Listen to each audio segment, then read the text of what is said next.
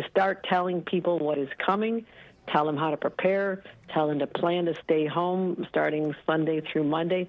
And I have to say, New Yorkers have been incredible through this. And they've responded in a way that has been so helpful as we're out there trying to clear the roads and keep people safe and restore power when the power lines come down. So kudos to New Yorkers. And for the kids who have off today, I think it's fantastic. But I am managing this from Albany, our emergency operations center, where I have the latest technology, so I can literally look out the side of any snowplow's window with a camera that I want to do that. I just push a picture of an icon on a map, and I can see what that snowplow driver sees. So I'm watching very closely what is happening from the far end of Long Island up to the Hudson Valley and including the city. So we are all over this. I have the most seasoned storm fighting, snow fighting team in America, and they've been on this for days now. So we're getting through this, but again, thanks to our first responders and the police and firefighters and EMTs and the snowplow drivers and the utility crews and everybody who's making this a whole-of-state effort to help out. I have people brought in from Buffalo to help out downstate right now, and 2,000 snowplows and 100 National Guard, and they're literally helping people, nurses, get to their jobs at SUNY downstate right now with the people, extra support I sent down to the city. So we'll get through this, and it's going to be tough for the next few hours, and then there's the cleanup, but hopefully it's a shorter duration than we've seen in other times, and it doesn't stall out, which happens in Buffalo. You know, a storm that's supposed to move on can stall and then sit there for a couple of days, and we're not expecting that, and that is the good news. All right, Governor, listen, Jerry and I were up very early. We got here to work, and the streets, people are listening to you, and the streets are being plowed, which is great news. But you can't keep a good, intrepid New Yorker down. When are you going to lift everything? When can we get back out there? Well, the Long Island Railroad is closed, but the subways are running very well. I mean, there are major exceptions. I will put that right out there. But the fact that it's running at all, I think there are other cities where they would have said, no, we'll give you a call when it's back on in a couple of days. I mean, this is the resiliency of New York. It's also the pros at the MTA who know that we have to keep the buses running, we have to keep the subway lines running, because it is the lifeline of this whole region. So they take that very seriously. So we'll be back up there, you know, by the end of the day, I believe. And so I think that is a very good dynamic. The other concern I have is that as the day goes on and more snow accumulates on power lines, the power lines are likely to, you know, come down. And I have crews, 6,000 crew members ready to be deployed to restore the power, except in areas, and for example, much of Midtown, the power lines are underground. It's not an issue. But you go to our older residential areas where the power lines are above the homes, they are very much at risk of coming down under the accumulated weight of the snow as the day goes on. And that's a major concern of ours. So if you see a power line come down, stay away, call 911 to report it so no one goes by and touches it, because you can literally get electrocuted. This has happened in other storms before. Governor, aside from the power lines, what are you most concerned with right now? I think we want to make sure that people don't get, you know, all of a sudden they see a little break in the snow and they start going outside for any length of time. It is still bone chilling. I mean, that cold temperature, it's not just the actual temperature. When the winds kick up, what it feels like on your body, the wind chill factor, you know, can be life-threatening. We want people to just stay home longer than you're expecting. I mean, you know, figure out how to cook again. Maybe there won't be deliveries. You know, bake some cookies with the kids if you're home with them. And I want people to, the longer they can stay home, the safer they'll be. I am worried about people going out in the cold, and I'm worried about people who are on the streets anytime long-term outdoors. And so that's my worry, in addition to, you know, coastal flooding in some areas. We have some vulnerable areas around New York City and the Battery area, as well as you know, Long Island is. We're concerned about coastal flooding out there. So these are. But we're starting to see the end in sight. It's thank God the ferocity was most intense overnight, and that's when people would be normally home in their beds. And so I think that was a slight gift from Mother Nature. Otherwise, you know, we tend to not win the wars against Mother Nature. She wins, and we just do the best we can to fight back. All right, Governor, thank you so much. It was fun to see you and your Team USA for all your emergency press conferences yesterday. Go USA. Take care. Bye-bye. Thank you, Governor. Thank you so much. Bye-bye. All right, let's take a look outside, shall we? The conditions, listen, Haley. it's coming down. How you doing, Haley?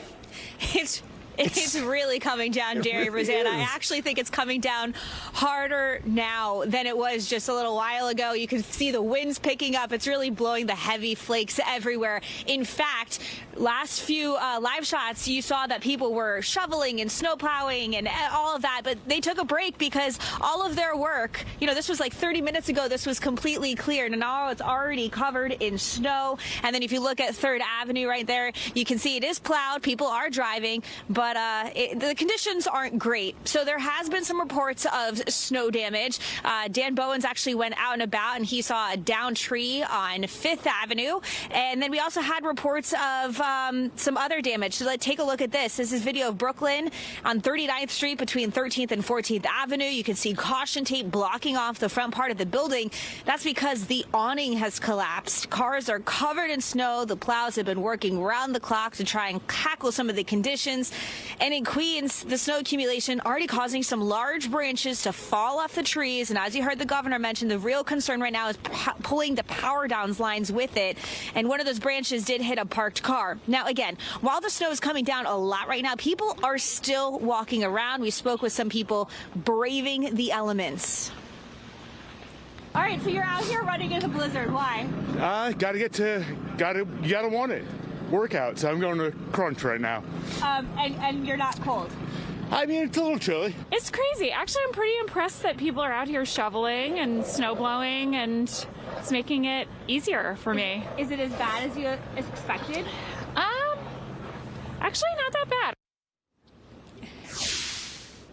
Not that bad. It's one way to put it. But again, we've seen people go into the gym right here, taking New Year's resolutions to a whole new level. And later today, we are expecting to see a lot more kids out here because this is actually the first full snow day they have had since 2019. And as soon as this maybe tapers off a little bit, we do expect to see some kids out here. But again, do not forget the travel ban out on the roads. That is in effect until noon. And I'll keep you posted. Back to you guys. Can't believe that dude going to the gym. No days off. Come on. Look, I mean, if not today. Like, today's the day. Just stay at home. How are you feeling out there, Haley? Is it cold? I mean, how are the Tootsies doing? Are you freezing? Is it a little warm?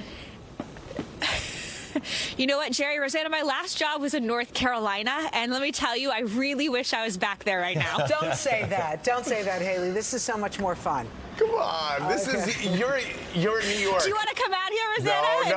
No, Haley, I can't because my wig will blow away. Thank you so much, Haley. Stay warm out there. All right, people on Long Island are getting absolutely hammered. All right, Briella Thomas said she's not going to complain. She doesn't want to be in North Carolina. She wants to be in Massapequa. Oh my gosh, it's snowing so much Massapequa. It's where it's at. I've been here for 3 decades. I've lived in this neighborhood, and they closed the diner for the first time in 3 decades. So I was really looking forward to that, being back in my hometown today. But at least the conditions are improving. The wind is tapering off.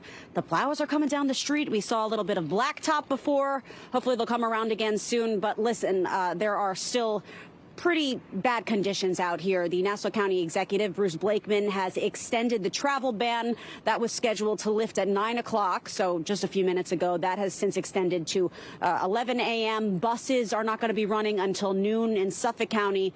They are also asking no cars to come out on the roads until noon.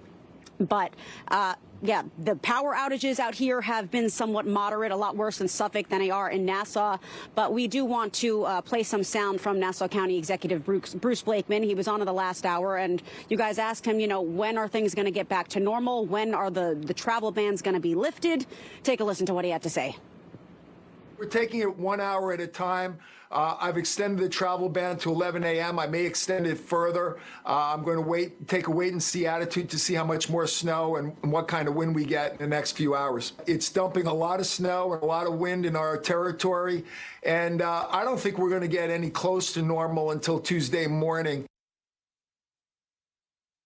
Got some new video this morning, people coming outside, kind of checking on what happened overnight, cleaning off their cars. Obviously, the plows are out on the streets trying to make it safe for drivers for when the roads do reopen. Now, if you weren't thinking of getting back on the road and you're thinking, hey, let me jump on mass transit, well, bad news for the time being. The LIRR is still shut down. We also spoke earlier with MTA Chair and CEO Janno Lieber. As for when service will resume, yeah, he says he doesn't know yet. Honestly, the issue is when the wind dies down and we can be sure how the drifting has settled. That's when we know we have a situation where we can clear the snow fully, make sure the third rail is operational.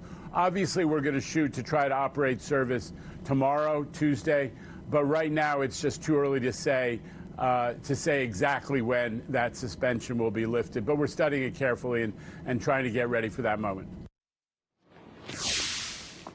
Yeah, again, a lot of people coming out here this morning with their snow blowers. They have a long cleanup ahead of them out here on Long Island because we got a dumping of snow. Obviously, the snow, though, isn't a pain for everyone. Some people really like the winter. They like to be outside. They think it's beautiful, including our pets. We got a little visitor this morning. I don't think he's so happy about the snow. Hi, Chester. Do you want to say hello? Come here. Come here. Oh, stop. Oh, Look, say hello, Chester, to Rosanna and Jerry. Yeah, he is not happy about this. Maybe some other pets. That big dog we saw before was maybe a little bit happier. He's growling at me. Briola, I gotta say, and hi, Chester, it seems to be getting worse out there in Massapequa. You know what? Maybe it looks snow-wise. Maybe there's a little bit more precipitation coming down in the form of snow, but the winds have backed down a lot. Okay. And I think that was the worst part because I can actually see, I can open my eyes, and each live shot we kind of see where the wind is going, and I turn in the opposite direction. Yeah. And listen, did you just steal somebody's dog? Is Chester related to you? I'm concerned. This is my pup. I'm in my hometown. We had to grab him real quick. Can't take him home. He's microchipped. He's an extended member of the Good Day family. That's nice. Okay, thank you, Briella and Chester. I thought, like I said, she's too familiar with this dog, you know? You don't just grab somebody's dog. Oh, I mean, it's on TV. It's now famous. All right, meanwhile, the two of you, I'm just going to sit back and watch the two of them Excited next. for this. Coming up, audiences are anxiously awaiting the return of the horror hit Scream 7. Matthew Lillard is reprising his role in the iconic franchise. He's going to talk to us about it coming up next. This is going to go be over nuts. and say hi to him.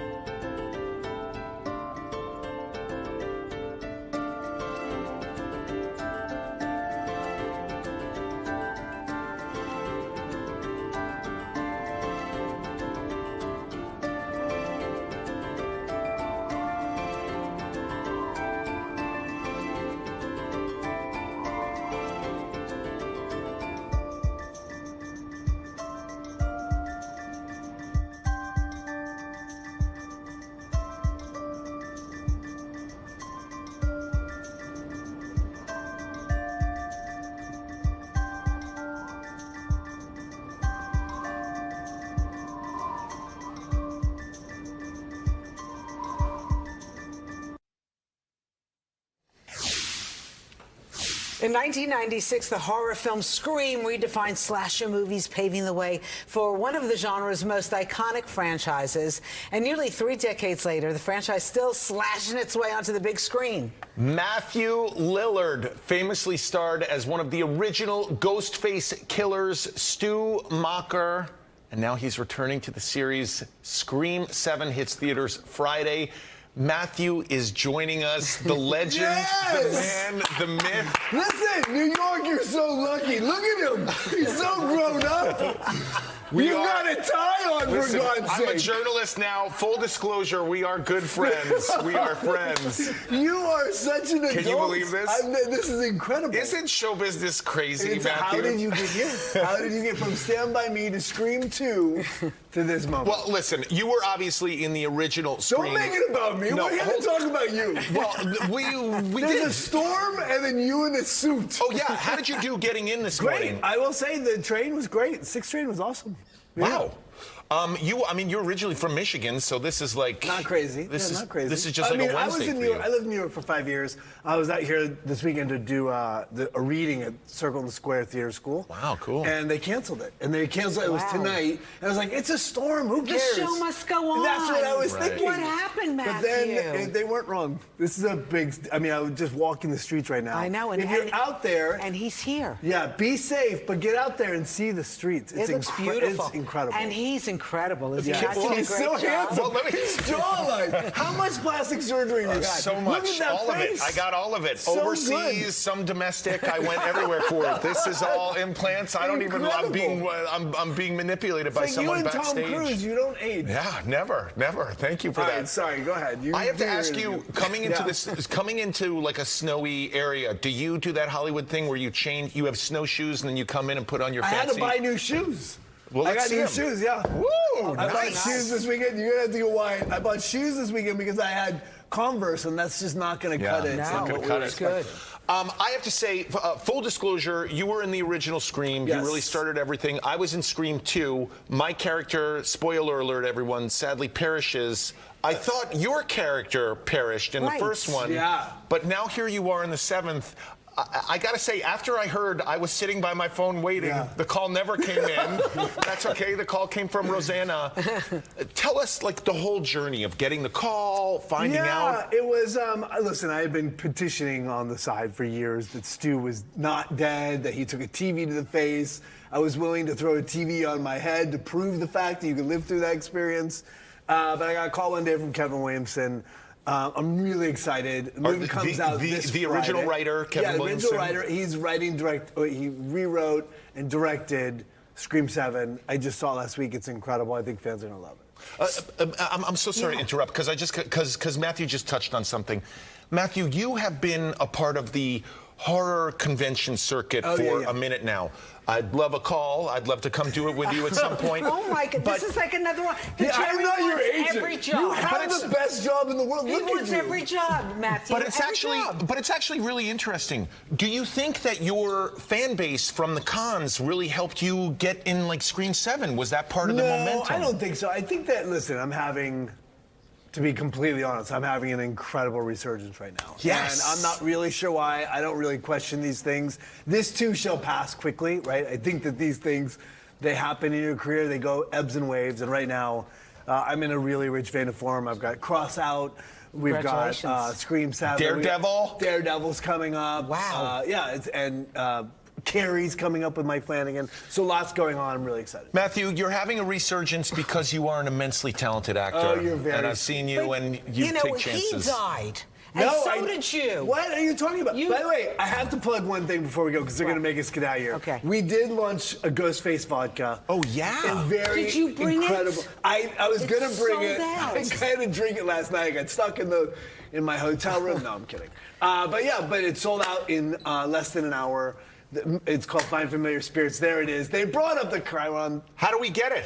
It's coming to Total Wine and Spirits in 4 states this year. Ooh. Next year will be nationwide, but it's very exciting. Congratulations, yeah, thank Matthew. you. I just had to get in there and I had to push for the. Got to do it. You should have brought a bottle for us. I know. TSA, they took it. Anyway, I just want to see you guys interact the whole Listen, time. I'm here for another 4 segments, ladies and gentlemen. You're such a talent, next. Matthew. Congratulations with everything. Seriously. Look at you. It's awesome. God, yeah. this tie. I'm a journalist now. That's what happens. Went a little gray and got all serious. Amazing. Thank you, Matt. All right, we got to get ready because our friend, comedian Kate McCucci is here. Do you know Kate? Kate and I do Scooby-Doo together. Right there. Oh, my goodness, There's I Kate. forgot Say about hi. that. This is a reunion. This is like 6 degrees of separation, but she's also got a children's book. I bet you don't have one. I have. She signed me a copy. Okay, By the way, good. Kate's mom's watching right now. Say hi to Kate's mom. In the Lehigh Valley. What's up, Mom? All right, we'll be back with Kate.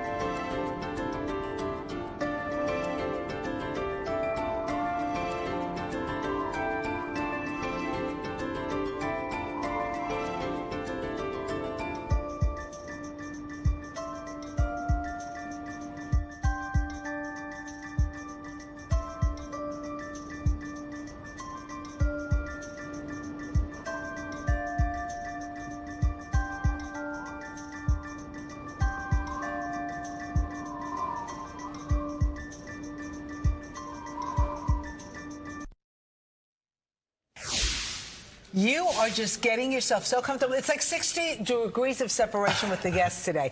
Actress Kate McCucci's here. She stole Raj's heart on The Big Bang Theory and brought Velma to life in Scooby-Doo cartoons. Now Kate is honing her creative talents into a new children's book, The Monster and the Puppet Show, out tomorrow. It's all about setting boundaries, communication, and friendship. Kate is here to tell us all about it. Welcome back to Good Day, Kate. Hi, I am so excited to be here.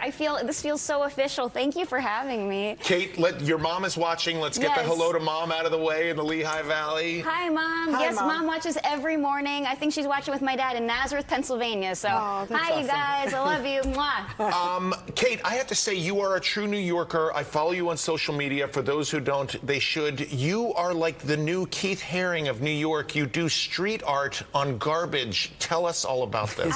I love to draw on trash, and the reason I just don't want to do anything illegal. So I feel like if it's being thrown away, then it's probably like up for grabs to be drawn on, and then it's really fun. I go around and draw things. This was exciting because then it actually got taken away in it. But how lucky is that person, by the way? I also got so excited because I happened to be walking by to see it be taken away like minutes later. I was like, oh no, there it goes. But it's, you know, I do it fast and it's fleeting and it's fun if someone takes it home, or I mean, I don't know. I leave it out on the street and you're bringing joy to people, and you're bringing joy with the little children's book. You. Why did you want to go in this field? You know, it's been a dream of mine to have a children's book published. I've been writing books for my whole life, really, and you know, I never really published anything until tomorrow. Yeah. But I'm Mo Willems, who is just wonderful, and I'm a huge fan of Mo. We knew each other through the Sketch Fest in the San Francisco Sketch Fest, and I talked to him about wanting to make a book, and here we are. There's the Monster and Puppet Show. It comes out tomorrow. Oh, well, yeah, and I brought my inspiration. Do you want to see? Yes, let's see. Okay, Come on. I love puppets. And this is Camille. Camille, don't be shy. It's okay. So. Hi, Camille. Oh, hi, Jerry. How are you? Hey. Hi, Rosanna. How are you? Camille, how are you doing with all the snow? Oh, you know what? I was put in a plastic bag so I didn't get wet. I had to go in the subway. It was so scary, but now I'm here. Okay. Very exciting to be here, although I'm not a ventriloquist, by the way, I should mention. You're doing a great job, though. How is it in the plastic bag? Is it like tough to like breathe in there? Does it get hot? Yeah, it was a little bit hard to breathe, but you know, now I'm here. I had a water. I'm fine now, thanks. Are you okay being a big star now in Kate's new book? Can you believe it? A book about a puppet, and I'm in it. So crazy. All right, we're going to talk to Kate right now. It was good talking to you. Okay. I'm going to put you back down. Okay. All right. But you're still familiar in the children's arena. You had a song, but this is your first children's book, right? Yeah, I put out a kids album a few years ago called My Hat, and I've always made So things, cute. and I think it just seems that a lot of things that come from me are meant for kids, even though I'm not intentionally, you know, obviously this was made for kids, but you know, I was always writing songs about my dog or the stars, or you know, it just kind of seems to work out. So yeah, this album I have called My Hat, and now this book. So it's an arena that I feel very comfortable in. Are you doing some events with Q&As and stuff like that? Mo Willems and I will be at Barnes & Noble in Union Square on Saturday, which I'm so excited. Thank goodness it's Saturday and not tomorrow. Yeah, Kate, because the snow, they'd be canceling it. It'd be a whole thing. We're so excited. It's Saturday. Great is the snow, though. It's the best. I'm having the best time. I was making a snowman at 11 p.m. last night with a bunch of people I'd never met. That's really? New York. That's so cool. Yeah, it's so fun. We can get all the info on you being at Barnes & Noble on our website. Yes. And it's going to be great. What can we expect at that event? Well, I will sing a song or two. Mo will read one of his books. I'll read this book. There'll be a drawing tutorial. It'll be a lot of fun. And you never know with Kate. And you never know with Kate. I'm sure you guys will be signing copies as well. Yep, we will. Kate, thank you so much. We're such fans. Oh, thanks for having me. All right. We're on Blizzard coverage right now, Yeah, as you know. do it. So if you don't have to be outside, hang out, because you know what? We are going to be here for at least another hour. Audrey's going to talk about weather for a little bit, and stick around. Bye. Bye, Kate's mom. Bye. Thanks for watching. Thanks for having me.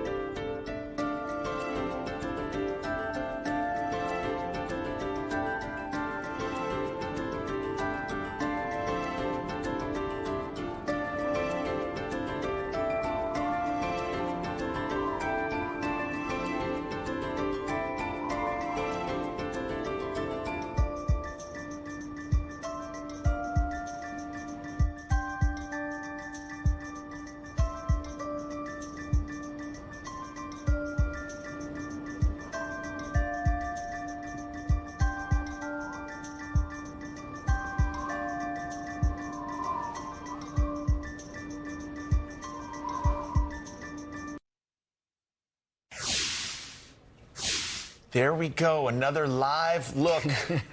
Is that Bensonhurst? No, it's Mahwah. It's Mahwah. Yeah, it's Mahwah. we're in Jersey. Wow, Jersey's getting dumped on. You can tell, like, the streets are much wider there. I'm sure there's a jug handle somewhere that we got to take. Oh, that's so funny. There's a big Subaru sign. We're looking at Mahwah right now on this historic day in the tri-state area. It's crazy. There's so much snow. You know what?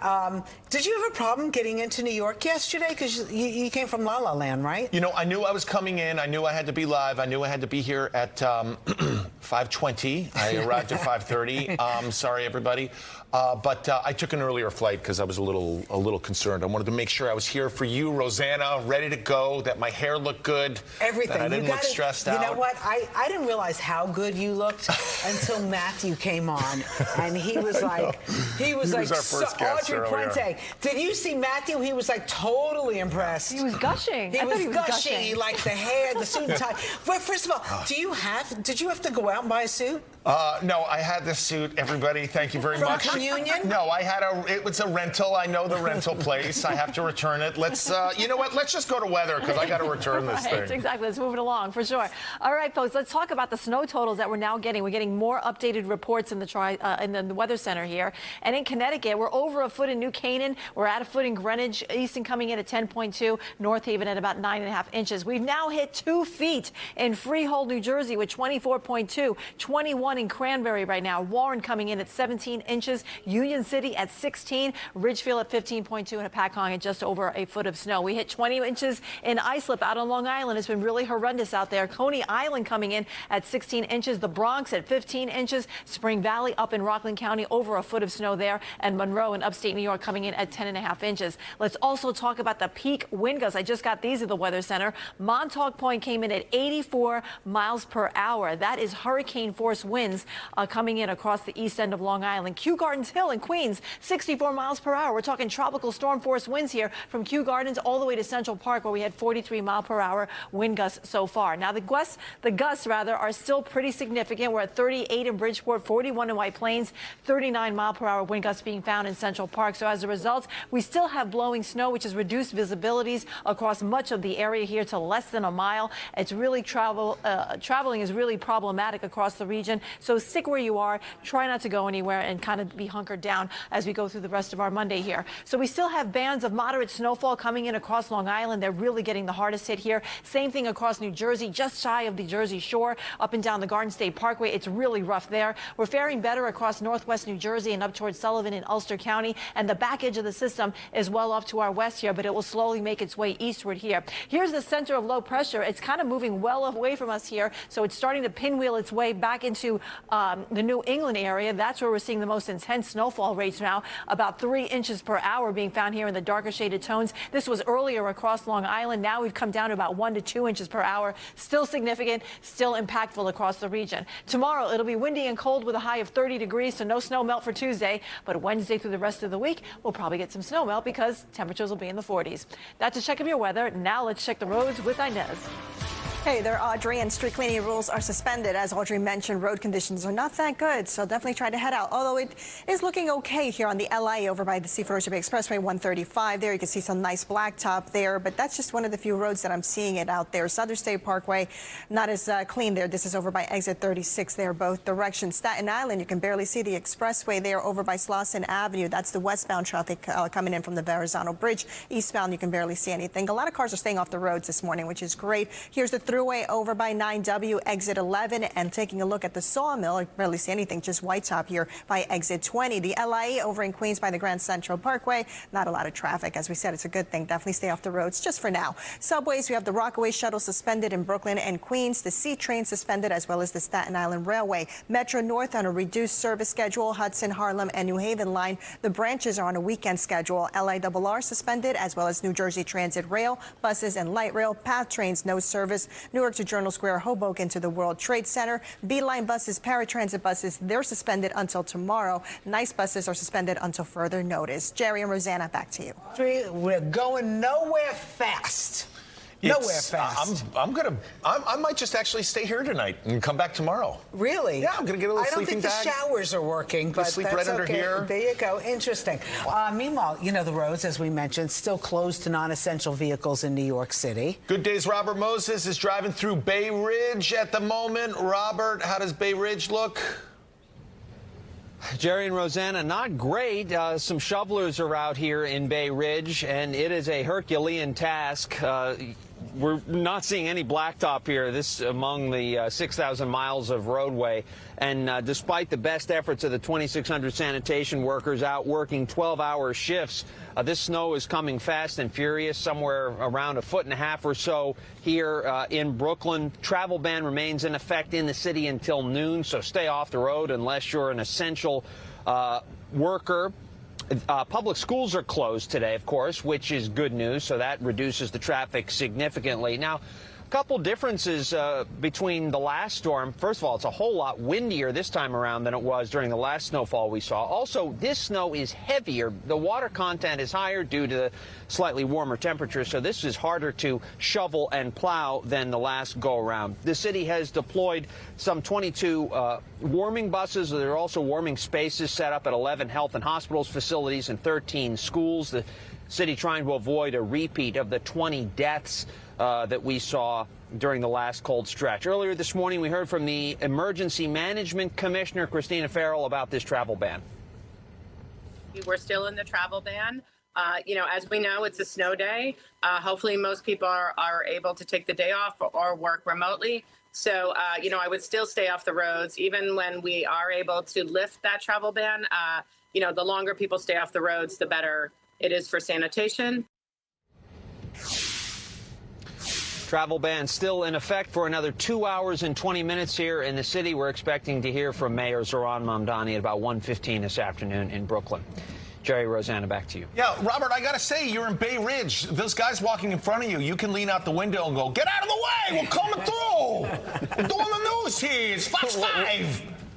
It's a travel ban." Well, see, the problem is the problem is the sidewalks aren't shoveled, so they're trying to get out of the snow, and they're in our way. This morning, I had to walk down the middle of the street. Yeah, you got to be careful. Everything else. I do notice that you're moving a little bit slower at this hour. Is that because the snow is really built up?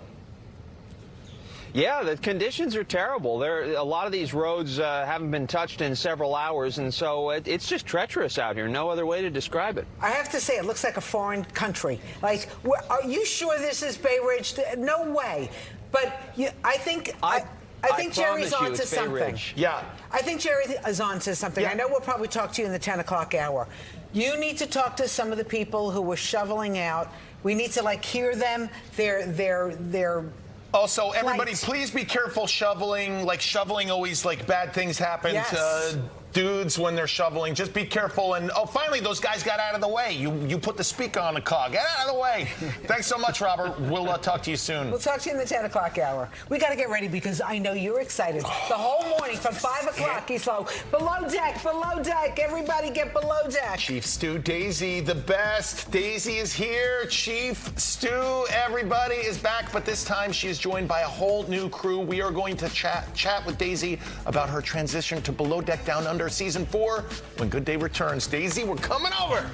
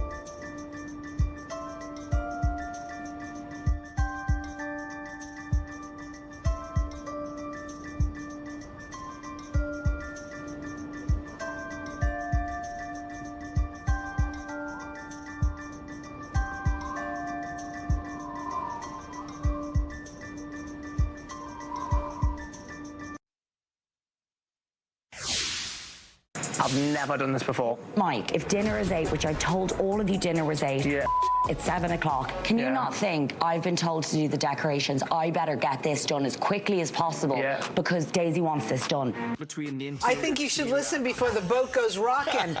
Meanwhile, Bravo's Below Deck chief stew, Daisy Kelleher, is back. But this time she's got a pink thing on her head and a whole new crew. Daisy's joined the crew for season 4 of Below Deck Down Under with Captain Jason Chambers back at the helm. New episodes airing on Bravo every Monday.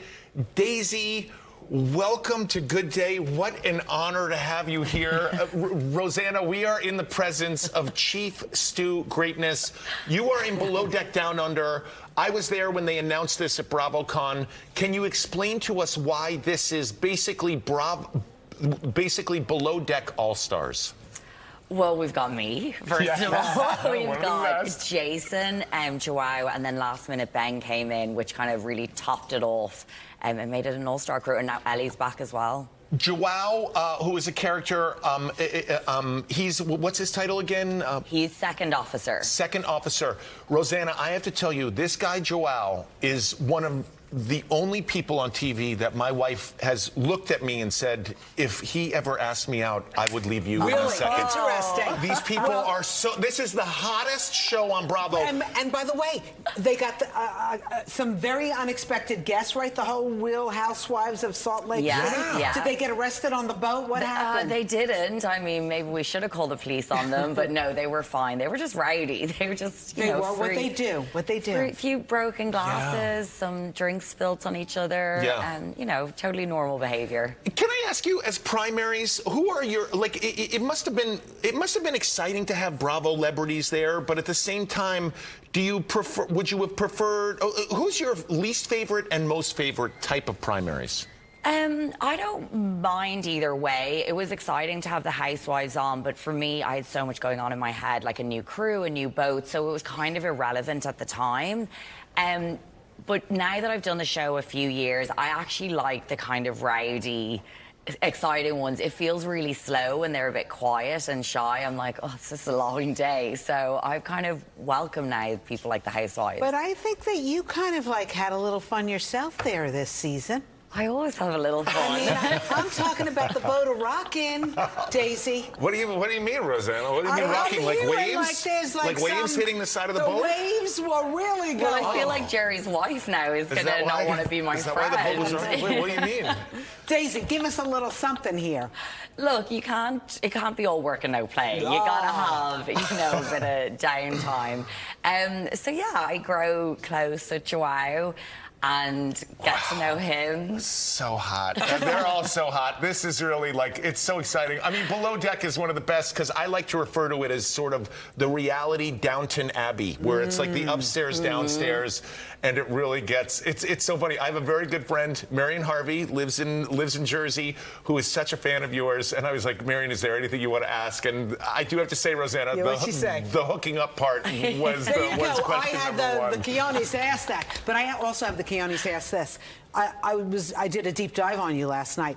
You just had your deviated septum done. I did. Your nose looks so darn good. Thank you. So where did you go to get this done? I went to Bangkok. Why? My sister was in a bad accident there 2 years ago, and we went out. She was in hospital for several weeks. And it turns out they have amazing healthcare, and it's at a fraction of a price, and they're all very well educated, and the hospital's gorgeous, so why not? And I have friends who live out there as well, so I spent some time with them. Want to thank you so much for coming on, and especially after all that. And hey, Rosanna, we have to be primaries. Let's get on the boat. Let's get on next season. I don't know if I... Oh, you'll love Captain Jason. You'll love him. Yeah, okay. Daisy, thank you so much for coming. Next up, Tokyo's top pizza chef is here. What is this now? It's Pizza's Tokyo. Italian, Chef Ralph from the Tao Group. I don't understand. Tokyo's taking over the pizza capital now? All right, we're going to find out what this Tokyo pizza is all about when we come back. We know we can't change everything you don't like about shopping, but here at Stop & Shop, we're going all out to improve what we can. Thank you. We've seen you doing finger math in the store, but no more of that. you deserve a better way to save. Heck yeah, I do. With over 10,000 items always on sale, it's time we actually loved grocery shopping. Justin, when was the last time you went on break? I'm on break right now. With so many ways to save, good things are in store at Stop and Shop.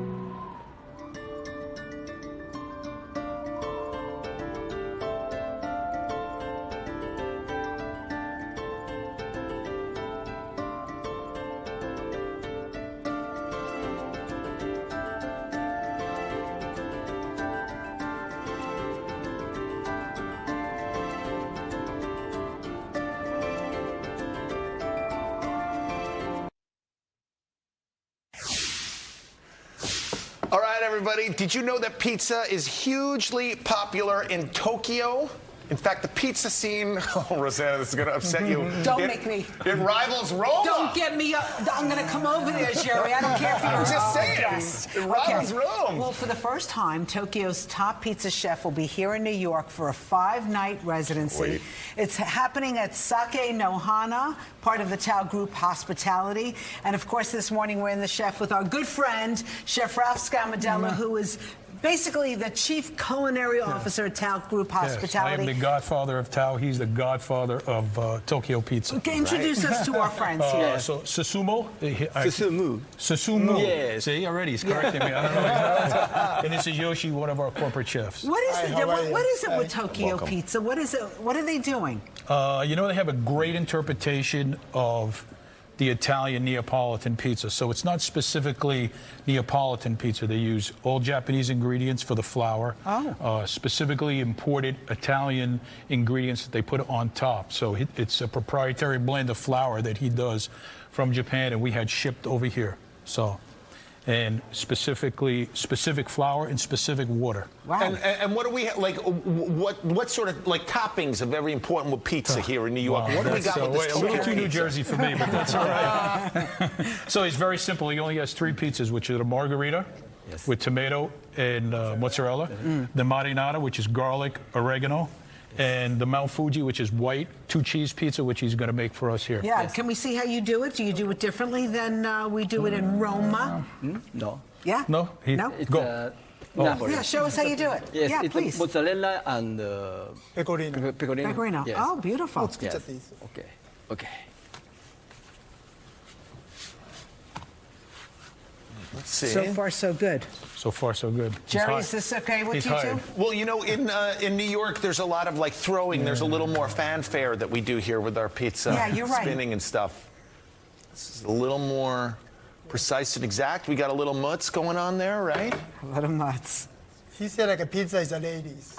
Have to be slowly taken care of. Oh, look at you. It's very gentleman. Trying to win us over. The John Lennon look right here, man. So that's his. That's the whole thing. The dough is very soft, very malleable, and it's not manipulated a lot. Oh, here we go. You know. We got some oil going on. So this residency, Chef Ralph, we're going to put it in the pizza oven? Going to put it in the pizza oven. May I help you, Chef? Okay. Yeah. Okay. This residency is 5 days starting when? Tomorrow night. Thank God, tomorrow night. Today, with all the people afraid of the snow, we're going to lose. But I think people tomorrow will start coming out. Tuesday will be great. Tuesday through Saturday. Tuesday That's like in Ohana. And can you just come in for the pizza? Or? We have a special menu from 5 o'clock in the afternoon to 8 p.m. Somebody here is a little hungry. Yeah, I'm gonna try some of these. I mean, and then we have the other side. I'm going to talk. No, please. We have his special broccoli, which is with garlic and olive oil. Okay. And then we have a couple of Sake no Hana dishes, which is our snow-aged beef with gorgonzola, our hamachi. Whoa. This with, looks delicious. Citrus. This is one of his signature dishes also, which is octopus with a little bit of garlic, olive oil. And this is one of our signature dishes, which is wafu carbonara. It's udon noodles with a cream sauce and uni. And wow, truffle. this is incredible. It's sort of like a ramen. It's like a carbonara ramen. That is true. Right. Udon. Udon. Oh, sorry. What's the chef doing over there? Is that wasabi now? Yes, this is grated for the Japanese, like a fresh wasabi. Yeah. With used for the shark skin. So this is very traditional. And then you can try for the white pizza. Oh, you put it on the white pizza? Okay. Yes. So you don't, Chef, you don't put it on like the margarita, right? No. Jerry, you want a little piece? Yeah, I mean, I have a question. Like hold on a second. I want a piece too, all right, Jerry. There we go. So in New York, in New York, we typically fold our pizza. I'm not folding this. Am I eating this? No, with you can eat it any way you want. I like to say food has no rules. If you want to do it, do it. If you don't like it, don't do it. Well, how would you suggest I eat it? With a fork? Eat it with a knife and a fork. A knife and a fork? Since none are available, I can't eat it with a knife and a fork. We had a former mayor who did that once, and everybody got in a lot of trouble. All right, I'm going to do this. I'm going to see how this Japanese pizza is. Here we go. The dough is definitely different. Yes. It's really good.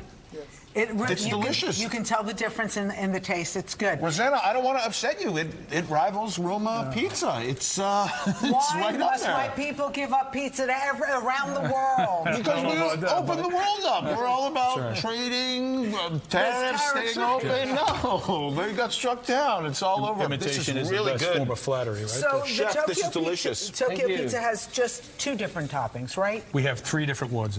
The Mount Fuji that he's making now, Yeah. the marinara, and the margarita. Yeah. So your pizza oven takes a little bit longer. Oh, wait, it's done. It's done. Wait, Jerry, it's look at hot that. off the presses. This is the one. Jerry, it's hot off the Here we go. presses.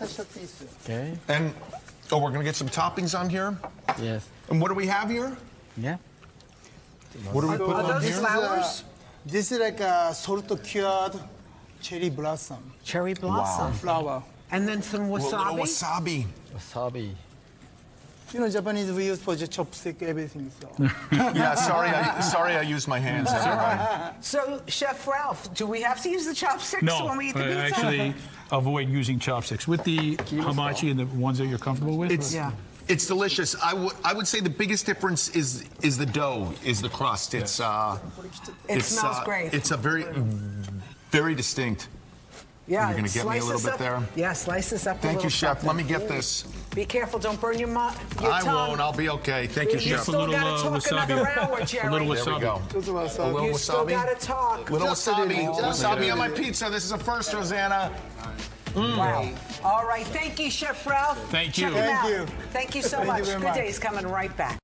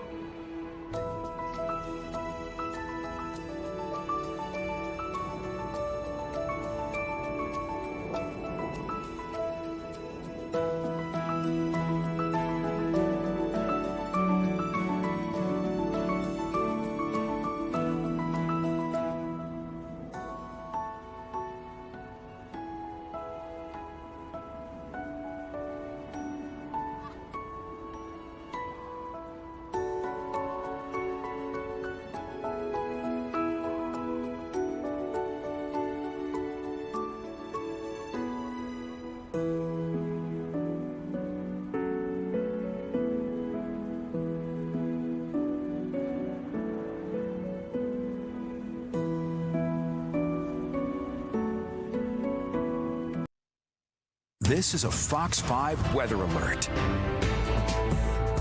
Down, everybody. There's Robert Moses right there. He's driving around Cobble Hill, I think. He's is he at a red light, or is that a green light? No, it's a red light. I mean, you still have to obey the traffic signal, even though there are not a lot of people out on the roads today. Thank goodness. Nobody is out there. Man, that snow looks so heavy, doesn't it? We got a blizzard warning in effect for the tri-state area, and of course the governors. We've talked to the governor of New York and New Jersey this morning, and they want to make sure that, you know, we're taking it easy right now. Nothing is...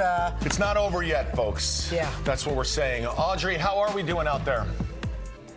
We saw from the roads that we just showed, we have over a foot in many spots across the tri-state area. I got the latest totals now just into the Weather Center. Connecticut, we'll start off with you. Bridgeport coming in with 16 inches. New Canaan at 15 inches. Greenwich at 14. Norwalk coming in at just shy of a foot of snow. 2 feet now being found in Freehold, New Jersey. Cranberry at 21. Newark Liberty Airport checking in with over 18 inches. Hoboken at 16.5. And West Milford came in with 14 inches. Over in New York, Quogue now coming in with just shy of 2 feet of snow. Long Island has really been hard hit. East Meadow coming in at 20.8. Irvington, upstate, 19.5 inches. The Bronx, 17.9. And Central Park, we finally got an updated total, 15.1 inches. I just got some pictures of friends who were in the park. It looks spectacular out there. All right, a peak wind gust, 84 miles per hour found at Montauk Point. That is hurricane force winds. Tropical storm force winds being found all across the region. Central Park came in with a wind gust earlier of 43 miles per hour. So the blizzard warning continues as we go into the afternoon here. We also have coastal flood advisories for the times of high tide at the areas shaded in green, so watch out for minor to moderate coastal flooding. Temperatures are definitely cold enough for snow across the region here, and our winds are still gusting. We're at 52 mile per hour gusts in White Plains, 40 in Bridgeport, 33 in Central Park, and as a result, we have blowing snow across the region. That's reduced visibility, so it's not any time good. It's not a good time, rather, for anyone to be out on the roadways right now. Looking at the snow showers, we still have steady snowfall across the region, especially from the city on eastward and even to the south. New Jersey getting hard hit with 1 to 2 inches per hour. Same thing all across Long Island here. The darker shaded tones are showing the most intense snowfall, and it looks like it's going to continue to pile up over the next couple of hours. We're faring better across northwest New Jersey, the Hudson Valley, but the low is still sitting just to our east here. It is slowly edging its way over to the north now, taking a shift to the northeast, but you can see on the backside of it, we still have steady to moderate snowfall across the region. So as we go through the rest of the day here, it looks like we'll still have snowfall into the afternoon hours. Tomorrow it's drier and cold with a high of only 30. We're in the 40s starting on Wednesday, so that should help with some of the snow melt. Let's head over to Inez now and see how the roads and rails are looking. Hey there, Audrey. Street cleaning rules suspended today. Meters are in effect right now, and the roads conditions are good. So if you need to head out, there is this travel ban till 12 o'clock in New York, New Jersey, and Connecticut. But right now, if you need to go and you're an essential worker, the roads are looking okay. There's still slushy and icy conditions. Watch out for that. The Southern State Parkway, we don't have a lot of blacktop over by exit 36. The Staten Island Expressway by Slauson Avenue, you can barely see the road there either, heading towards the Verrazano Bridge. Over in Rockland County, that's the thruway that you're seeing over by exit 11 there. It looks a little better than it has throughout the morning, but again, just slushy, icy conditions. Not a good time to travel. The Sawmill, that's still whited out completely over by exit 20 both directions, and there's the LIE over in Queens. So the clouds have been out there with the salt trucks doing their thing. With the subways, the Rockaway Shuttle, that is suspended. Brooklyn and Queens over with the C train suspended. The Staten Island Railway has been suspended because of the weather. Metro North reduced service on the Hudson, Harlem, and New Haven line. The branches are running on a weekend schedule. LARR suspended until further notice. Same goes for New Jersey Transit. The rail, bus, and light rail path trains, that's suspended. Newark to Journal Square, Hoboken to World Trade Center. The other lines are running on a modified schedule. They could be running every 20 minutes. The buses in the city, they are running buses, but expect delays. Beeline buses, paratransit buses, they're suspended until tomorrow. Nice buses are suspended until further notice. And with the ferries, we have the Staten Island Ferry running every 30 minutes on a modified schedule. New York City Ferry suspended for now. They're on a delayed start. And Haverstraw-Ossining Ferry, no shuttle buses provided. If you're taking a regular New York Way Waterway ferry, some of the routes are not operating, so make sure you check on their website. And the air train, Newark and JFK, that is suspended. Jerry and Rosanna, back to you. Okay, thank you so much, Inez. So this blizzard is bringing historic amounts of snow across the city and the tri-state area, keeping emergency services very busy this morning. Joining us now is Ira Tannenbaum, the Assistant Commissioner for External Affairs at New York City Emergency Management. He is at their headquarters in downtown Brooklyn. Hi, Ira. Good morning. How are you? What's going on out there? It's been a busy night. We're here at the Emergency Management Headquarters, working with many of our partners, sanitation, NYPD, DOT, and just really making sure that we can get out there, we can clear the snow, so that New Yorkers can get back up and running as soon as possible. Ira, any problems that you are experiencing right now? You know, knock on wood, it's been we've been doing pretty well. Sanitation's just been out there. Thankfully, we had the travel ban in place so that people stayed off the road as much as possible. Like you mentioned, essential workers are able to be out there, but everyone else staying off the road really cleared the space for sanitation to be able to do the amazing work and clear the snow as quickly as possible. Ira, with this travel ban, just a personal question, how'd you get to work this morning? I came into work yesterday, and I've been here since at the command center. Wow. So unreal. I know. It's crazy. Listen, Jerry and I got here early this morning, and people are listening to you. There are a lot less people out on the roads right now. But you know New Yorkers get antsy. They get cabin fever. They're going to want to get out at some point, enjoy the snow, or dig out their car. What time are you thinking this might be a good time to do it? So we were just talking to the National Weather Service not long ago. We're still expecting a couple inches more of snow through the course of the morning, but it should wrap up as we get to the afternoon. The travel ban is set to expire at 12 p.m. It's a great opportunity this afternoon to get out, start digging out your car, enjoy the snow safely. It's slippery. You have to be careful. Make sure if you have the opportunity to check on anyone, elderly or neighbors who haven't been out or might need some assistance, it's a great opportunity to get out and check on them and make sure they're okay. Ira, what are you most concerned with, like right at this moment? I'm sorry? What are you most concerned with right at this moment? We just want to make sure that we can continue to clear as quickly as possible. Sanitation is going to keep doing their routes. We want to make sure that people stay safe, stay off the road. Just because the travel ban expires at 12 doesn't mean everyone should rush to get out of the road. Like you've been saying, it's still slippery out there. So we want to make sure that everyone stays safe. And then we're just going to make sure that we can try to be as responsive as possible to everyone out there. All right, Ira, before we go, I just want to know what's on your monitors, because the last time we had the commissioner on, Weekend at Bernie's was in the monitor behind you. I'm just wondering, are you watching movies while this is all going on? We're not watching movies. We're watching the traffic cameras. We're trying to keep a sense, an idea of what's going on around the city so we can hit up any tough spots or make sure we respond as quickly as possible. I'm so sorry. That was a good movie. Ira, I can actually see Weekend at Bernie's 2 is right in back of you right there. You're watching the second one. It's not as good as the first, but whatever. At least put on Stand By Me, something with Jerry O'Connell. Yeah, exactly. Ira, thank you so much for staying over at work last night. We really appreciate all you do. My pleasure. Thank you. All right, let's go find out what Robert Moses is doing, shall we? I think he's in Cobble Hill. Robert, you in Cobble Hill?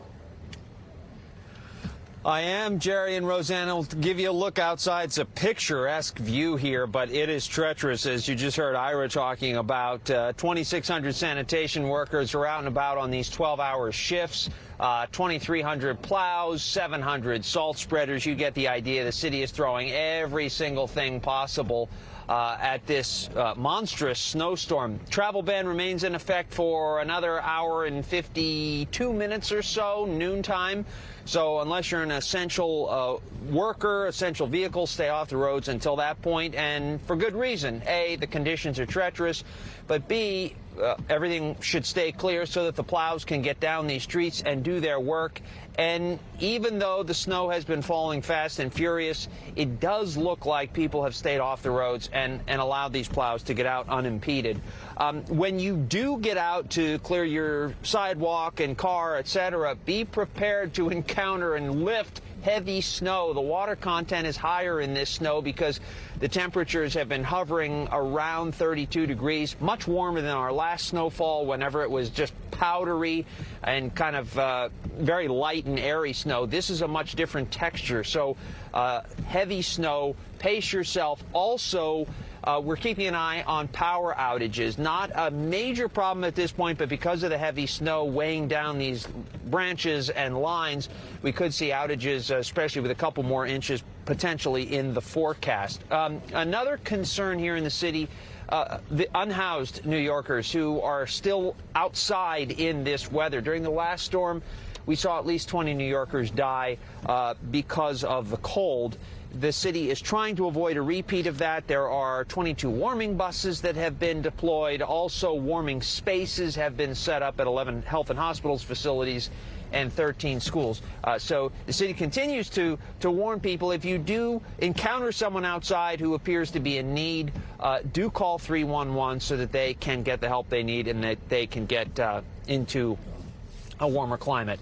Beautiful conditions here in Cobble Hill, but it's not beautiful to have to shovel and plow this stuff away. This is a heavy, heavy snow, and we're expecting to hear from the mayor. He'll give us an update in about 3 hours from now, early this afternoon, and hopefully at that point he'll be able to shed some light on school tomorrow.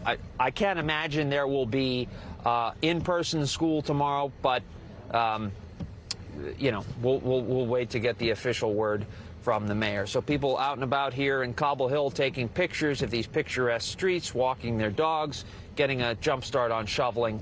And that is the story from Cobble Hill. Rosanna and Jerry, back to you. The city bikes were once again snowed in. Are you a bike rider? Look, I do like a city bike, but I mean, not today, everybody. Like, no city bikes today. But the problem is those city bikes, I think there was like, thank you, Robert, there was like a problem about who was supposed to clean them. I think the lift people were. And so those bikes were like basically like frozen in the lock. Yeah. And so now it looks like they're covered in snow once again. I'm going to wait till the weather gets a little nicer before I jump on my city bike. Yeah, they can keep them frozen for a little bit longer. I think it's an accident waiting to happen. But, you know, let's talk about the governor, because she's been front and center. In fact, we spoke with Governor Kathy Hochul earlier this morning. She was concerned about power lines coming down under the weight of the snow. The governor also said that she was proud of how New Yorkers are responding to the situation. Let's take a listen. And I have to say, New Yorkers have been incredible through this. And they've responded in a way that has been so helpful as we're out there trying to clear the roads and keep people safe and restore power when the power lines come down. So kudos to New Yorkers. We are all over this. I have the most seasoned storm fighting, snow fighting team in America, and they've been on this for days now. So we're getting through this, but again, thanks to our first responders and the police and firefighters and EMTs and the snowplow drivers and the utility crews and everybody who's making this a whole estate effort to help out. That was Governor Hochul. All right, we've got more snow coverage on Good Day coming up. Stick with us.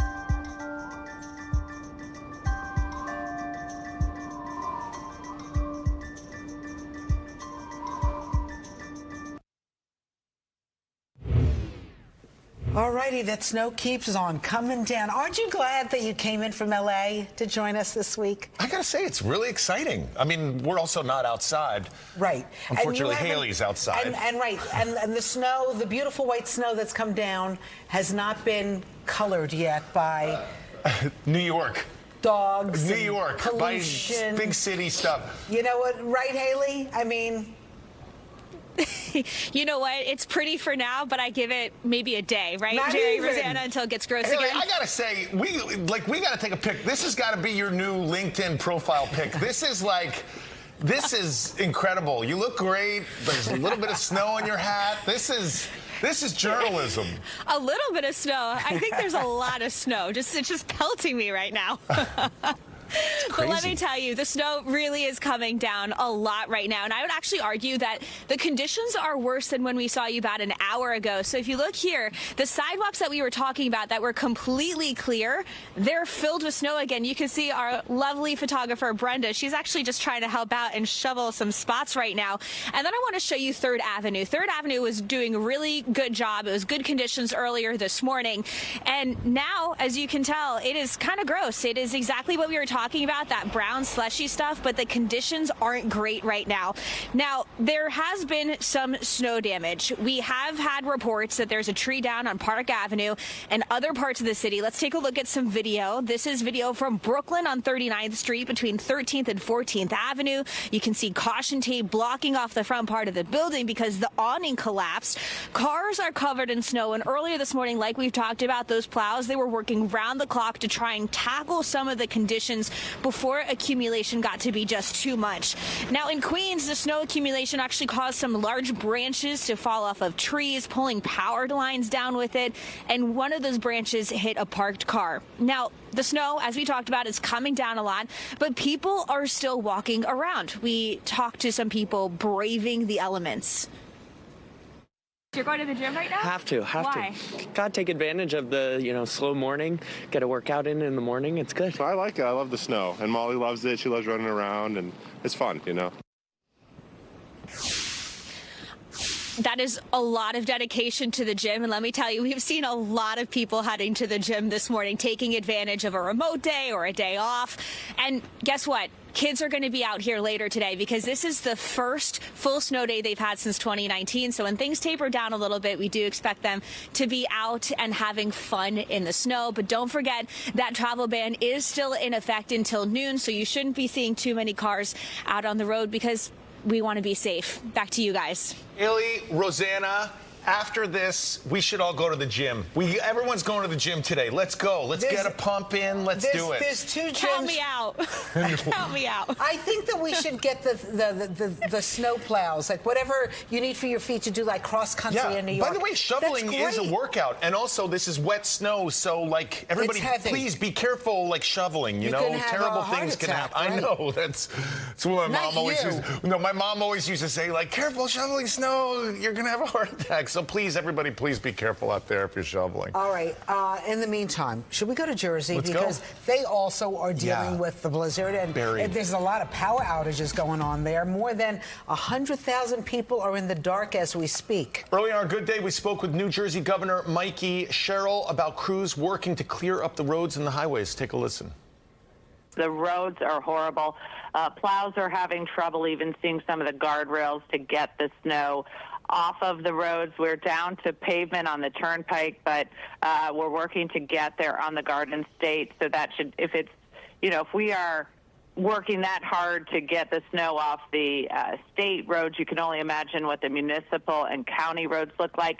And it's not just that, it's as you heard, it's the drifts, it's the wind. We still have significant winds out there and white out conditions. So we are extending that travel ban until noon today.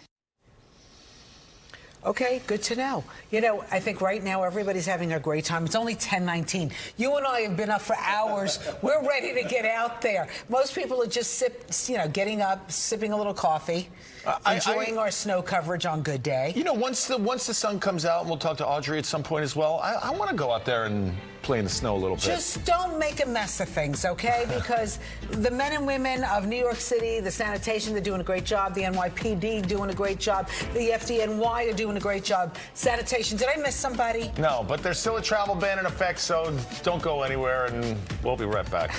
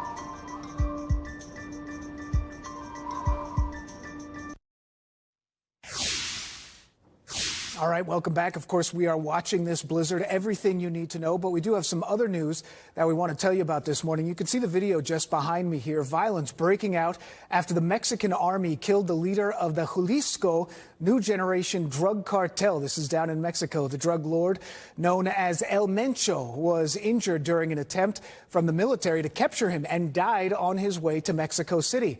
Well, cartel members, they responded, launching attacks. Authorities say 25 National Guard troops have been killed down there. People there are also being warned to stay away. It's chaotic.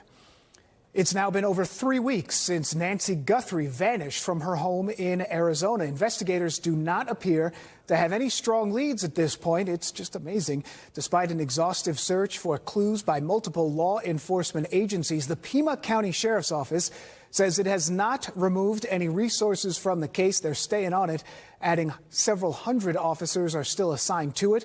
Many people have offered to help the search for the 84-year-old mother of TV host Savannah Guthrie. The sheriff's office says it would prefer people leave the search to the professionals. And the Secret Service says agents shot and killed a man who tried to enter President Donald Trump's Mar-a-Lago estate down in Palm Beach, Florida. This all happened yesterday morning. That individual, supposedly armed, he was identified as 21-year-old Austin Tucker Martin from North Carolina. Officials say the president was not there at the time. Investigators have not yet identified a motive. All right, now with much more on the blizzard of 2026, we send it back over to Rosanna and Jerry. Yeah, a lot of crazy things going on in the world, Dan. Yeah, yep, absolutely right. Gee, and we thought we had problems here in New York and New Jersey and Connecticut, right? Well, it's just interesting when a major snowstorm happens here, you forget that crazy things are happening everywhere. I know. I was looking at that video in Puerto Vallarta. People sent it to me yesterday. I thought it was AI.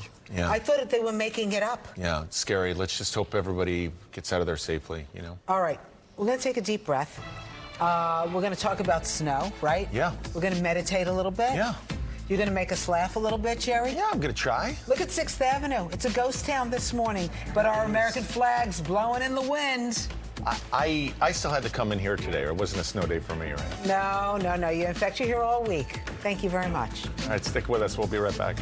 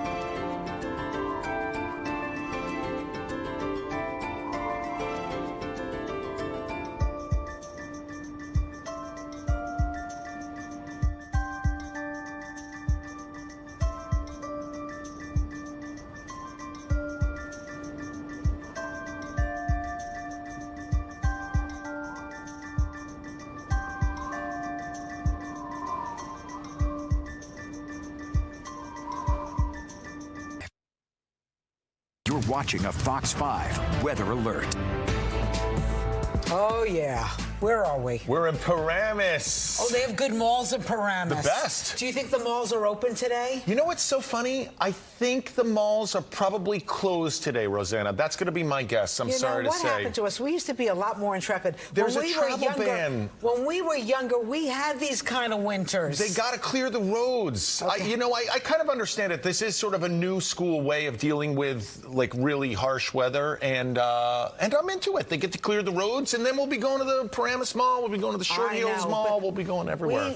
We just had a snowstorm 4 weeks ago, Audrey. Oh, well, it's still officially winter. We're still in it. So when we're still in this storm, unfortunately, folks, so we're going to add to our snow totals that we've already experienced. We're over a foot across most of the area. In fact, some spots are already at 2 feet of snow. It's definitely cold enough for the wet weather, the snowy weather, because temperatures are below the freezing mark. Wind speeds are between 20 to 30 miles per hour on average. These are sustained winds, but the wind gusts are even higher. We're gusting to 40 now in Bridgeport. Same thing in White Plains, 33 in Central Park. We've had wind gusts as high as 84 miles per hour. That was recorded out at Montauk Point. That is hurricane force winds. So with those winds being so blustery, it is blowing the snow across the region. And as a result, we have reduced visibilities all across the area. The exception is well off to the northwest of us, like in the Poconos and up towards Sullivan County, where you're having some improvement in your region here.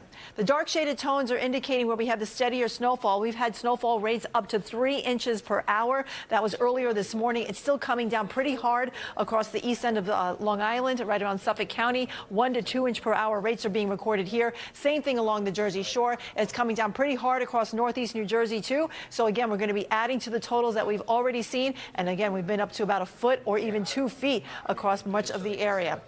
The drier weather is sitting just to our west here, but it's not yet going to be pushing in. It looks like later this afternoon, that's when we'll see this low finally exit to the east, and that's when we'll see things kind of gradually diminish in intensity. So as we go through lunchtime, we still have snow, but then after that, it looks like we'll start to see some clearing working in by early afternoon. We could actually see some peaks of sun before it sets later on this evening. Things will improve as we go into tonight, too. We'll have clearing skies, and tomorrow we'll see a mix of sun and clouds, and it will be a cold day. We're looking at a high temperature of 30 degrees, so snow melt will not be on the table for your Tuesday. But after that, temperatures will be in the 40s for the rest of the week. So that will have the melting snow. It'll turn much nicer by Saturday. We're expecting plenty of sunshine with a high of 44 by then. All right, let's see how it's going on the roads and the rails. It's been rough this morning. Inez has an update.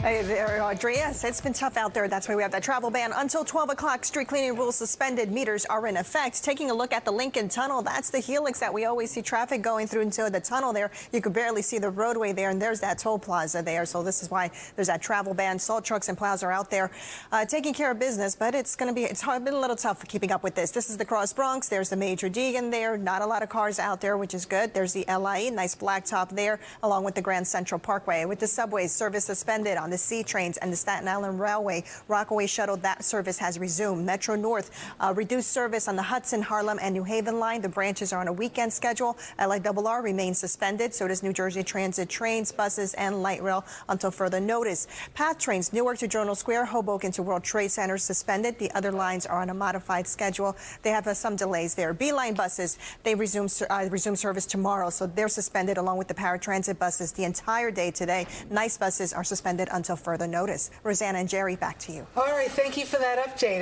It's crazy. Like, there's nothing going on right now, you know? Everything's at a standstill. The blizzard of 2026 making it especially hard to get around Jersey this morning. NJ Transit Rail, bus, light rail, access link services currently suspended. So when can we expect things to get back to normal? Joining us now is the president and CEO of NJ Transit, Chris Calori. Mr. Calori, when are things going to open back up again? Do we have any rough idea? Well, look, as your reporters just said, the storm is ongoing. We still have blizzard conditions for all 9 million residents of the state of New Jersey. So this is a historic storm, but our crews are out there getting the switches cleared up as best as they can, get the infrastructure back. We're working with Amtrak. The one thing that you may not know is we have 19,000 bus stops and shelters that are under the control of municipal and county jurisdictions. They have to get cleaned. Otherwise, people will be standing on live traffic lanes. Those are not just safe conditions. So we have a lot of work to do today.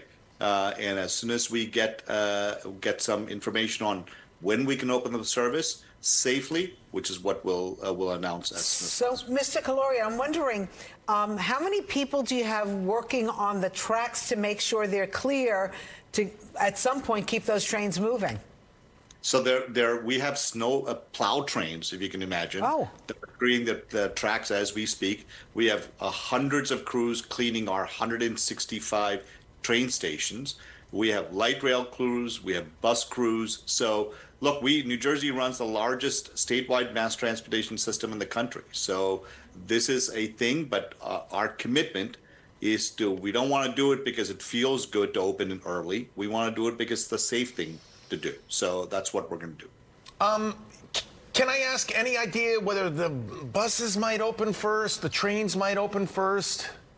Great question. I'm hoping that light rail is going to open first. So I just got an update a few minutes ago. I'll get another report around 1 or 2 o'clock this afternoon to see if we can open one segment or two segments of a light rail. So look, I know people are itching to get out. But if you have looked at your local and county streets, they're in no condition for you to be out and about. Yeah, So we're looking at some video. We're looking at some video of people. One of our drivers kind of. It's in Paramus, I think. Paramus, yeah. And the streets are, listen, you can see some blacktop, but you can see it's pretty thick out there. So you were talking about the light rails that you're going to know shortly. Do you know shortly, or do you know already when you're going to open up the light rails? No, look, I'm going to get briefed again around 2 o'clock this afternoon to see which segments we can potentially open late tonight into tomorrow morning. Mr. Clory, where was hardest hit in Jersey? Where do you? South Jersey by the coast. It is still going on. I run the Turnpike and Parkway as well on top of the mass transit system. So we are doing okay on the Turnpike and on north of Driscoll Bridge on the Parkway. But in the southern part of the state, it is rough going there. Huh. Are you going to have any fun in the snow today? You look very serious. No snow angels or snowmen building for me. Come on, Mr. Clory. Do you want to build a snowman? No fun. You see the grass that's green on my screen? That's what I want to see sometime soon. Gotcha. Well, we appreciate you taking the time. NJ Transit President and CEO Chris Clory. Thank you so much, and thank you for getting New Jersey up and running. Thank you. I really hope one of his coworkers knocks on his door at the end of the day and just says, Mr. Clory, do you want to build a snowman? Maybe he needs, some little kids to help him get in the mood. Let's talk about Long Island, because I know we talked about South Jersey. Well, the eastern end of Long Island is getting killed right now, hit especially hard any by better the storm. over there. Briella Tomasetti is out there in North Massapequa. Oh, she's got glasses on now. Briella, I have an you said it was explanation for that. Yeah, Briella, you said it was getting better, and now it just we're going to cut back to you. It's going to be up to your neck. What are the glasses? Where did you get them? I think I jinxed myself. Are these special goggles? What is happening? These are, my photographer whipped them out because I've been squinting at the camera lens all morning. And I mean, it's really unbelievable to think, okay, this has been coming down, at least in this neighborhood, since yesterday morning. I mean, 24 hours later, there are still flakes falling from the sky, albeit the wind has died down just a little bit, but it's still enough to be really annoying out here doing live shots. So my photographer, Fernando, went in his car. He said, listen, these are specifically made for the snow. They're made for these whiteout conditions. And honestly, they're helping a lot. I wish I had them all morning. A little bit more comfortable out here. But with that all being said, there is still a travel ban through 11 o'clock, according to the county executive, Bruce Blakeman. And that, of course, is to keep non-essential cars off the roadways so the plows can get through, get the job done. A lot of people on this residential block, North Massapequa, they've been trying to move their cars and snow plow and just get things done up and early, get things clean so they don't have to worry about it later. And this cleanup can take, it's going to take a few days. Probably. It's not going to just be a one and done kind of thing. And as for Long Island Railroad service, well, that is suspended until further notice. We still at this point don't know when trains will resume running. Here's MTA Chair and CEO Jano Lieber with more. Honestly, the issue is when the wind dies down and we can make sure how the drifting has settled. That's when we know we have a situation where we can clear the snow fully, make sure the third rail is operational. Obviously, we're going to shoot to try to operate service tomorrow, Tuesday, but right now it's just too early to say exactly when that suspension will be lifted. But we're studying it carefully and trying to get ready for that moment. Another live look at those early birds. They're not taking advantage of sleeping today. They are out snow blowing and getting their homes nice and clean. I mean, a few days from now, it's going to rain. So unbelievable. Hopefully some of this will start to melt, because we're not going to see that burst of cold air after this storm like we did with the last one, where we had like a tundra for a few weeks.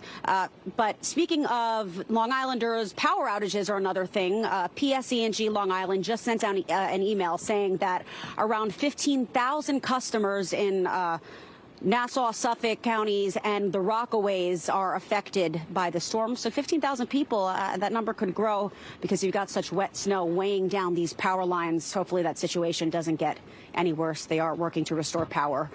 Rosanna and Jerry, back to you. Oh, my goodness. All right. So where is it up to on your body? Because we've seen the progression. I'm going to say knees. The progression since 7 a.m. Okay. Well, this is tricky because you've got a lot of drifts out here. So I can step in one spot and I'm like, oh, it's not so bad. And then I fall. So let's see a good spot here. Well, this doesn't make sense, this pile, because we kind of put the snow there. Let's do it over here. So this is just walking, boom, you fall. Yeah. You fall. Told you, knees right there. It's above my knees. That's crazy. I think Jerry is spot on. Yeah. Hey, thank Fernando for the shades. They look really cool. Look cool. You look like you're about to go to a rave. I know. I should probably keep them, right? I think that New York City is very diverse. I'm sure there's a lot of that going on. You know, Briella, you did a heck of a job out on Long Island, but I just want you to know you cannot compete with the naked cowboy because he's in Times Square as we speak in his tighty whities. He doesn't have boots on, no hat, no fancy sunglasses. You know, he does this every storm. I need, like, whatever that guy's on or his stamina because New Yorkers are built different, man. Yeah, but he's not on TV. It's not safe for work. Yeah, I guess so. He's got to put some All stuff right. on. Thanks, Briella, for everything. Thank you so much, Briella. Really appreciate you today. All right, let's talk about Manhattan, right? I mentioned the naked cowboy is naked. Haley Fixler has been on the Upper East Side all morning. People still going to the gym. Haley, it's coming down harder every time we see you. It is coming down harder, and people are still going to the gym. It's something I will never understand, Jerry, Rosanna. But I remember the last 30 minutes or so, Brenda, one of our amazing photographers, was shoveling this whole sidewalk. And once again, it is completely covered in snow again. I want to show you 3rd Avenue because it just keeps getting worse and worse. You can actually see it looks like an MTA bus might have just gotten stuck. I hear the engine spurring. But yeah, so then that, and then I want you to look at the trees. If we can get a look at the trees, because this is something that Governor Kathy Hochul, when she was on earlier today, she had talked about the concern with the snow accumulation on trees and on power lines, because there is quite a bit and it's coming down harder. So there is that concern, but there already has been some snow damage. So we've had reports of a tree down on Park Avenue, and let's take a look at video from other parts of the city. You can see this is video from Brooklyn on 39th Street between 13th and 14th Avenue. You can see caution tape blocking off the front part of a building because the awning has collapsed. The cars, they are just completely covered in snow. Plows have been really working around the clock to try and tackle some of the accumulation before it got too bad. And in Queens, the snow amounts already caused some large branches to fall off the trees, like we were just talking about, pulling power lines down with it. One of those branches hit some parked cars. And again, this is from really early this morning. Now, as we mentioned, people are still out and about. They're walking around. We talked to some people braving the elements, going to the gym, walking around. Take a listen. I work from home, so it's just a regular work day, really, for me. So you're out here running in a blizzard. Why? Gotta want it. Workout, so I'm going to crunch right now. And you're not cold? I mean, it's a little chilly. It's crazy. Actually, I'm pretty impressed that people are out here shoveling and snow blowing, and it's making it easier for me. Is it as bad as you expected? Actually, not that bad. All right, again, it is getting worse out here. It is coming down heavier. The wind is blowing more. There is still that travel ban in effect until noon, but you can see MTA buses, they are making their way down slowly but surely up and down the streets, trying to get people, essential workers, to their jobs, because, of course, that's very important. And we haven't really seen any kids out here yet, so I don't know if they're going to be taking advantage of their first full snow day since 2019, but, of course, it's still early. I'm going to send it back to you guys. Haley, you know what kind of snowstorm this is? What? This is the kind of snow that really crunches under your feet. It's that crunchy snow. I'll take your word for it. It's kind of crunchy. Yeah. It's kind of crunchy. Just got to get through it and everything. That's it. It's good exercise just walking in the snow. Haley, I'm just wondering, is the Starbucks open? Because you're right in front of it. I mean, that really will give you the temperature of how things are moving in New York. You know what? Starbucks is not open, guys. I hate to break it to you. Oh my gosh, this is a state of emergency. There is no travel brand. Starbucks is not open.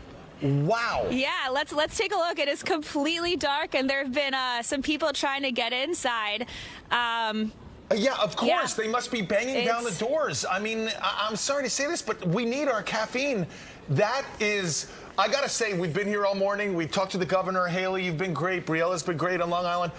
Starbucks being closed, that is the most shocking news we have gotten all day. I know. I am literally in a state of shock. But hey, Crunch Fitness is open. How is this happening? Fitness is open. And when did New York turn into L.A.? Well, back in my day, we used to smoke and drink, and it was a snow day, and we'd be like, party. Yeah, we're all hanging out. A party. Now they're going to the gym? Come on, New York, we expect more. It's dedication. Thank you so much, Haley. Thanks for braving everything. What are you going to do when you get out of there? Oh, well, we're gone. Yeah, right. but listen, I just want to know, I'm not counting anything, but I think you've had 3 cups of coffee this morning. Me? Oh, yeah. Yeah, no, I have. I'm not counting. I'm sorry. I was. I had to get revved up a little bit. Well, you are. All right.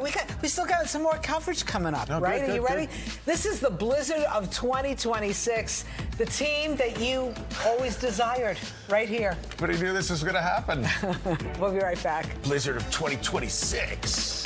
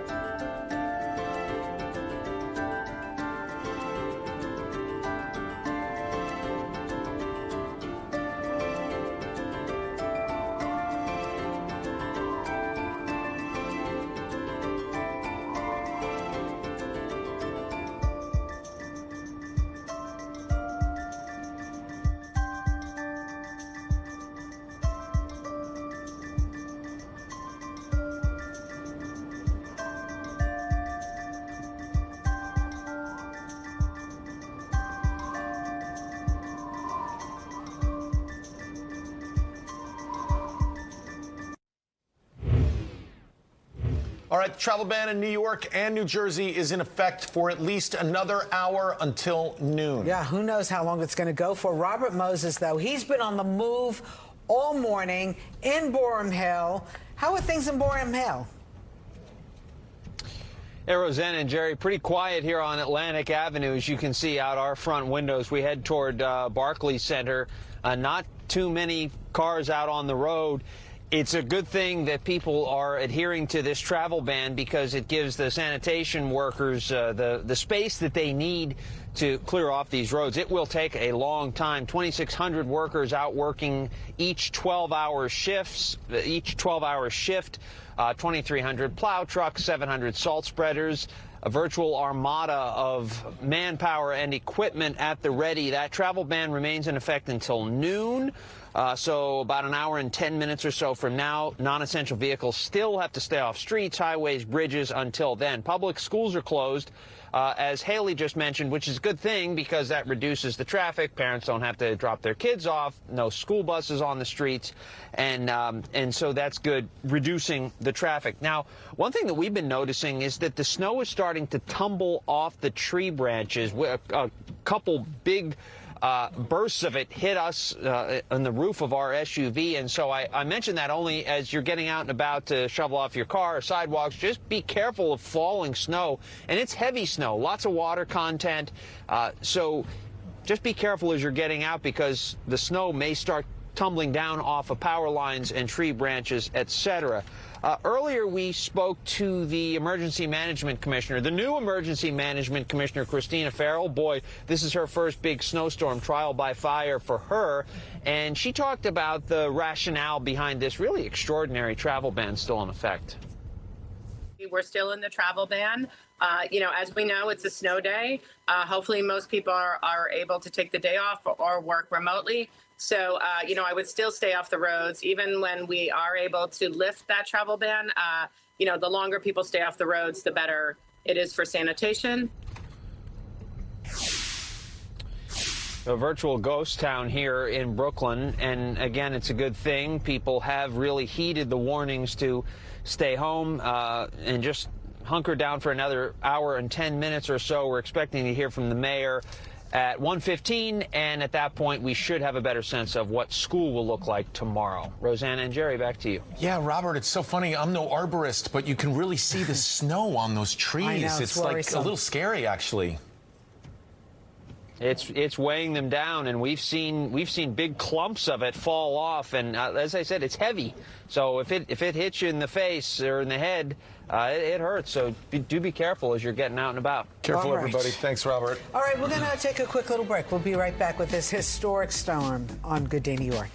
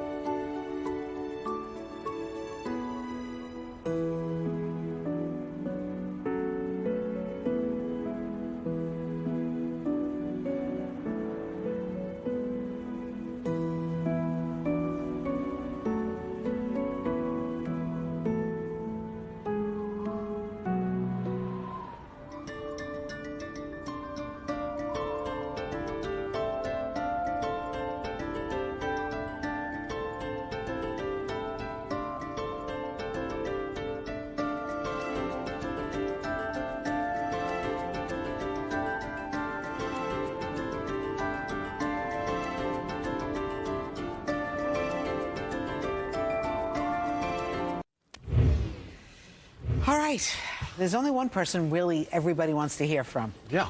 You know who that is, right? Audrey Puente. Yes. Good morning. Yes, we are still here, and we are still covering the blizzard that is affecting the tri-state area. So, okay, I have updated snow totals now again, and we still keep getting the numbers, and they keep going up, folks. Bridgeport now at 16 inches, New Canaan at 15 inches, Norwalk, Connecticut, just under a foot of snow. We'll probably get there because the snow is still coming down. We're now at 24.2 inches in Freehold, New Jersey, Cranberry at 21, Newark Liberty Airport checking in at 18.3, Hoboken 16.5 for you, West Milford at 14, New York, I just got the report from Islip at 27 inches. That's our highest total that I found so far. Quogue coming in at 23.5, Irvington up towards Westchester 19.5, the Bronx coming in at 17.9, Central Park has now been updated at 15.1, and we are continuing to add to the totals, folks. This is really, really impressive stuff. Montauk Point came in with an 84-mile-per-hour wind gust earlier this morning, and that is hurricane force winds. Everyone else at tropical storm force winds from Kew Garden Hills in Queens at 64 miles per hour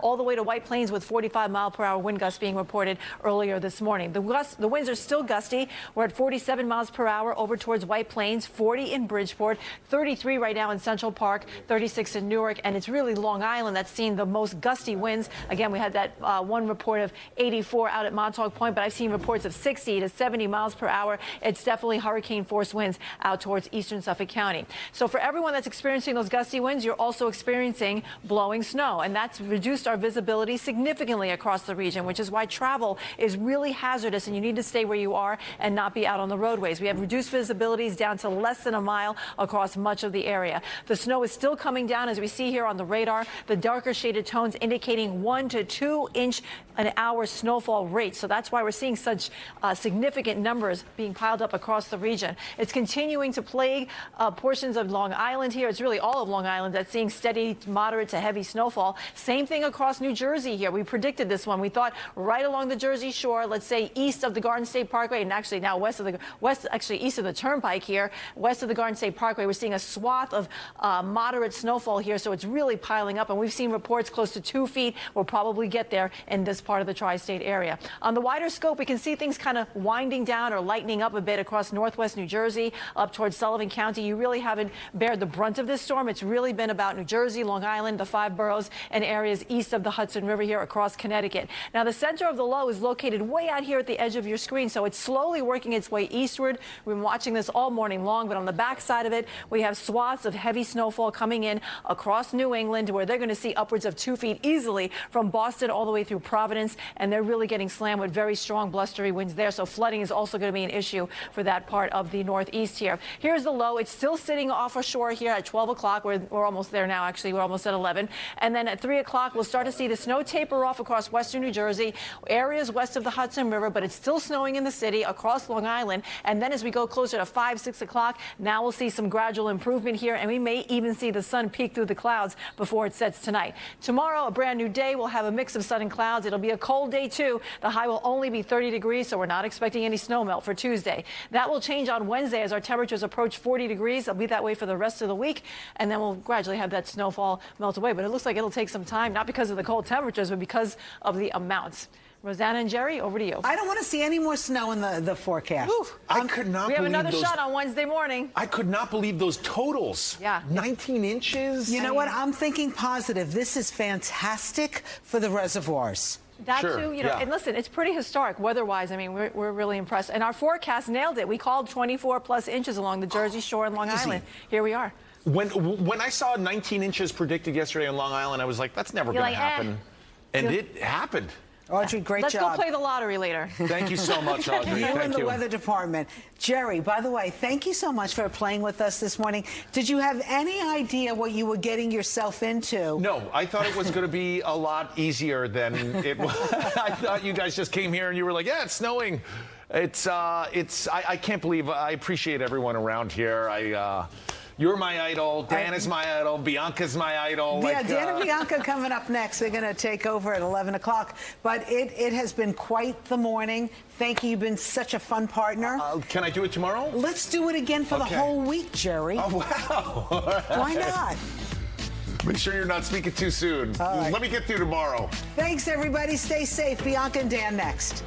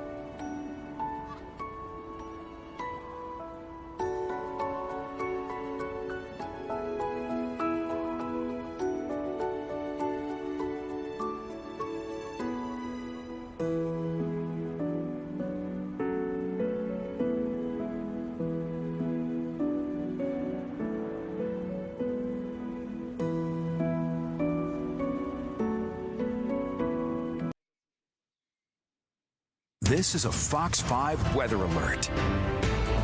You are watching Fox 5's continuing coverage of the blizzard of 2026. The tri-state slammed by so much snow, and it is still coming down at this hour. What a mess out there, and potentially dangerous. From Long Island to New Jersey, Westchester and Connecticut, our crews are everywhere that you don't have to be. That is some good news for the people watching this morning. Right, good morning. Thank you for joining us. I'm Bianca Peters. And I'm Dan Bowens. We will be with you for the next 2 hours, live coverage, all angles of this storm. We want to bring you up to speed on what's going on right now. Okay, so starting with this now, a state of emergency, that is still in effect right now. And a citywide travel ban also still in effect until noon. Long Island Railroad, the LIRR service suspended right now until conditions improve enough to run them safely. And NJ Transit has also suspended all service due to this blizzard. Let's check out what's going on here in the city. The subways are running, but with delays and reduced service. And you know what? Bianca, this blizzard is not over yet. I don't know, you walked in a little earlier, you sort of made your way in. You took the subways at least. At least the subways are still and running. I got to say, everything was running smoothly. No one, there's like hardly anyone on there. But I will say it's essential because when you have people that are running the subways, they got to get to work on the subways because they're not going to drive in. So, you know, I have to do a shout out to all MTA workers that still came to work and allowed us to get to work today as well. Let's bring in meteorologist Audrey Puente at the Weather Center with more on this one. Audrey, it just seems to... There's no end in sight. Well, the snow. It seems like when you go outside. However, we are going to see gradual improvement as we go further along, Bianca. We're actually on the back nine here of this storm system, but we've had some very impressive snow totals being found all across the region. We're going to start you off in Connecticut. Bridgeport at 16 inches, New Canaan at 15 inches here over in New Jersey. 2 feet now over towards Freehold. Cranberry coming in at 21 inches. Hoboken at 16.5 and Newark at 18.3. New York totals, I just got the report in from Islip where it's 27 inches there. We have 23.5 in Quogue. I mean, the east end of Long Island has really been slammed here. Mott Haven in the Bronx at 17.9. Central Park so far 15.1. We're definitely going to be adding to all of the totals that you see listed here. Peak wind gusts earlier this morning. I mean, it was really bad and howling out towards the east end of Long Island. We had 84 mile per hour gusts recorded out at Montauk Point, and it's still very blustery out there. We could have wind gusts over 60 miles per hour. That's tropical storm force winds, and that's why we have all the blowing and drifting snow, which is why the National Weather Service is continuing the blizzard warning for the entire tri-state area. We're now down to a winter weather advisory, though, over towards the Poconos and into Sullivan County because it seems to be a little less impactful there. Coastal flood advisories continuing for the times of high tide for the county shaded in green here. Temperatures definitely cold enough for snow. The winds are definitely making an impact, too, with wind gusts up to 60 miles per hour, reducing visibility to less than a mile across the region. So stay where you are for the duration of the storm. We're going to see some improvement later this afternoon. I'll have the details coming up. But for now, let's talk about the traffic we're dealing with here. It's pretty rough on the roads. Inez is here with an update. Hey, Audrey, street cleaning rules suspended, meters in effect, and there's this travel ban still going on. So not a lot of people on the roads, although they're looking better. So if you're an essential worker and need to head to work right now, things on the LA and Queens, not bad at all here. You have a nice blacktop there, no problems on the Grand Central. George Washington Bridge, not as nice. You could see there a lot of white, a lot of snow there on the road, heading towards that upper level there, lower level, same. And with the subways, the C trains, that's suspended along with the Staten Island Railway because of the weather. Then the Franklin Shuttle, that's suspended because of a downed tree. There are delays on the subways, so make sure you check on the MTA app and make sure what time it's running and it's not delayed. Beeline buses, paratransit buses, they're suspended the entire day. They'll resume service tomorrow. Nice buses suspended until further notice. Metro North, Hudson, Harlem, and New Haven line running on a reduced service. The other branches are on a weekend schedule. LIRR suspended along with New Jersey Transit, rail, bus, and light rail along with Access Link and the PATH trains. Newark to Grove Station, Journal Square to Grove, Hoboken to World Trade Center. They are suspended. Expect delays with the other lines. Back to you, Dan and Bianca. Inez, thank you very much. Long Island hit hard by this blizzard with 2 feet of snow, especially in a couple spots that we're really keeping an eye on. That's right. Thousands of customers also without power. And Fox 5's Jessica Formoso joins us live from East Meadow with more on the conditions there. Jessica, we just heard Inez talk about the LIRR being suspended, so I'm assuming a lot of people just tuning in this morning to see what's happening outside. Good morning, Bianca and Dan. Actually, I'm surprised at how many cars I'm seeing on the road because there is a travel ban until noon. It was until 9 a.m. and it was extended. I'm going to pan here to my left so you can see this car is stuck there. Now, I have to say he is an essential worker. He works at the hospital. He's coming home from work, trying to get home at this point. He was at work early this morning and he got stuck here. We're on Hempstead Turnpike.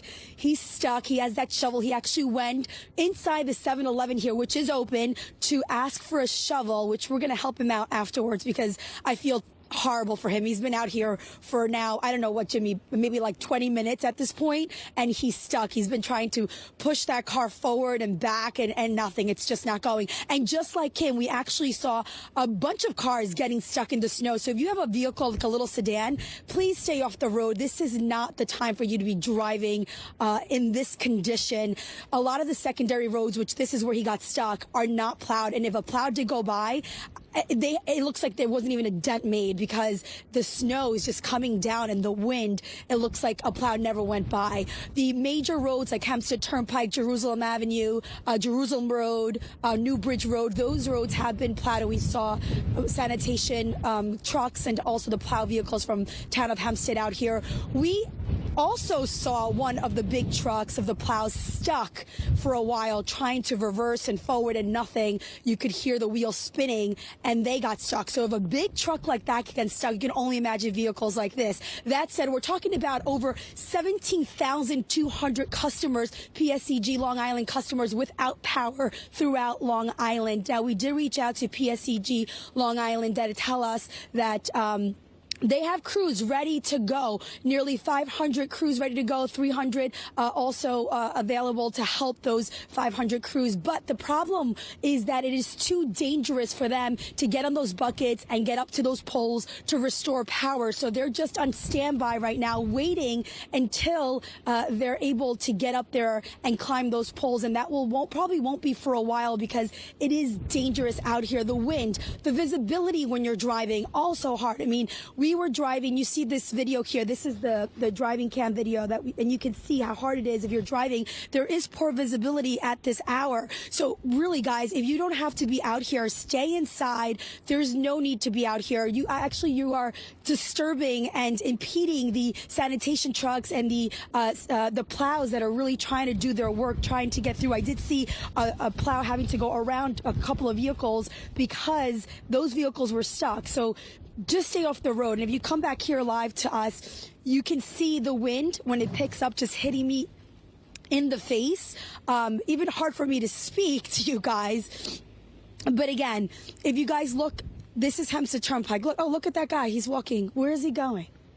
I'm just wondering where he's going because there is a hospital down the block, but he doesn't look like he works at the hospital.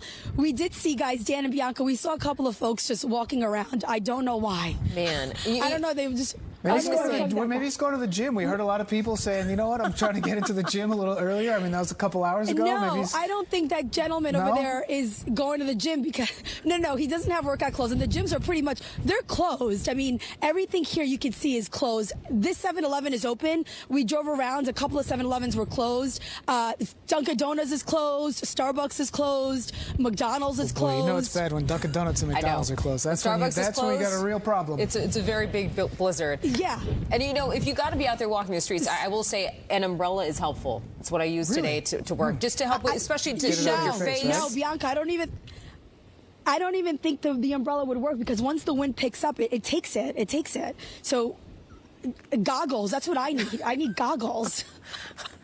Well, Jessica, we're going to be back with you in about a half an hour and half an hour after that, so you got plenty of time to throw on the goggles if you need them. 7-Eleven might sell them. Thank you, Jessica. I was just thinking. Oh, man, it's tough out there, especially if you're essential work and you have to battle the elements. Let's get to this area, though. Westchester County also experiencing those blizzard conditions there. All right, the conditions so bad, the travel ban that was supposed to end at 10 o'clock this morning has been extended to noon. Duarte Geraldino is live in Yonkers with the very latest on the conditions there. Duarte, what are you seeing? Hey, it's kind of rough out here, and it's good news that that travel ban has been extended because the highways, as you can see behind me, they've been plowed, but they're still slippery. Every so minutes, we see a couple of cars, undoubtedly essential workers, though we can't confirm that, going down these roads. They're going in a caravan because that's the safest way to do it. And as you can see how much snow has fallen, again, only one lane within the highway has been plowed. So that's sort of the safest place. I'm actually on Oak Street near the Bronx River Road, and you can see a lot happening over here. I want to give you a tour. That overpass is actually linked to the Metro North, which is running on hourly service right now. Although, based on what people are telling me, it's kind of rough. You know, it says hourly, but given the snow conditions and the fact that they're still clearing things out, you can be waiting for quite some time. Again, you can see some cars going, and you can see on the highway how they're sort of traveling very slowly in that caravan formation, because that's the safest bet. You don't want to go too fast, because if you slip, and we've seen so many cars slipping on this snow, which is really soft, but also because it's so slippery, it can be dangerous. Then, you know, the impact is sort of what gets you.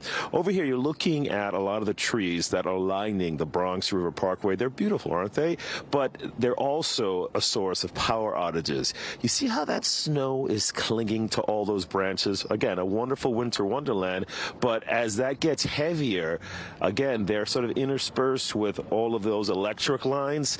If one of those branches falls, takes one of those out, then you're going to have a sort of a power outage. That's one of the concerns that everyone that we've spoken to today keeps on mentioning. There were some sections of Westchester last night that had some power outages, so it was a little scary for some people over here because so many people have switched to electric heat and they're like, oh my God, what did I do? As we pan our camera the other way, I also want to show you an apartment building in the other direction where these are some of those pre-war buildings that still have fire escapes. A lot of the folks who we spoke to also highlight the fact that those fire escapes are iced right now. They're very slippery. And so, you know, the need right now to be very careful how you heat your apartment is ever present because it's so treacherous outside.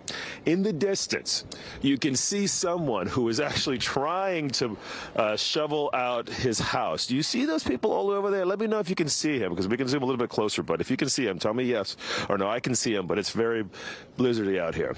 Do you see them? Uh-oh. Did I lose you?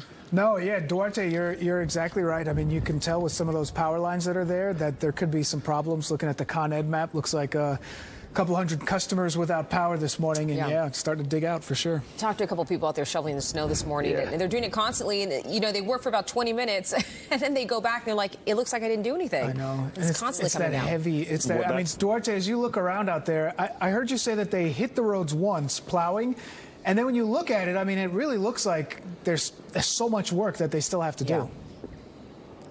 So much work. And the key point, because I've spoken to so many of these homeowners who live along, they're so grateful for the fact that the plow truck comes by, but then all that snow goes on the sidewalk. Yeah, for sure. And they have to plow it, and they're saying it's very difficult. Where am I going to put this? And so what's ending up happening, you have these little mountains every other feet where people are piling stuff, and it's very difficult to walk on the sidewalk because of that. You see that person in the distance who's just creating that mound of snow? If you're trying to walk on the sidewalk, you can't get past that. Again, right now, it's very, very soft. We saw someone who actually tried to use an umbrella. I heard you mentioning that earlier. That's how I came to block work. the snow. Yeah. Well, you were one of the lucky ones. This person says they used an umbrella and they got caught up in a gust, fell over, and was thankful the snow was like a marshmallow, but fell in the snow. So again, it's very, very rough. You know, we're going to sort of continue this pan so that you can see a part of the highway as people make their way down it. It's very clear. Again, everyone is heeding the warning for the most part not to jump on the highway. Every so often you see a situation like that where two cars are going side by side. That's dangerous. You know, the rule up here in Westchester and some of the outer communities is when the roads are like this, you actually want to be in that line in case someone slips, because the slip is going to take you to the side, which is what, you know, you don't want to be on the wrong side of a slip. So we're out here, we're talking to a lot of people who, for the most part, are choosing to stay inside and heeding the warnings because we have these travel bans in effect in Westchester. Now, because of that, it's kind of difficult to speak to people because we're not knocking on the doors, but they're saying, okay, just stay outside. We will talk to you through the window, but we're going to be safe inside. So we're in Yonkers. That's what's happening over here. I'll turn it back to you guys. All right, Duarte, thank you very much. We appreciate your reporting this morning, and we want to see your pictures and videos of this blizzard. All you have to do is scan that QR code on your screen, and you might just see your photos, videos streaming on the Fox Local app or on Fox 5 News. I'll give you a little tip. If you send us a picture of your dog running around in the snow, we're going to show it. It's going to be on TV, like guaranteed. I know. I was going to say it's a lot better than some of the roadways. 100%. Yeah, I agree. Well, coming up, our storm coverage continues. That's right. We're going to check in live with the Monmouth County Sheriff to check the conditions there, where more than 100,000 customers are without power.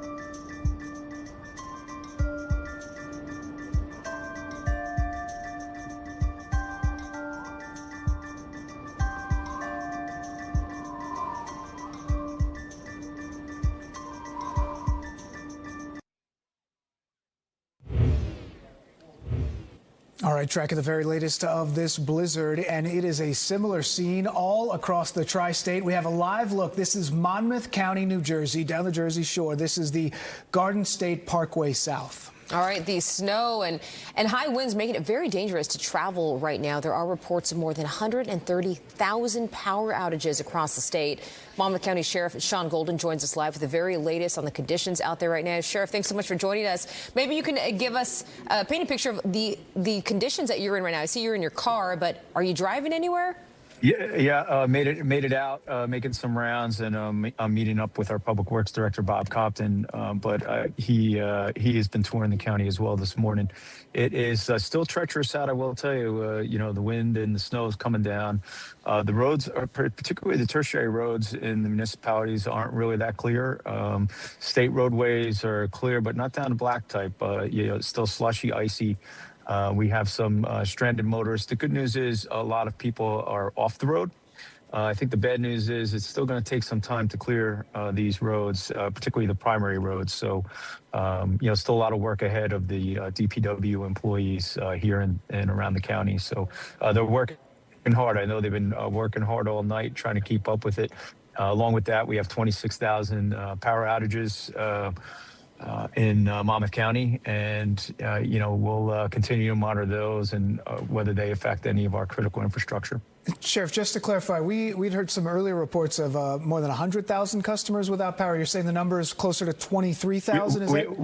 No, just in Monmouth County and JCP&L, just in the Monmouth County service area, we have 26,000 without power. But okay. I know over system-wide, they have over 100,000, Monmouth, Ocean, Burlington County. Yeah, okay, all down the Jersey Shore. So Freehold on Monmouth County looks like it's got about 24.2 inches of snow. I mean, that's one of the highest total. I'm right near there, and I can attest that is all true. I did four passes on my driveway, and it was over snowblower height. So it is. I'm right next to Freehold and Howell Township, and it is unbelievable how much that we've gotten. I'm thinking it's got to be 20 inches, 24 inches here. Impressive. So it's going to be a lot of digging out. And stay tuned for tomorrow. I'm sure there's going to be delayed openings. There's too much volume here to deal with, and then still with the power outages, it's going to impact some of the region. Sheriff, let me ask you a question. We're talking about that travel ban extended till noon today, but you're talking about the conditions that you're currently in. Dan's talking about these record snowfalls. I mean, does that need to be extended? I do. Listen, we're telling every one of our residents in Monmouth County, stay off the road. We don't, our snow plows are trying to work really hard. We have some first responders that are out with down power lines and trees. I just passed one, a couple minutes ago. So it's still treacherous out there. We don't need you on the road. You don't have to be on the road unless you're essential personnel or emergency personnel. So stay off the road. And like I said, in my short tour here, as I'm heading down to Long Branch and down Ocean Ave and along the coast. People are heeding the warning. We really haven't seen too much traffic, which is a really good thing. And Sheriff, got about 30 seconds left. I know you said that there are some motorists, or were some motorists who were stranded, stuck in certain places. Yeah, we do have some stranded motorists. We did activate our heat team. They're high water emergency vehicles. They're high water trucks. We have several of them. We call them heat highway emergency assistance teams.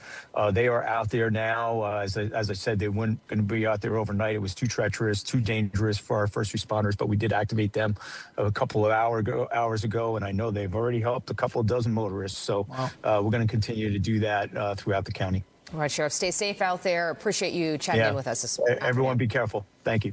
Thank you, Sheriff. I mean, just so impressive, some of those numbers that they're seeing down there. I mean, 2 feet just where he is, and there's a very sort of real look at it because he's plowing his own driveway before he goes out to work. And the fact that this travel ban is supposed to be up in about 40 minutes, I do not think that that's going to be possible. All right, we're going to have to take a quick break, but our show coverage continues after this. All right, we're going to have a live update from the Rockaways. Residents there dealing with some power outages, also a whole lot of flood risks. We'll be right back.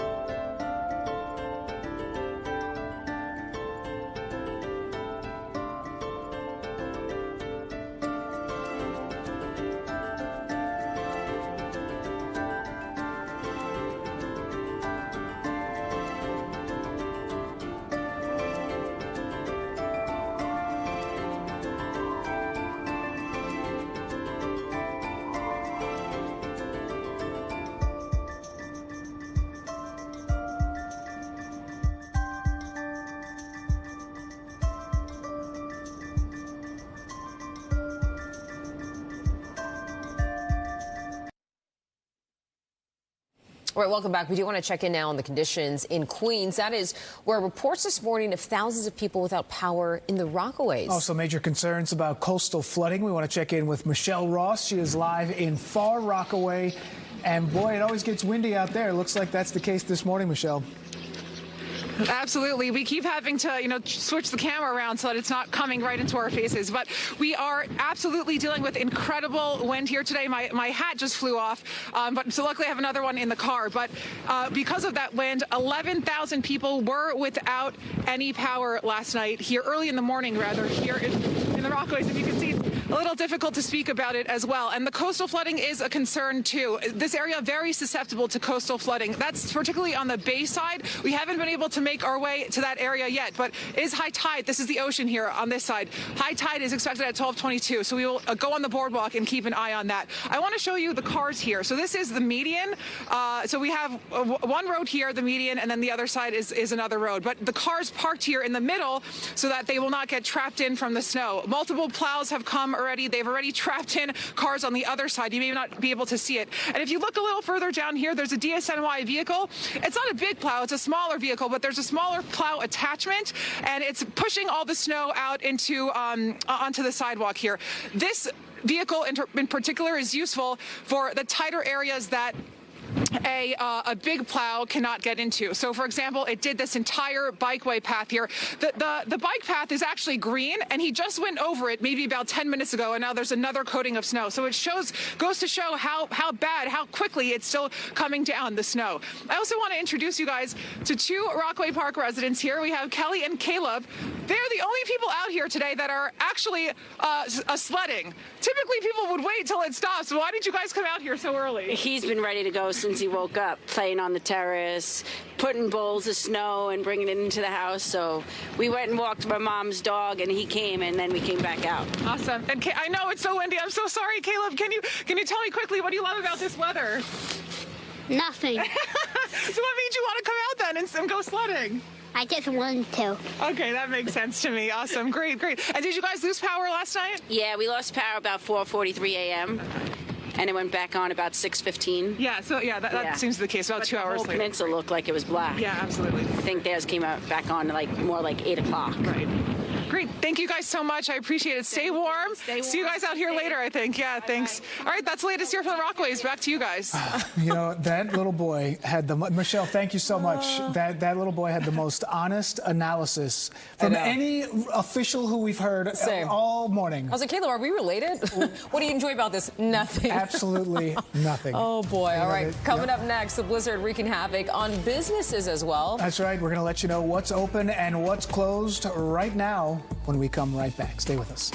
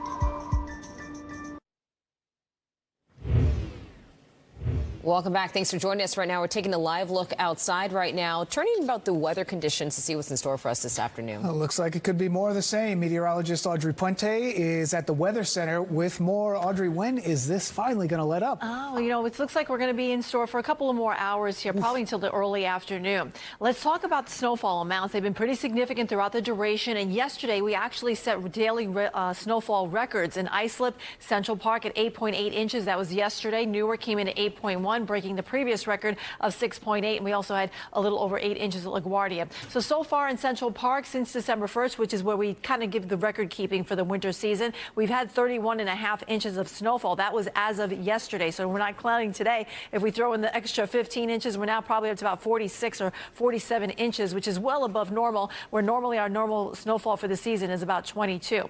Looking at the snowfall, we can see it's still coming down pretty steadily across parts of the area, most specifically Long Island, which has been really hard hit, and so has portions of eastern New Jersey, too. We have a swath of steady snowfall here running about 1 to 2 inches per hour. That's why we have the darker shaded tones, and that's why we're seeing the numbers pile up here from, let's say, Bergen County all the way down through Newark and down towards Freehold, where we already had over 24 inches of snowfall recorded there. Out across Long Island, too, we've seen 2 feet. I got 27 inches recorded in Islip so far. So, again, a lot of significant snowfall spinning across the region here. And it's still coming down. We're really not seeing much movement here as far as exiting the area. Off to the north and west, there is, of course, sort of lighter amounts here, so they're faring a little better than the areas along the coast. But the low is still sitting offshore. While it is slowly making a progress over towards the east and now the northeast, on the backside, you can see we do have swaths of heavy snowfall running from New England right here into the tri-state area. So we still have a little bit of ways to go.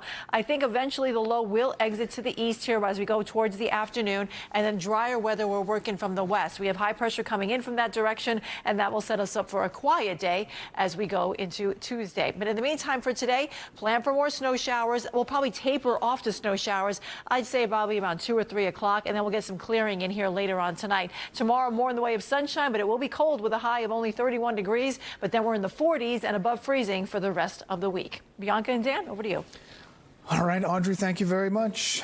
All right, and we know kids are enjoying a full snow day, especially here in New York City. That is right, but the storm is forcing a lot of other closures as well. Antron Lewis is here to break all of this down, so at least we know what's open, what's closed as we're dealing with this crazy weather.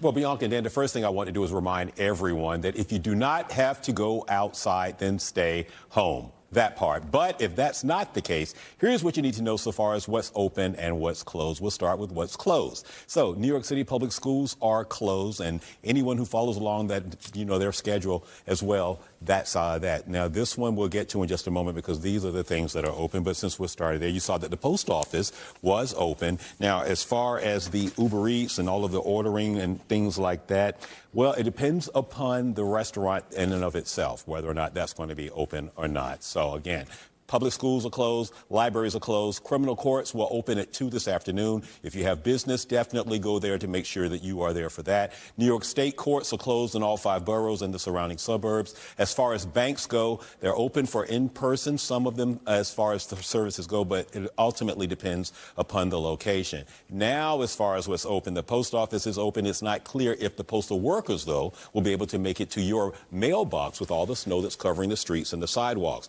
Food ordering apps like DoorDash suspended deliveries overnight, but last we checked this morning, if your favorite restaurant is open, then the delivery service will work with them, but you can expect longer wait times. Grocery stores, most are likely open, but that, of course, depends on the individual store. And as far as retailers go, most should be following regular hours, but you may want to make sure by checking their website to see if there's a posted message about any special store hours. Now, going back to the schools, we know that the kids are having an old-fashioned snow day, but students, parents, and the school staff are, of course, wondering, what about tomorrow? Well, we know that the mayor has a news conference scheduled for this afternoon, sometime around 1 o'clock. We anticipate an announcement on schools for tomorrow then, but this is the latest now. And Bianca and Dan, we know that also this list will likely continue to change, so we'll be updating it as it goes along, especially after that very exciting forecast that we saw from Audrey right before my hit. So, yeah, just going to continue there, but I'm wondering what the students are feeling, especially when they get that old-fashioned school day, because before that was promised to not happen, out of the cards, and now this is what they had such good success with virtual learning, so we'll see what happens tomorrow. You're right. The mayor has his news conference at 1:15. Antoine, thank you so much. Meanwhile, we still got more snow coverage coming up. Stay with us.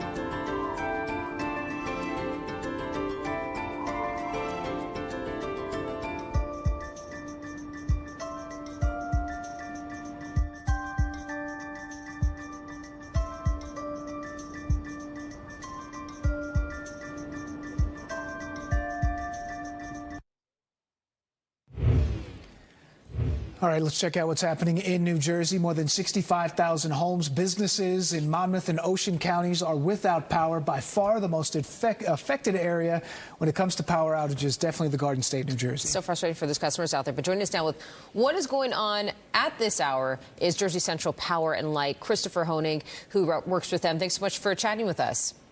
Thank you for having me on this morning.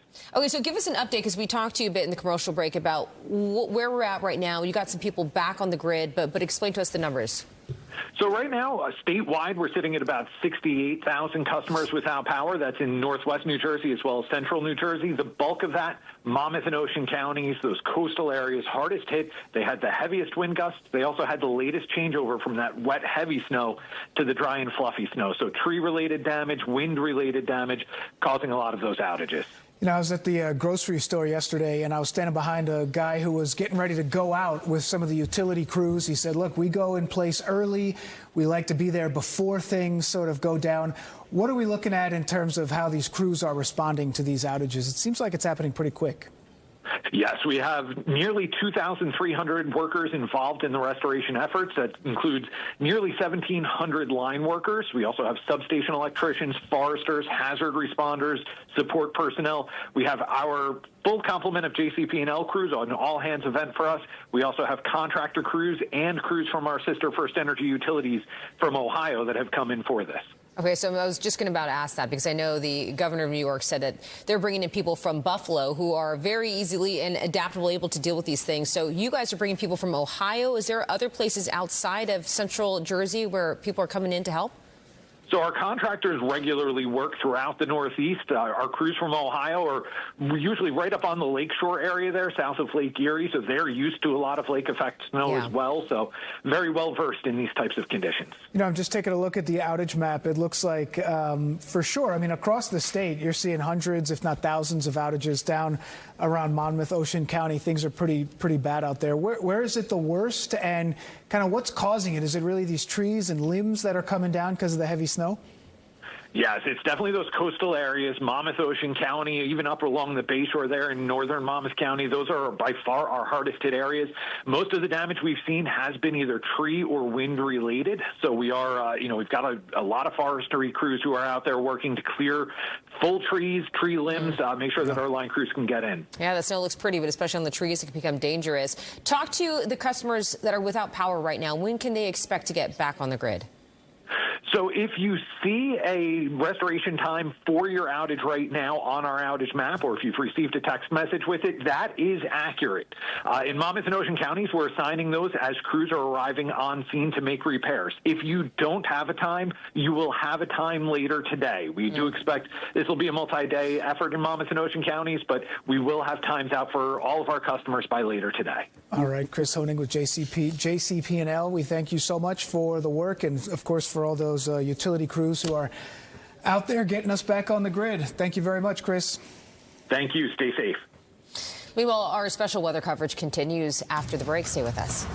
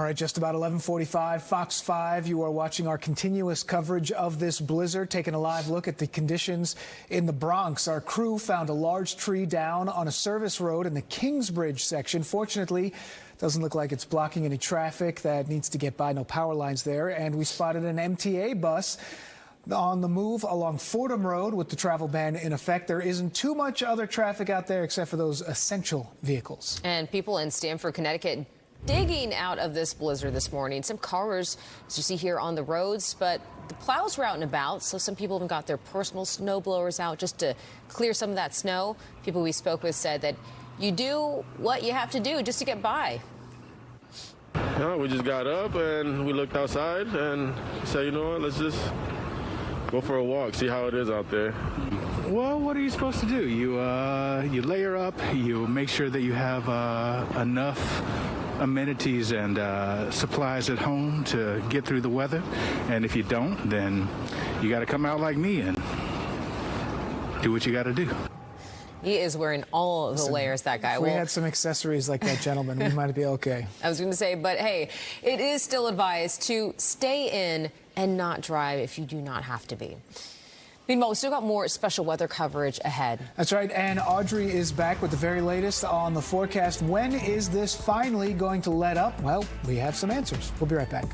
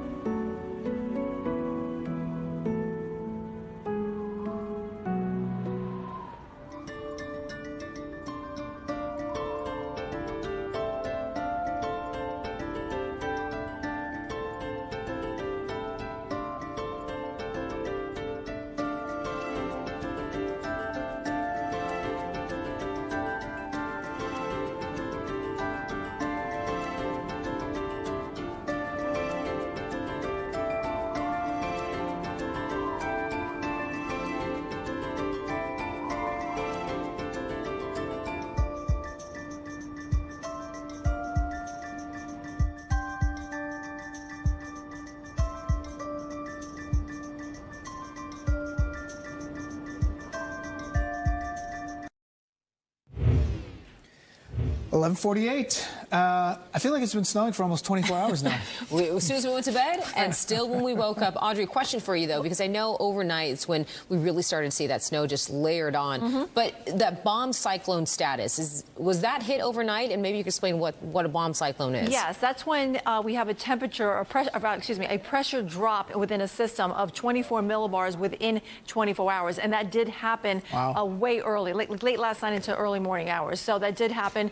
Right now, we're still dealing with blizzard conditions across parts of the area, and that's why the National Weather Service is continuing with the blizzard warning for the entire region until about 6 o'clock. It'll go longer, though, up towards New England. Winter weather advisory for the Poconos as well as over towards Sullivan County, as you're not seeing much in the way of blizzard conditions as like the rest of the area. We also have a coastal flood advisory continuing for the shoreline here. This is for the times of high tide where we could experience minor to moderate coastal flooding. Temperatures are definitely cold enough for snow across much of the region here. We're at 30 degrees in Central Park. The winds, I think they're getting a little bit more amplified over the last hour or so. Now we're seeing wind gusts up to 34 miles per hour in Monticello, 32 in Poughkeepsie, 45 in White Plains. Earlier today, early this morning, way early, before the sunrise, we had wind gusts up to 60 to 70 miles per hour across Long Island, and we did record 84 miles per hour out at Montauk Point. Now, because of those strong blustery winds, the snow is being blown all over the place, reducing visibility, and that's been the major problem with travel conditions across the region. So we do have the travel ban in place. It is definitely appropriate because of the low visibility across the area, as well as the snow that's piled up on some of the roadways, too. Satellite and radar shows the darker shaded tones is where we're seeing the most intense snowfall. Earlier this morning, we had 3 inches per hour being reported across Suffolk County.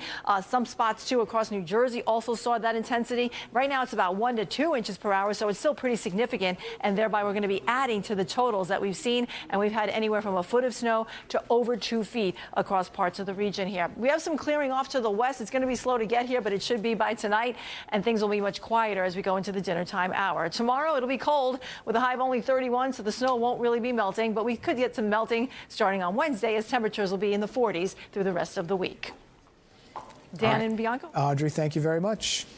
Meanwhile, despite the blizzard conditions, there are people venturing outside to enjoy the elements. Enjoy, we'll put that in quotation marks. Kids in New York City, though, they like it. They finally got to have a real snow day, no virtual learning. They're trying to get out and about, and that's where we find our Meredith Gorman. She is live in Central Park. Yeah. Where's the sled? What's going on? I was going to say, where's her eyes? She's fully covered. That's right. Look at you that. guys, I already knew Bianca was going to say something as soon as she saw me in these goggles. They are my ski goggles. They're very fashionable. They're stylish on the slopes, Yes. but I'm not quite sure I need them in Central Park right now. The snow is still coming down pretty heavy here, but I don't know. These might be a bit much. Anyways, though, as of 7 a.m. this morning, there was over 15 inches of snow in Central Park. It has been steadily snowing since then, so I think it's safe to add a couple of inches to that at this point. But there was kind of a slow start to people coming out to Central Park to enjoy the snow this morning. As you can see behind me, people are starting to come out. And if last snow day was any indication of how busy Central Park will be, I think it's going to get pretty packed into this afternoon. But New Yorkers are finally starting to bundle up and head outside to enjoy this snow. But by sunrise, Central Park was already blanketed in more than a foot of snow, which transformed the city's backyard into a winter postcard. Now, heavy flakes kept falling through the early morning, coating trees, benches, and pathways in thick white layers. This snow is deep. And for hours, I said, the park was nearly empty, and many people are still choosing to stay inside and wait out the heaviest bands of snow. Families out here with sleds. Couples are having romantic walks through the snow in the park. Dogs are loving this snow, and we're seeing the skis and snowboarders come out. Now, what began as a snowed-in start to the morning is quickly turning into a classic New York City snow day. To try to catch a ride on my snowboard. And you're out here early. Is it to beat the crowds? Absolutely. I want to get some fresh pow. My mom says that, we're going to go here in the park, and I'm going to do this, and that's it. May as well be in Vermont. This is beautiful. Yes, it's lovely. It's still white and very, very pretty. So trying to make the most of the blizzard. All right, and I actually have my friend John here, my new friend. He's enjoying this snow day. How's it been so far? It's been really great. I don't think I've really seen this much snow probably since I was 5 or something. Oh my gosh. Well, no pressure, but there's a bunch of people watching you on live TV right now. Can you show them how you send it on this sled? Sure. All right, let's go. See you, John. All right, lots of fun in the Central Park today. Nice.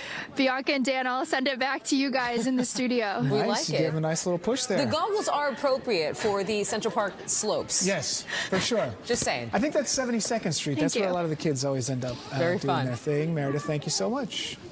Meanwhile, we've got more of the blizzard straight ahead. Stay with us.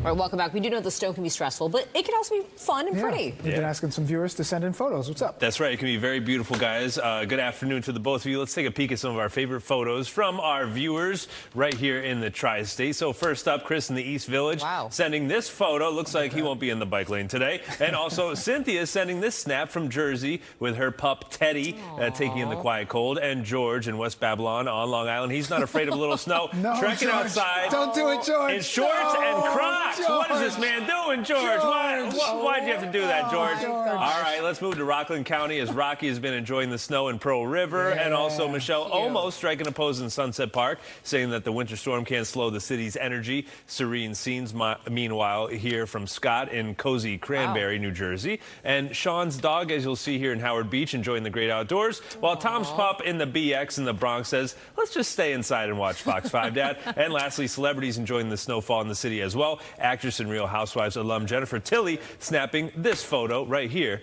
in the big city, guys. Ryan, thank you very much. You're very welcome. Stay with us. Our coverage of this blizzard continues in the noon hour.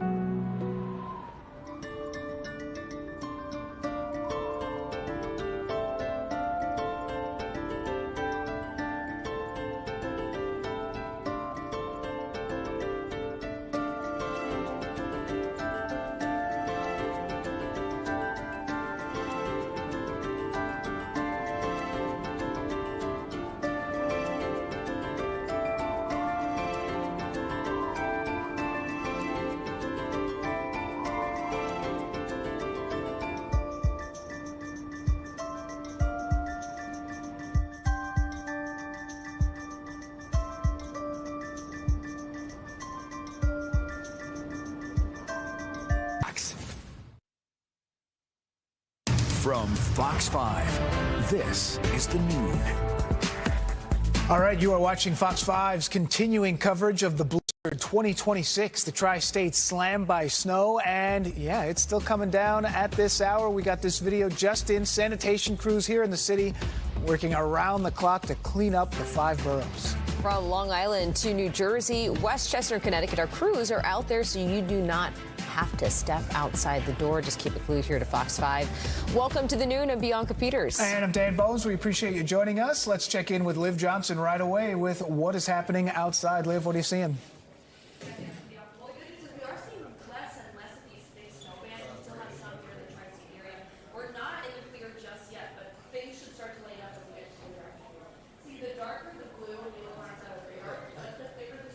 All right, sounds like Liv's having a little bit of trouble with the mics. We know that obviously it looks like the storm will be tapering off in the next 2 hours or so. Yeah, and again, we have team coverage out there in all the 5 boroughs. We're going to head over to Jessica Formosa, who's covering the snowfall where she is at currently. Jessica, give us an update on what you're dealing with there from East Meadow and the conditions behind you.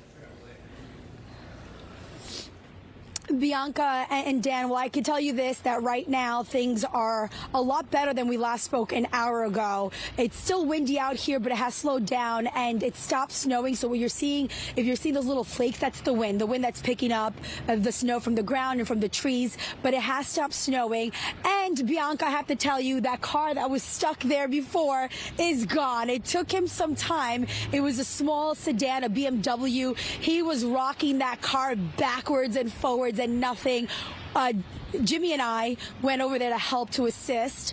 We took the shovel out, we helped him, but at the end, the police department, an officer, East Meadow Police, Nassau County Police, excuse me, and a gentleman, the fire inspector from the East Meadow Fire Department came over to help him, and he finally got out. I have to say it was about after 40 minutes. Now let's talk about power outages, because we are dealing with a number of power outages in the thousands. Right now, last I checked, PSEG Long Island, we're talking about 14,784 customers without power throughout the islands. That's Nassau and Suffolk County. We know that here in East Meadow, there are some folks without power as well. The fire inspector and the first assistant chief were telling me that they stopped to speak to us, and they told me that there were some outages due to trees falling on the power lines.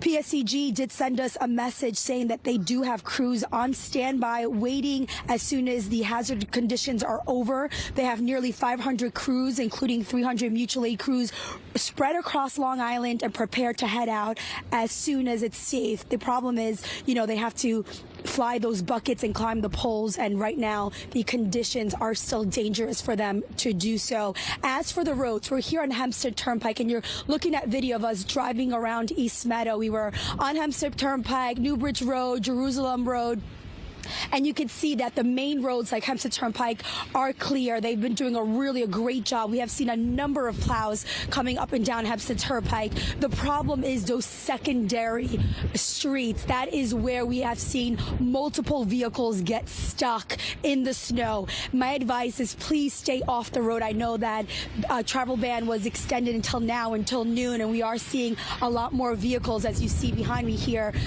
driving. But please, if you don't have to go out, if you're not an essential worker, don't do it. There's no need for you to be out here. You're actually impeding with the crews that are trying to do their job. And we actually saw that a car here on this side road stuck, a minivan, and the plows had to go around him. It's really just chaotic for the crews to get work done. So if you don't need to be out here, if you're not an essential worker, don't do so. A lot of things are closed. McDonald's closed, Starbucks closed, Dunkin' Donuts, it's closed. We found 7-Eleven, one of the 7-Elevens here is open. That's the only thing really that is open at this time, but everything around us is closed. As I was saying, Bianca, things are looking a little bit better. I have to say, it stopped snowing. The wind still windy out here. It's picking up, but the crews are doing a phenomenal job here in East Meadow. As for the main roads, we're going to see, here they come. You're going to see them come as we are speaking. LIRR, we're going to see the car. Here we go. You see? This is why you need to be off the road so they can do their job. And this is what we've been seeing since we've been out here the last 2 hours. We've seen a lot of plows coming by, especially the main roads, like I said. When it comes to the bus, NYC, still suspended until about 2 o'clock. They'll reassess after 2 o'clock, but right now, no bus service. LIRR still suspended.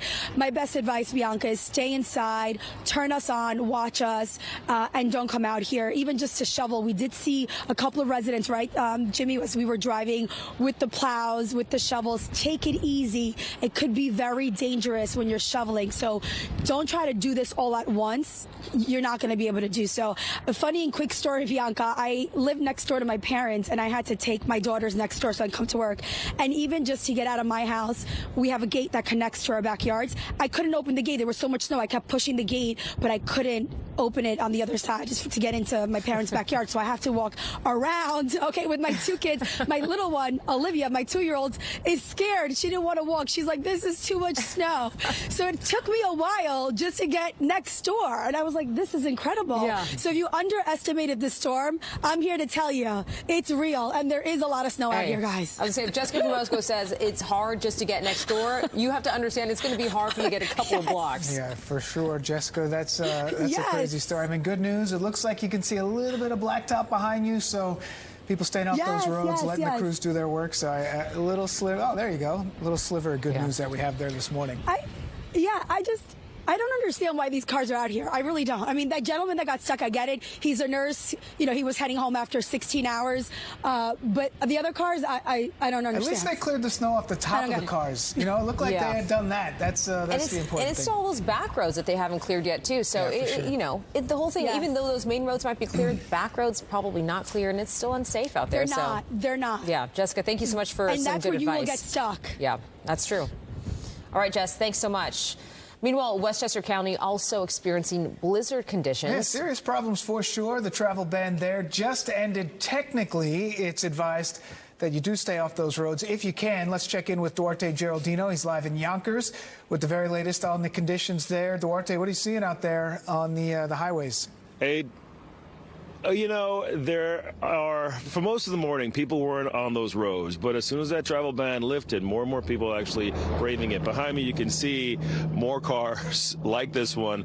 Typically, these are not the lower cars, you know, the smaller cars who are out here, but the ones with four-wheel drive who are braving it because these roads are still fairly treacherous. Again, they're doing a great job plowing these roads, but you have to be in the car. If you're on the sidewalk, this is how thick the snow is. This is a shovel that I've been using to just carve out a space for myself as I do these live reports, but it's challenging. And if you are walking anywhere, you have to get through that because remember, the plows are not going to clear the sidewalks. In the distance, you can see that overpass. That's where the Metro North has been running, and it's running probably about once every hour. That, for much of the morning, was the only legal, safe way in and out of Westchester because of that travel ban in effect. So people had to sort of wait on the platform in this brutal wind and cold to catch a ride. Now, as we turn around, you see these trees? This is the major threat. There are still some people in Westchester who don't have power because of downed wires. They look beautiful, so pristine, but the weight of all that snow on those branches, that's what eventually becomes problematic and sort of will clip some of these electric wires. That hasn't happened here in Yonkers, but that's one of the fear that people are talking about. And as we turn a little bit further in the distance, you can see people who have their cars still covered in snow. Look how much snow. It's like each of those things has a flat top. You see how much snow is on each of those cars. Before those cars can be moved, that has to be taken off. Now, there are some people who are actually on the sidewalk trying to clear their own sidewalk. They're grateful for the plows, but also recognize that all those plows actually put more snow on their sidewalk, so it can become problematic. And this is one of the plows that we're talking about. These guys have been out so many hours trying to clear the streets, and they're doing a great job, but there's only so much you can do because it's still coming down, and it's still, for the most part, fairly difficult to maneuver on these roads. We're going to be out here in Yonkers, keeping you posted on conditions in Westchester, where more than a foot has fallen in most of the communities. And it's those side streets that are right now the most dangerous. For the most part, these main streets have been cleared. In Yonkers, Duarte Geraldino, Fox 5 News. Dan? Wow. I mean, you got to ask yourself, like, should they extended that travel ban? Yeah, because the snow's been falling nonstop. So you know, 12, and I don't know how much has been cleared. See if it's possible. Duarte, thank you very much, because you know what, those crews still got a lot of work to do. So it's a good idea to stay off the roads if you can. We want to know a little bit more about when this storm may be wrapping up. Let's check in with Liv Johnson. Liv, what are you seeing out there on the radar? Okay, well, thankfully I am seeing some less strong snow bands. We still have a thick one. Anytime you look on the satellite radar and you see dark blue, that's a stronger snow band. We do have one moving through New Jersey into New York City, and it'll move out east on Long Island. We still have a ways to go before we're not seeing active snowfall. But again, it is lightening up a little bit because earlier, this is the past 6 hours, it was a dark blue. We had so many strong snow bands moving through the area. As we've gone through the morning and now into the afternoon, we're seeing that lighter blue color. That snow is starting to just lighten up a little bit, but again, still not in the clear because this system is moving further north. As it moves north, we're still going to get the back end of this system. It is turning, so we'll still get snow throughout the afternoon. So here's what to expect for the rest of the day. We're looking at an additional 4 to 8 inches of snow during the day. Snow backs off by late afternoon hours. We're still going to see strong winds, though, throughout the day. That's why we have that blizzard warning until 6 p.m. And it's going to be a chilly one with wind chill values between 15 and 20 degrees. This snow, unfortunately, is going to be staying around for probably the next day or so because we have temperatures below freezing. But I'll have more updates later in the show. Bianca and Dan. All right, then, Liv, thanks so much. Thank you, Liv. And more snow coverage coming up as we check the conditions in Suffolk County, where the travel ban has actually just been extended, as we were talking about. Exactly. County Executive Ed Romaine is going to be joining us live by phone when we return. Stay with us.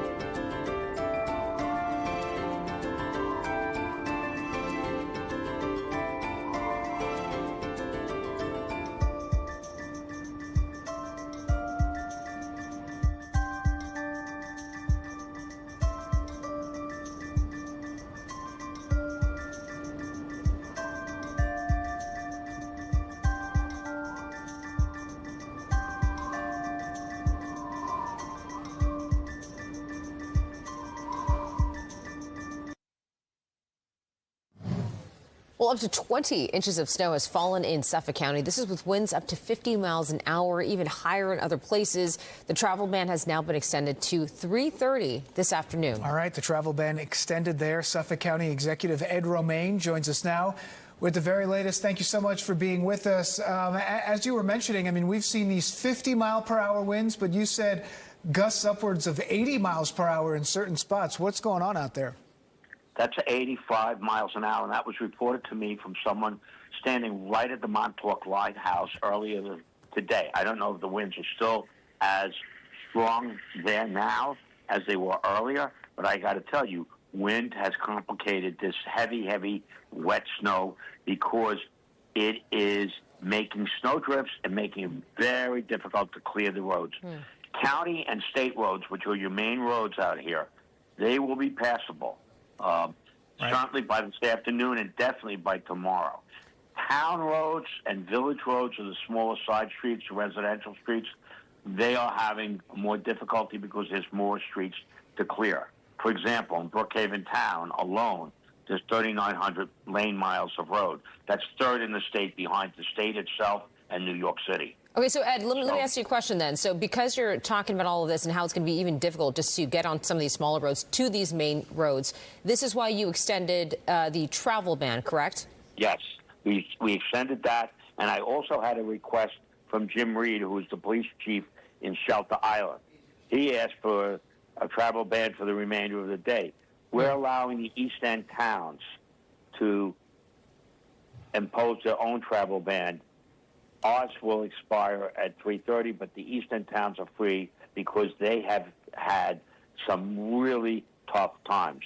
In fact, most of the outages in Suffolk County tend to be on the east end, the power outages. We have about 4,500 homes in East Hampton town without power. We have about 1,000, 1,200 homes in Southampton, about 1,000, 1,200 homes in Brookhaven. So, I mean, yeah, we have outages that we're dealing with. We have roads that you plow and you come back an hour later and it doesn't look like you plowed at all. Yeah. So, because of the wind. And we're dealing with that. We had to cancel all bus service today, as did the Long Island Railroad. Bus service will resume at 10 o'clock tomorrow morning. And as you look out there, I mean, obviously the travel ban is in effect, but you've also seen a lot of accidents, maybe overnight. I mean, these conditions very dangerous. What can you tell us about what's going on with some of the accidents in the area? Sure. In western Suffolk, the 5 western towns, with that the Suffolk County Police, we don't handle the eastern towns. They have their own police departments. But in western Suffolk, we had over 130 accidents since the storm has begun. That's why there's a travel ban. And I understand there's some essential workers, people who work in nursing homes or hospitals or other key installations that have to get to work. But please, if you don't have to, this is really, you don't want to become a statistic. You don't want to be jammed up on the road. We had people out, I was out earlier today, you couldn't tell where the road began and ended and you know, the side, the shoulder or whatever began. And it was very difficult when I was out earlier today trying to go around things. Hey, Ed, for people that are without power right now, just some advice, what they should be doing, especially in terms of contacting the power companies. Well, for most of Suffolk County, I mean for all of Suffolk County, actually, is PSE&G, who acts as an agent for the Long Island Lighting Company, or LIPA. So contact PSE&G. You can just go on your website, get their information, and contact them and tell them you're out. We're calling in outages. The other thing you can do is call 311, and we'll take care of that for you. And we'll redirect. But they're not putting bucket crews up because of the wind. So this is going to be, so if you're out of power for a while, again, call 311 because I spoke with PSE&G. They're not putting bucket crews up with the wind. It's too unsafe to do that. It's frustrating for the people out there, especially when you want to get the power back on the grid as quickly as possible. Suffolk County Executive Ed Romaine, thanks so much for calling us in. Stay safe out there. Thank you. Stay safe.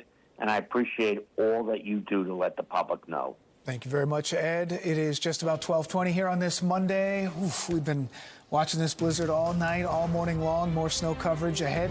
Stay with us.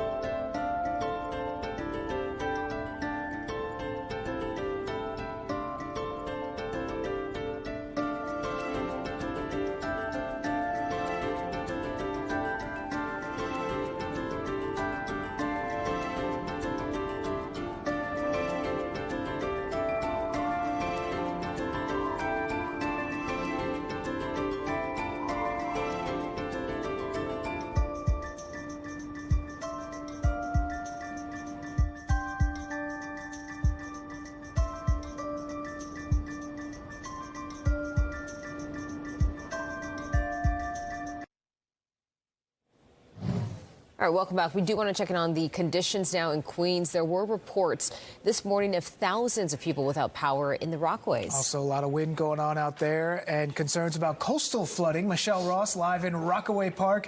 Michelle, I know it was extremely windy for you out there about an hour ago or so. What are you seeing right now? Dan, it's the same here. We tried to move a little bit to get some shelter from the wind, but it's hard to escape it. And the guest that you guys had on just before us was talking about Montauk. They call Montauk the end, and they call Rockaway here the other end. He was talking about snowdrifts. We've got snowdrifts here today. It's incredibly windy. Wind is what contributes also to coastal flooding. The coastal flooding, we want to keep an eye out on the bay side, on Jamaica Bay. We're currently on the ocean side. High tide is about to start, so we'll keep an eye out. I'll go up on the boardwalk in a bit once we're done here. I also want to show you the snow mounds. They've been plowing out here, which is great, but because it's coming down so quickly, it's really not making much of a difference. It really has to be plowed constantly. But these snow mounds here, you'll remember just 3 weeks ago, these were out here all over the city. Well, they're back again. So hopefully they won't be staying out here for as long as they did last time. But the wind is incredibly strong, incredibly dangerous. I just did see an apartment complex here. There was a woman trying to pull in, and she got stuck. And it was caused a bit of a traffic jam behind her. And what one car did was go into the oncoming traffic lane to go around all the traffic. You don't want to do that. It's so incredibly dangerous on these streets here. As far as transportation, the A train here, the shuttle is what connects to the A train here. That is not working. It's out of service. The MTA often shuts it down because it's an outdoor line because of the snow that comes down and the weather. That's the latest that we have here out in the Rockaways in Rockaway Park. Back to you guys. Yeah, whiteout conditions there behind you, Michelle. Thanks so much for chatting in with us. Well, next at noon, this blizzard is wreaking havoc on businesses. All right, we're going to let you know what's open, what's closed, and we're going to have a lot more when we come right back. Stay with us.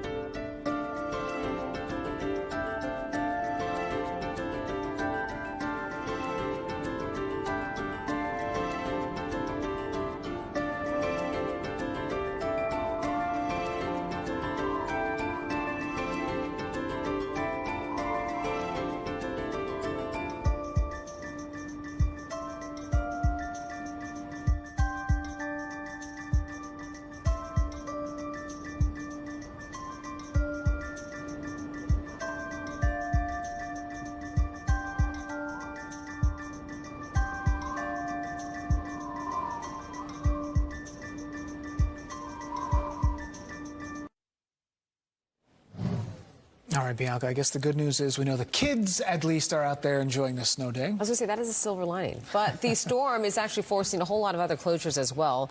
Antoine Lewis is here to break all of this down. Hopefully people got their frozen pizzas ahead of time because The ordering out at this point is a little challenging. Yeah. We'll get into that. Good afternoon, everybody. The first thing I want to remind everyone is that if you don't have to go outside, then stay home. If that's not the case, here's what you need to know as far as what's open and what's closed. So let's talk about closures. New York City Public Schools, as Bianca and Dan were just mentioning, is of course closed. City Public Libraries also closed.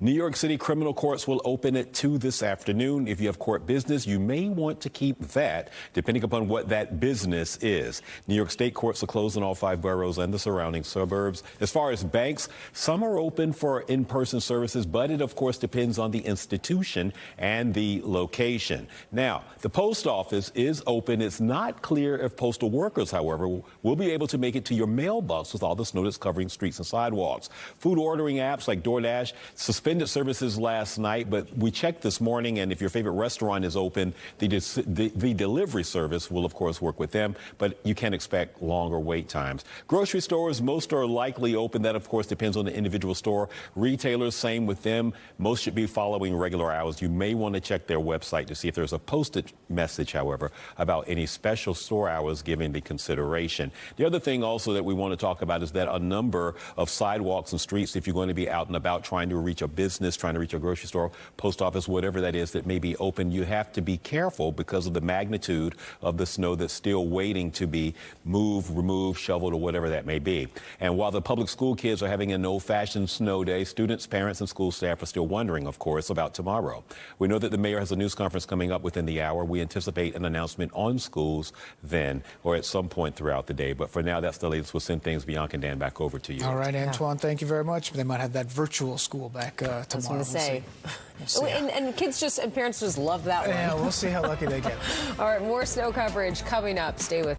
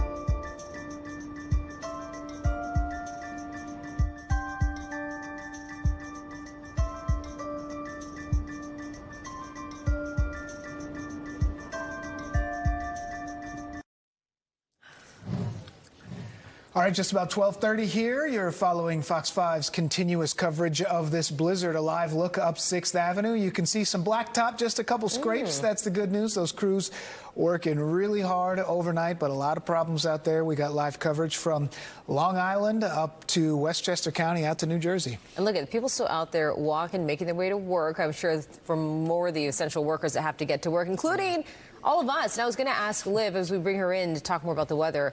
You're now commuting by bus, or was it the lovely boyfriend that got to drive you to work in his big old truck? Oh, hello. No, he was home. I was on the crosstown. You better believe it. And how was that moving? You know, it was late, of course. There were delays. I was waiting out there a lot longer than I anticipated, but it got there and it dropped me off. So there you go. Yeah, shout out to the MTA. Yeah, I was surprised with how much the roads had been cleared already, and yeah, it looks like the city is doing a pretty good job. So, and it won't stay around as long as the last storm that we had, okay? That's the good news. We do have temperatures above freezing this week, so it should melt faster than last time. All right, so we had Michelle Ross out there talking about the winds, so I want to touch on that because we do have that coastal flood advisory until this evening. And these are our peak wind gusts, 84 miles per hour for Montauk Point, 64 for Kew Garden Hills. We have 45 for White Plains, 43 for Central Park, and we're still getting consistently strong winds, about 15 to 30 miles per hour consistently through the tri-state area, but we're gusting stronger than that. So right now, White Plains is at 44, New York City is at 37. We are getting a break in some parts of New Jersey, but as I said at the top of the show, we're still going to see these strong wind gusts stick around later than the snow. So even when the snow wraps up and we're maybe just seeing a flurry here and there, we're still going to have some strong wind gusts. I mean, you can see even into tomorrow, it's really tomorrow evening that we start to see a little bit of a break, but it does get a little better by tomorrow. All right, so we're still having some visibility issues. There is some good news because we have seen some improvement. 1 mile is not good, but it's better than earlier this morning. We have 8 in Sussex, 9 in Monticello. So we still have 0 in New York City, 1 out on Long Island. So again, we're just not in the clear yet, but we start to see that snow break apart by late afternoon. Temperatures are kind of right at freezing, some below, some above. But because we get into those evening hours, we kind of quickly drop below freezing. Our overnight hours are going to be in the teens. If you do have to wake up and head back out to work tomorrow, temperatures will be in the teens. Most of the day is going to be below freezing. So we don't see much relief temperature-wise or really any help with the melting for tomorrow. I know you're seeing more blue behind you and you're probably getting a little scared. Yes, we're expecting a little bit of some more snow and a wintry mix, mainly turning into rain Wednesday morning early. But don't worry, it's not going to be a whole lot, an inch maximum. But until then, for the rest of the afternoon, we are expecting about 4 to 8 more inches of snowfall. Dan and Bianca. Wow. All right, we're going to prepare for that one. Liv, thanks so much. And as the blizzard brings the city to a halt, the Department of Sanitation has thousands of trucks clearing roadways and over 1,000 emergency snow shovelers in action. All right, joining us now with the very latest is DSNY Acting Commissioner Javier Lohan. Thank you so much for being with us. How do things look out there this morning, Javier? Hi, good afternoon. Thank you for having me. I think that they're looking pretty good. I mean, we're still seeing a lot of snowfall, and some of the winds are still pretty persistent there, so it's making the visibility a little tough for our operators. But we're going to continue on until the job's done. But I think we've done a really good job so far. So when we talk about clearing out these major roadways, what about some of these side streets that are, kind of some of the last to get cleared out? Yeah, so I think some of those streets where we've been in them starting last night, going into this morning.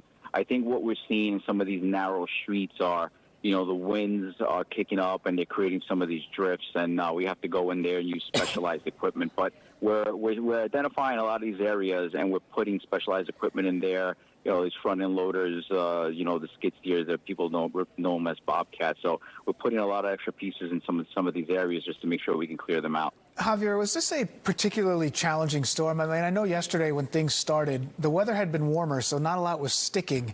And I feel like overnight, that's when it was maybe at its worst, when it's very difficult for some of those crews to get around.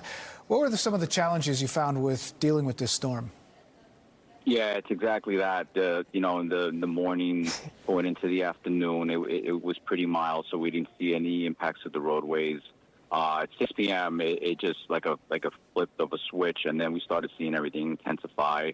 Luckily for us, it was the beginning of our night tour, so we had everybody fresh and ready to go. We initiated full plowing, spreading operations. But then, after midnight, 1 a.m., those winds started really kicking up pretty tough, and it was tough for our operators to see. So they had to take it a little slower. Thankfully, there was a travel ban in effect, so that helped us, helped us navigate through the roads and get through some of these routes a lot quicker. Hey, Javier, as we're watching this truck go by, and you could see it piling up the snow on the sides as clearing the roadways. It leaves those big snow piles for people to try to climb over some of the crosswalks to get to a bus stop or just across the street. Have you kind of solved any issues with that? Because that was an issue for the last snowstorm we had.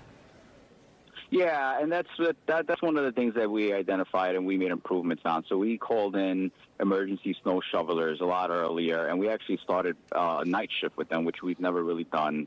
Normally we would bring them in on the dayline, and now we brought them in at night. So yesterday at 8 p.m., we had a few hundred snow shovelers come in. They came in and braved the weather, and they were clearing some of those crosswalks and buses. I mean, a lot of it's got to get readdressed again because we got a lot of snow, but we did that. And then we called in some of our private contractors that support, with mechanized equipment, and we brought that in last night as well. So we are prepared for that, and we're going to try to take a different approach to those kinds of issues we saw from the last storm.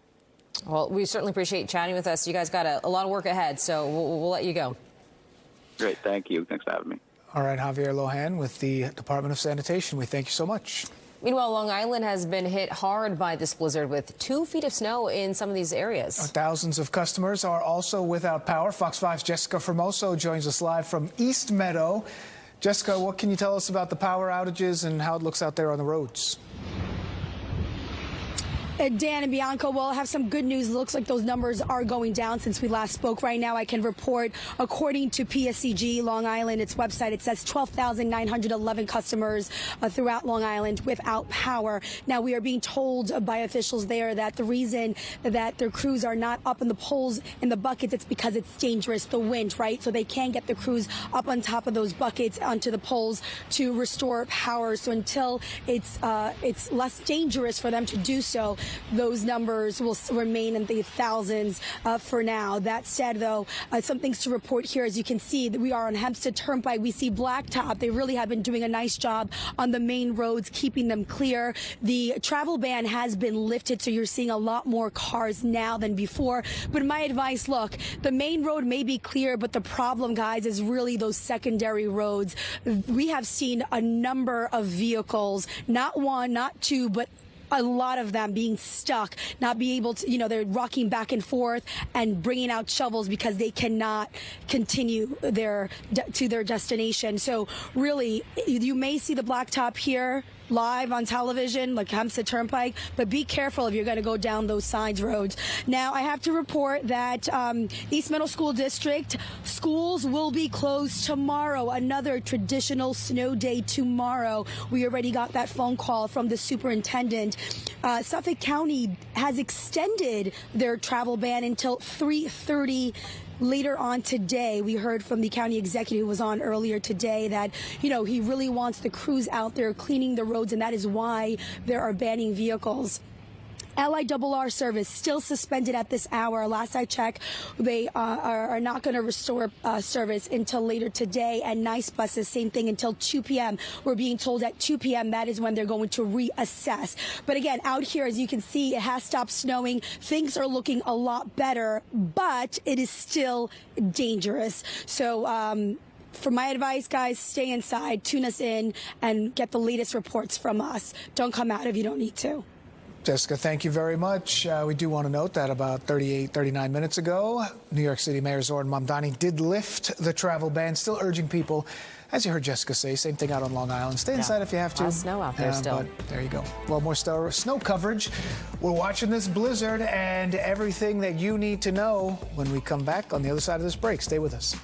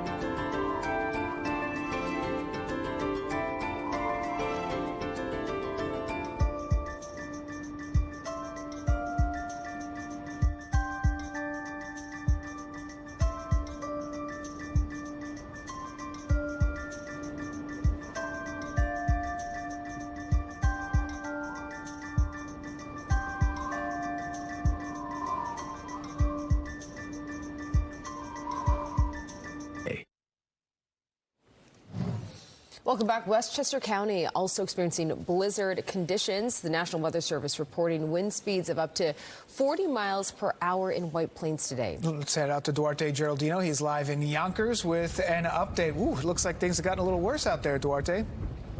Oh, yeah, Dad. I mean, you can feel the wind hitting me much harder. I mean, the good news is that the roads are a little bit more clear. But again, as you're driving, you feel the force of that wind hitting you. You see 1 or 2 cars at this point that are on these highways. Officially, they're open. You can drive on here legally at this point. But people are proceeding very cautiously for a couple of reasons. You have to actually get to your car. And on the sidewalks, even if the main streets are clear, this is what you're dealing with. Look at how much snow. I was managing to shovel some areas so that I could stand and deliver this live report, but unless you're walking around with a shovel, it's going to be very difficult for you to get to the actual sidewalk. And as you turn around, you can actually see some of the plow. Well, there's one guy who just passed us by. He was actually plowing some of the streets. Hey, if you're out here in a car, you want to have 4-wheel drive. That's going to be the main message that a lot of the folks that we've spoken to keep on echoing to us. As you turn around, you can see those plow trucks. Those are the guys who've been out here for so many hours trying to keep these streets as clear as possible. One of the major challenges that they're facing is as soon as it's taken off the street, the wind and the snow keep on putting another layer. If you look at the trees as well, I mean, I know there's a lot of plows who are taking up a lot of our vision space, but the trees are at this point getting to that level where they're going to be encrusted. That's causing one of the major risk factors for power outages here in Westchester. You still have about 500 or so customers who don't have power.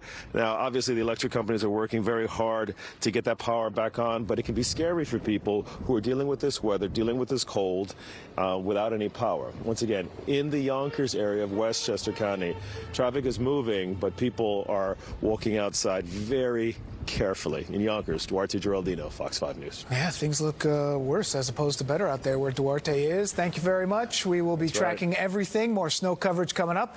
Stay with us.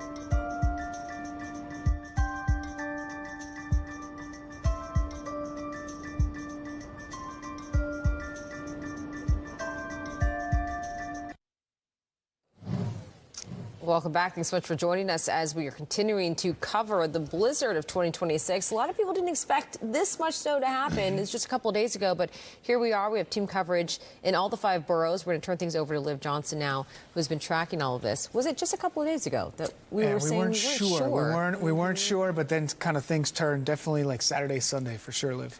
Right. We knew it was a strong system, but it looked like it was going to be further out into the Atlantic. Started moving closer and closer by Friday afternoon, and here we are. So we do have a strong snow band right now going through New York City. It's going to move out east onto Long Island, so prepare for that if you are out east into Nassau and then Suffolk County. But as we looked at earlier on our Futurecast, we do start to see the snow break apart. It gets a little lighter, and it also becomes more sparse by late afternoon hours. Still not totally in the clear, but by about dinner time and definitely this evening, we won't see any more active snowfall. We'll just have to worry about strong wind gusts persisting through the afternoon and evening into tomorrow. Now, yes, Wednesday morning, very early, we have another quick little system moving through. Looks like about an inch or 2 maximum, mainly turning into rain. So don't want you to be too concerned about that. But we have a little bit more action for us this week. So by today, we're expecting about 2 to 5 more inches, depending on where you are, up to 6. And what's interesting is that when you look at our snowfall totals right now, we're already at more than 15. And when you look at our top 5 snowstorms in New York City since 1869, we could crack the top 5 because in 2010 we got a little over 20. So watching if we hit that today. Dan and Bianca? Totals are pretty look at impressive. those numbers, especially out in, I think she said like 27 inches out in nice the area. Yep. Oh, boy. All right, we've got more of the noon straight ahead. We're tracking this storm. Stay with us.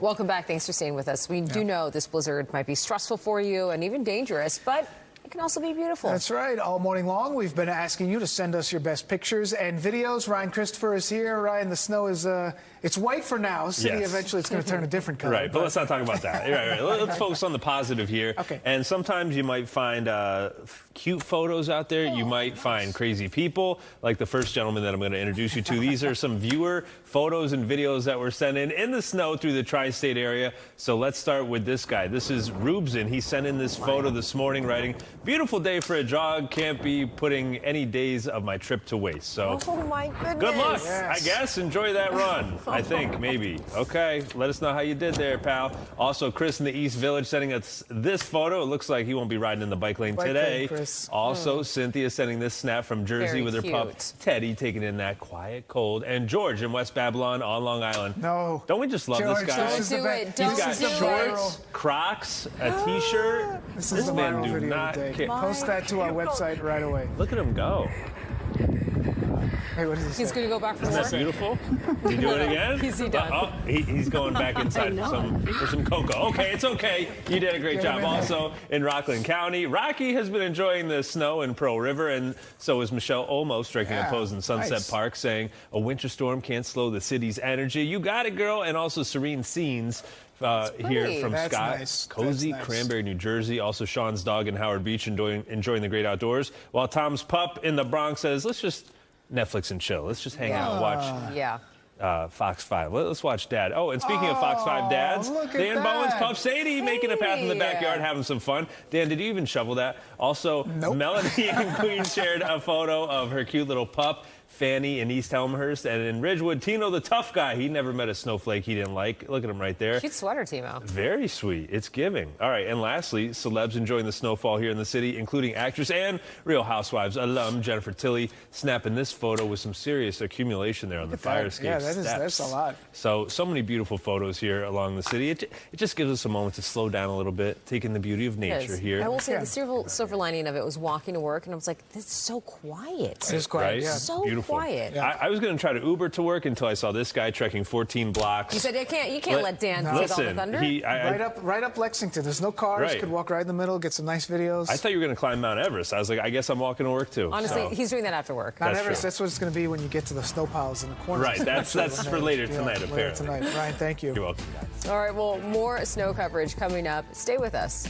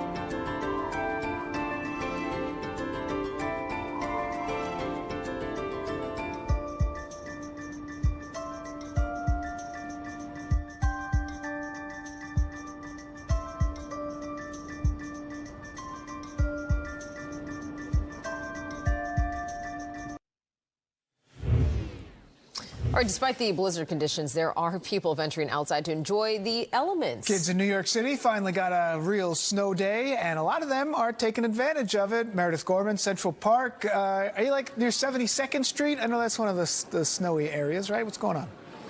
Yeah, that's right where we are. We're at Pilgrim Hill, that area of Central Park right now. Listen, I've lost the ski goggles. I put on the sunglasses, but it's still pretty much blizzard conditions here in Central Park. Around 7 a.m. this morning was the first time or most recent time that the snowfall right here was measured, and that was about 15.1 inches. It's been steadily snowing for the last couple of hours since then. I would say probably more like 19 inches of snow here. You can look at, it kind of comes up to like my knees here, which doesn't tell you much, but I'm about 5'6". So, yeah, but listen, a lot of people are slowly starting to come out of their homes and come here to Central Park to enjoy all of the great things that the snow has to offer. Listen, by sunrise, Central Park was already blanketed in more than a foot of snow, which transformed the city's backyard into a winter postcard. Heavy flakes kept falling through the early morning, coating trees, benches, and pathways into thick white layers. And for hours, the park was nearly empty as many people chose to stay inside and wait out the heaviest bands of snow. But by mid-morning and now early afternoon, things are starting to change. Families pulling sleds up small hills, couples having romantic walks through the snow-covered paths, dogs absolutely loving the snow, and we're actually seeing some skiers and snowboarders come out and ski in this powder too. And so what started as a slow, snowed-in start is quickly turning into a classic New York City snow day. I think we might do more sledding in the afternoon, but for the rest of the morning, we might just stay inside. Yeah, we're going to stay inside for the rest of the day, and then I think some friends are coming over for dinner. To try to catch a ride on my snowboard. And you're out here early, is it to beat the crowds? Absolutely, I want to get some fresh pow. What's the best part of sledding in your opinion? Like when you go down and you crash into snow. May as well be in Vermont. This is beautiful. Yes, it's lovely. It's still white and very, very pretty. So trying to make the most of the blizzard. You just heard us. We talked about the crowds, but here at Central Park, at the Pilgrim Hill area, the crowds actually aren't too bad. So we'll see if people come out more this afternoon to enjoy this snow. I'll throw it back to you guys in the studio. Thank you so much. That was our show.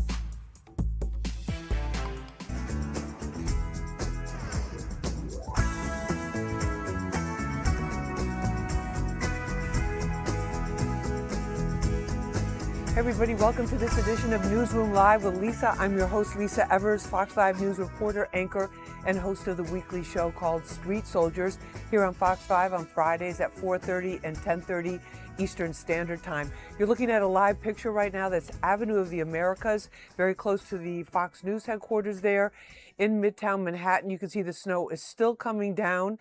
They've been plowing the streets. It looks like they've been doing a pretty good job there.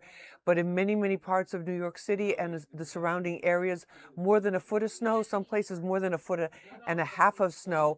And it just keeps coming down. So there have been states of emergency declared in many of the counties and many of the areas in and around New York City. Travel ban was just lifted by Mayor Mamdani here in New York City, so you can go back out on the roads, but you need to be aware that the visibility is very limited and the conditions are very icy. First, we're going to go out to our reporter, Jessica Formoso, who joins us. I think, Jess, you have had quite a morning. A fantastic job you're doing out there. Thank you, Lisa. Yeah, it's been pretty busy. I'm just looking at the PSCG Long Island website to see how many outages we're talking about throughout all of Long Island. We're looking at 12,077 right now. Can you guys hear me? Yes, we can hear you. You're good, Lisa? Yeah. Okay, awesome. Sorry, I thought you said you couldn't hear us. Yeah, so we're here in East Meadow, right? Hempstead Turnpike is behind me. We're talking about the power outages across Long Island. Last I checked with PSEG, we're looking at the website, over 12,000 customers, but that is less than I last spoke with Bianca and Dan about 30 minutes ago, which is a good sign. Little by little, those numbers keep decreasing. You can see the blacktop here on Hempstead Turnpike. Really, we have to say, they did a great job clearing the main roads. We were on Hempstead Turnpike here driving around. We were also on Newbridge Road and Jerusalem Road. Those streets have been plowed. The problem really is those secondary roads. Those are the ones where cars, and at least I'm telling you, we saw multiple cars getting stuck in the snow, especially the little small sedans. They're trying to drive right through the snow and the streets that have not been plowed, and that is where they are getting stuck. Even here on this side street, we actually helped a gentleman, a nurse. He was coming from work. He said he was on a 16-hour shift, was trying to get to work, get home from work. He dropped off a colleague and got stuck. Luckily, the fire inspector from the East Meadow Fire Department and a Nassau County police officer stopped to help him out. And finally, after 40 minutes, he was freed. But this is the situation that we have noticed here in East Meadow. We even saw one of the town of Hempstead plows getting stuck on a side road. So it's just very dangerous. Even though it has stopped snowing, it's still very windy, and the wind is why PSEG is telling us that their crews are on standby until the wind dies down. Then they'll be able to get on those buckets and go up to the poles. So it's been a dangerous conditions, not just for drivers, but even, that just speaks volumes at how PSEG workers have to be careful as well. They can't just get on those buckets when the high winds. It's very, very dangerous. Talking about schools, we know that East Meadow schools are closed tomorrow. Another snow day for the kids here in East Meadow. Suffolk County, let's go over to Suffolk County, which they extended the travel ban until 3:30 later today. Nassau County's travel ban has expired. When we talk about the LIRR, still service is suspended. The bus is nice. Well, they're telling us that they're going to reassess at 2 p.m. If things look better, then at 2 p.m. they will resume service. But for now, the nice bus is also suspended. We actually spoke to Kurt Becker. He's the first assistant chief of the East Meadow Fire Department. He stopped to speak with us, as well as the fire inspector, talking about what they're dealing with out here. Take a listen. We've been on standby since 6 o'clock last night when the conditions really started to get bad. We've been dealing with some power lines coming down, some aided cases, a couple automatic alarms going off, the usual stuff, plus there are average cars getting in the roadway, and people that really shouldn't be on the roadway, ignoring the travel ban, are still going out, and they're getting stuck, and they're calling us for assistance. And Jess, so people... Yeah, so Lisa, you heard him there, Yeah. Let me ask you about this. So just to reiterate for everybody what you said about that travel ban, because obviously people are itching to get out. They're seeing the roads look clearer and better. Suffolk County, it's still in effect until 3 p.m. or 3:30, you said?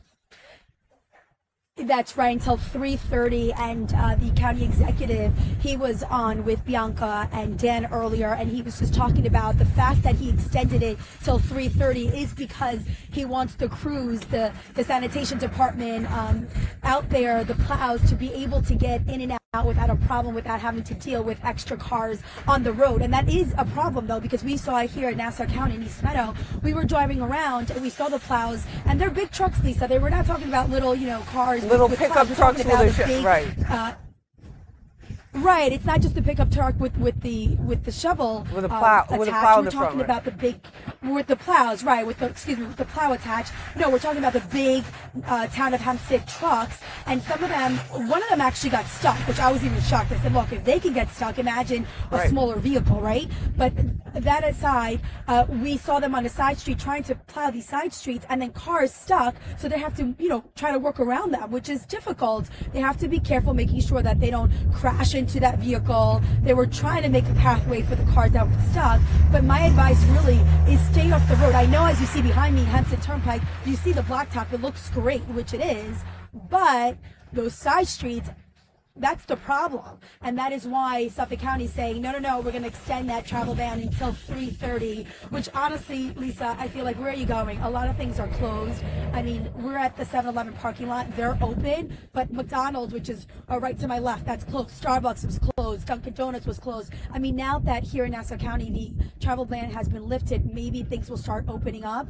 But look, you don't really need to be out here. It is dangerous to be out here. If you're driving, we did see some folks walking around too, and now the wind has died down, but like 2 hours ago, the wind was full force. I mean, I was telling Jimmy and Bianca and Dan, like, I need a pair of goggles because I was getting hit in the face with the snow.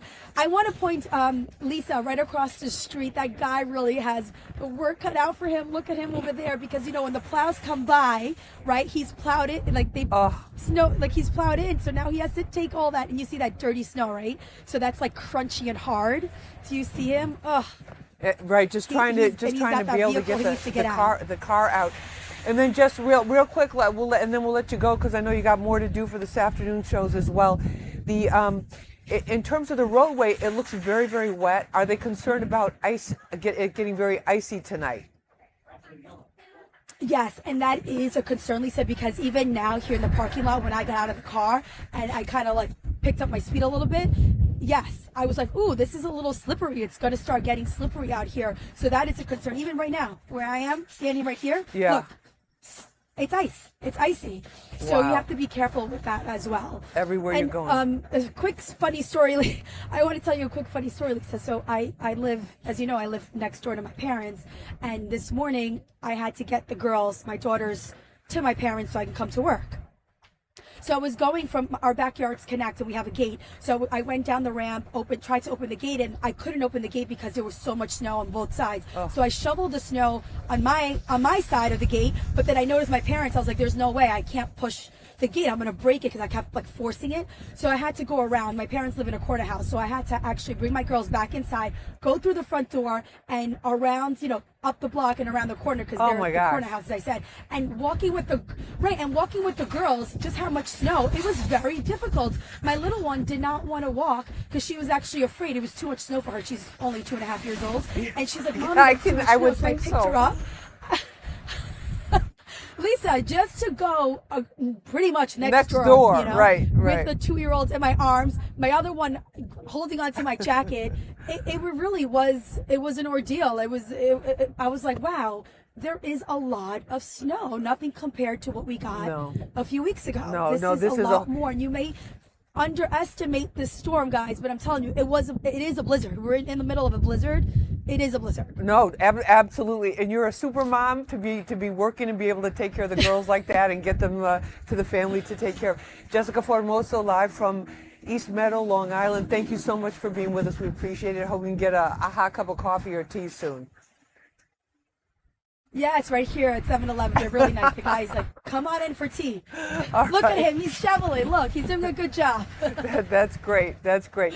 Thank you so much. We appreciate it. All right, thank you. We're going to take a short break. When we come back, we're going to get an update on weather. We're also keeping our eye on Mayor Mamdani, who lifted the travel ban in New York City, and find out the latest as he gives a press briefing in a very short time. We'll bring that to you live. Stay with us. This is Newsroom Live. I'm Lisa Evers. We're back right after this.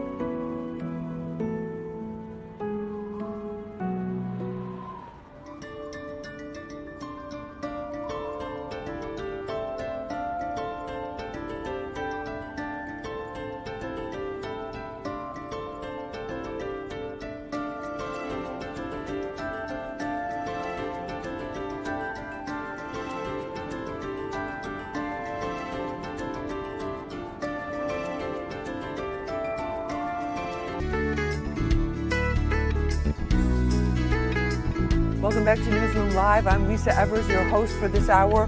We are talking about the storm, the blizzard, and you're looking at a live shot here in New York City, in Manhattan.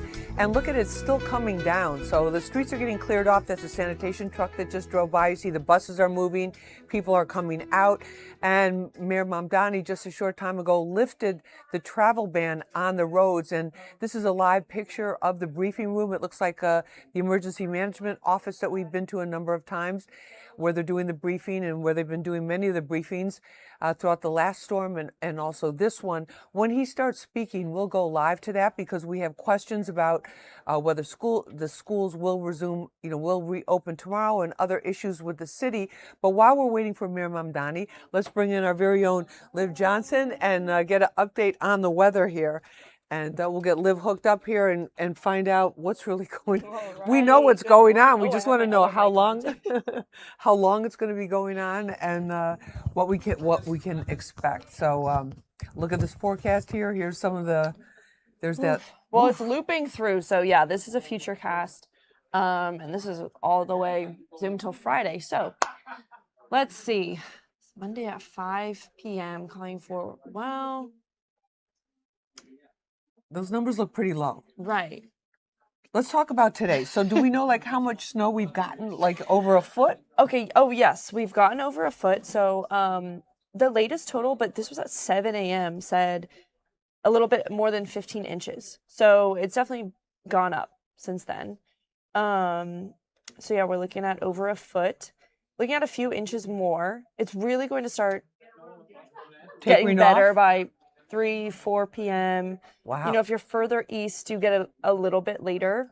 And yeah, we still have several advisories. We have the coastal flood advisory. I know we had Michelle Ross out there. In Far Rockaway. Right, because the winds are so strong. So high tide's going to be a dangerous time. Temperatures mostly below freezing and going to stay like that tomorrow. The good news is, though, after tomorrow, we go back above freezing. So it's that not is good going. News. Yeah. Okay, you're bringing us good news. I'm happy about that. All right. I try. It's not going to stick around as much or as long as the last system because we still have snow and ice on the ground from the last system. But yeah, so you can see on our satellite radar, dark blue. This is the easiest I break it down. Okay. Dark blue is the heaviest snow, and in the last 6 hours, notice we've gotten a little bit more of the light snow. So this system's moving north. Right. We'll still get the back end of it. So yeah, that we're not in the clear, but it's going to be more of like the remnants versus the eye of the storm. That's a hurricane term, but you know what I mean. Yeah. So yeah, we're still going to get some of the remnants of the system as it continues to move further north. So these are the criteria for a blizzard. We met all of those, and we're still struggling with visibility. We're still struggling with really strong winds. So even when the snow stops falling. It's No, still going to be very breezy. Yeah.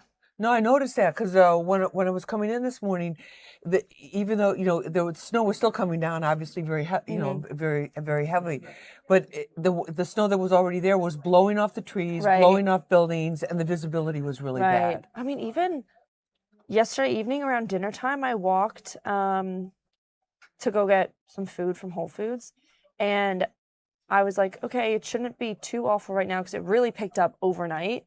But it was rough. It was probably 5 o'clock and winds were already strong.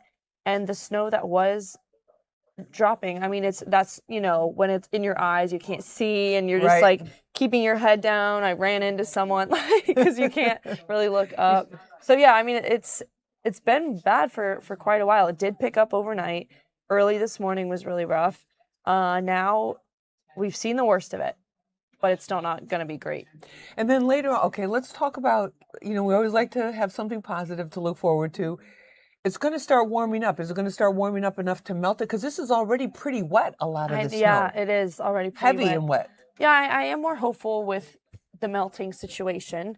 Now, we do have, I hate to bring this up, but early Wednesday morning. No, break it down. We want to know. We need to know. Very early Wednesday morning, we will get a little bit more snow.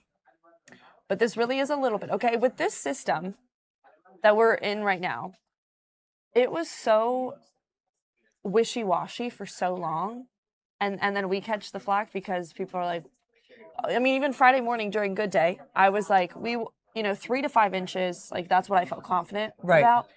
I was leaving room for more or less because we had models going both ways. Right. Now, we knew that this actually was a powerful storm, but it looked like it would be way off in the Atlantic. So the track kept changing. Oh, we have to wrap up from them. All right. So, Liv Johnson, thank you so much for that. We appreciate it.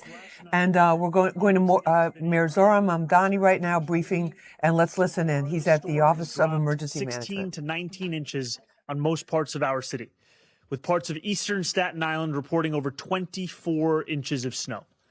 It has also brought extreme winds, with gusts reaching up to 60 miles per hour. Judging from current forecasts, the worst has passed. Conditions have begun to moderate, but there is still more to come. Snow is projected to linger through the afternoon, with another 1.5 to 2.5 inches expected by 8 p.m. Wind gusts are expected to remain as high as 40 miles per hour into the evening. New York remains in a state of emergency. The travel ban has ended today at noon, but a hazardous travel advisory remains in place through midnight tonight. I continue to encourage all non-emergency traffic, cars, trucks, scooters, and e-bikes, to remain off the roads. We are plowing streets and doing everything we can to keep our roadways clear so that emergency vehicles can get through. Every vehicle that stays off the road makes that work that little bit easier. These are dangerous conditions. Not only is snow continuing to fall, accumulated snowfall and refreezing have made it hazardous to travel. If you can, remain indoors. If you must leave your home, please rely on public transit. I am grateful for our tireless agency teams who have been working nonstop to prepare our city for this blizzard and to keep New York running. This has been a full-force winter weather response operation, with 2,600 sanitation workers deployed on every 12-hour shift and over 2,300 plows, including 700 salt spreaders mobilized citywide. In addition, DSNY has employed 575 emergency snow shovelers across our city last night, with more than 800 shovelers on the morning shift today. Despite the active blizzard, they were able to clear over 1,600 crosswalks, 419 fire hydrants, and almost 900 bus stops overnight. And that does not include what they have cleared since this morning. Amidst this, DSNY has been hard at work to expand their supervision capacity for the snow shoveler program. And as of today, they can now deploy 1,800 New Yorkers per shift. Due to the historic nature of this blizzard, we've increased pay to $30 per hour. You can walk into any DSNY garage until 8 p.m. this evening and then starting again at 9 a.m. tomorrow. All you need to bring is 2 forms of ID to ensure you get paid. In addition to DSNY, the DOT has also cleared over 1,300 sheltered bus stops so far. All of this is managed through DSNY's Blade Runner 2.0 system, which monitors plowing and salting in real time. You too can track their live progress via our plow tracker at nyc.gov/plownyc.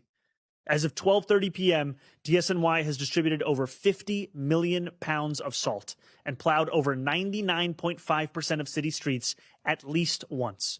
As heavy snow continues to fall, every single street in every single borough will be plowed as many times as necessary to make it safe for emergency travel.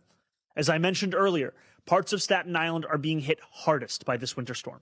In addition to existing efforts, DSNY is deploying 65 further pieces of equipment to Staten Island, and the NYPD Tow Truck Task Force is now operating especially heavily in the borough to free stuck vehicles, which include MTA buses. Our teams will continue to salt again and again throughout the day. This work has been a testament to the whole of government coming together to tackle a shared challenge. The NYPD Highway Patrol will continue escorting DSNY to facilitate the salting and plowing of our streets. And the Down Trees Task Force has been coordinating across the 5 boroughs. Again, I am imploring New Yorkers to stay off the roads. The fewer passenger and commercial vehicles need to be assisted, the quicker we can respond to plows and emergency vehicles. And if you can cook at home, please do so instead of ordering food to be delivered, given the conditions. I hope our students enjoy their snow day today and stay warm and safe throughout, but I do have some tough news to share. School will be in person tomorrow. You can still pelt me with snowballs when you see me. Alternate side parking will be suspended through the week. NYC Ferry remains suspended for the rest of today, while the Staten Island Ferry is running half-hour service through the day. A decision will be made on tomorrow's service for both the Staten Island and NYC ferries later today. All public libraries across the city remain closed today. An update on reopening tomorrow will be made and shared later this afternoon. City buildings will be back open to the public tomorrow for in-person city services. Code Blue remains in effect, and an enhanced Code Blue has been extended through Wednesday morning. Throughout this storm, our outreach workers have continually canvassed all 5 boroughs, helping homeless New Yorkers find shelter. Last night, outreach workers made 79 placements. I want to be very clear. If you need warmth and shelter, it is available to you. This morning, our Department of Social Services accelerated the opening of another 100 low-barrier stabilization beds in Upper Manhattan, building on the additional capacity we added during the historic cold snap a few weeks ago. Across our city, we have had 22 warming buses, 11 health and hospitals warming spaces, and 13 school warming centers open. Our health and hospitals mobile warming units have been redeployed to provide clinical assistance, warm food, and clothing. By this afternoon, we will have 15 mobile warming units citywide. Our on-point overdose prevention centers were also open all of last night and will remain open today and overnight tonight as well. I continue to ask New Yorkers to check in on those who may be struggling. If you see someone in need of warmth or shelter, please call 311 immediately so outreach workers can assist. In a Code Blue, these 311 calls will be rerouted to 911. You can also call 311 directly from our Link NYC kiosks or use them to find the locations of warming centers across the city. We are aware that there were power outages across the city, including over 11,000 New Yorkers in the Rockaways who were without power this morning. NYSM dispatched field personnel to check conditions and make repairs. Power has already been restored to more than 8,000 of those New Yorkers. As a contingency, NYSM has opened warming centers at Far Rockaway High School, Beach Channel High School, and PS 43. For New Yorkers dealing with heat or hot water issues, call your landlord immediately. If you do not hear back promptly, please call 311. HPD staff is working overtime and is on call to help. NYCHA has deployed additional staff this weekend, including technical teams, to respond to elevator, heat, and any other repair issues that may arise. If you are a NYCHA resident dealing with a non-emergency issue, please call 718-707-7771 or submit a work ticket through the My NYCHA application. Lyft began clearing operations at City Bike stations this morning and have cleared 20 stations as of 11:30 a.m. With additional vendors starting at different points throughout the day, we expect their progress to rapidly accelerate as the afternoon continues. And operational agencies have been working to clear fire hydrants, crosswalks, and bus stops around their property as well. While DSNY continues to prioritize snow response, there will be delays in collection. There will be no collection of any material today, February 23rd, or tomorrow, February 24th. We will provide an updated plan on trash collection by end of day tomorrow on what collection will look like for the rest of the week. When we share that plan, we will be prioritizing trash and compost. Recycling will continue to be delayed into the following week. Please hold your recycling and wait to put it out until next week, as you would after certain holidays. Our mandate for property owners to clear 4-foot wide paths across all sidewalks remains in effect. We issued more than 4,000 violations after the last storm. We do not want to issue as many citations again. So please, if you are a property owner, do your part, clear the snow, and help make our city passable for our neighbors, especially those with disabilities. For those shoveling, take it slow. This snow is exceptionally wet and heavy. Your health comes first. Please protect your back and your heart by working slowly and make sure that you're taking frequent breaks. Older adults should stay indoors and should avoid shoveling. The coastal flood warning for low-lying coastal parts of our city ended at 5 a.m. this morning. There are no current warnings issued for our coast flood zones. For those in flood zones or basement apartments, Notify NYC has a special category to alert you in the event that flooding happens. You can sign up at nyc.gov/notify. I urge all New Yorkers to sign up for Notify NYC by texting Notify NYC to 692-692 to receive immediate updates on forecasts and conditions.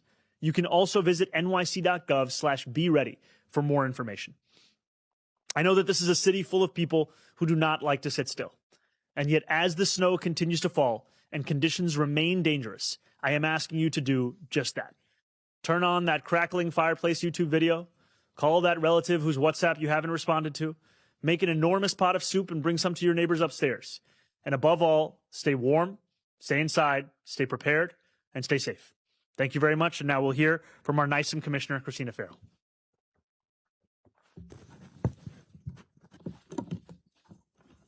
Thank you, Mayor. We've been working around the clock with all of city government to respond to this blizzard. We are coordinating any resources and support needed to get the city running and keep New Yorkers safe. We've been here at the Emergency Operations Center since 6 a.m. yesterday morning, and we continue to work 24/7 on storm response. We have 50 different partners with us here, city agencies like police, fire, parks, transportation, also the MTA, Port Authority, Con Ed, PSEG, and nonprofit partners. We have also activated the citywide continuity of operations plan to ensure essential city services are continuing throughout the storm. We are coordinating with Con Ed on real-time power conditions. Roughly 3,000 Con Ed customers are currently without power across the city. Con Ed crews are working on restoring service. As the mayor noticed, as he mentioned, the largest outage was in PSEG Long Island in the Rockaways. Much of that has been restored, and we do have the 3 warming centers open as long as they are needed. The tow truck task force is activated and has already cleared many disabled vehicles from city streets, including 10 ambulances and at least 1 MTA bus. As noted, the Down Tree Task Force is hard at work with the Parks Department and emergency crews responding to reports of downed trees and hazardous conditions. We've received more than 300 reports of downed trees so far. We expect more as people start to head out of their homes and report conditions around their neighbors. If there are trees out around the city, you can call 311 and report those downed trees. Our neighborhood partners that are part of our Strengthening Communities program activated ahead of this storm, as they did with the other storms last month, and we have 29 neighborhood networks who are out supporting local response operations. Our New York City Community Emergency Response Team volunteers are activated. They're assisting throughout the city to safely clear hydrants to support potential fire department operations. Thank you once again to all our CERT members hard at work across the city. Our emergency management field responders have been all over the city 24/7, responding to incidents and weather conditions, power outages, and coastal flooding concerns. We are coordinating with the Port Authority on airport status. Flights were suspended overnight, and travelers should confirm directly with their airline for updates. We are keeping thousands of city, state, and regional partners informed through nonstop interagency calls with public and private sector partners and businesses, utility providers, transportation agencies, nonprofit and faith-based institutions, and elected officials. Today is a good day to stay inside or walk within your neighborhood so sanitation and other agencies can keep working on the roads and on other passageways. Please check in on your neighbors. This has been a brutal winter and it continues to be tough. It's always nice to stop by or call someone to see how they're doing if they need anything, especially seniors, people with disability and medical needs, and family members. We're all New Yorkers and we'll continue to take care of each other. As has been noted, everyone should be signed up for Notify NYC. Over the last couple days of this storm, more than 45,000 New Yorkers have joined the more than 1.4 million New Yorkers who are already signed up. You can also stay in the know and receive messages in 14 languages, including American Sign Language. We continue to be focused on this storm, but sad to say, there could be additional precipitation as early as Wednesday. So we are also preparing for potential smaller amounts of additional snow later this week. We'll be here working hard for all New Yorkers as this snow-heavy winter continues.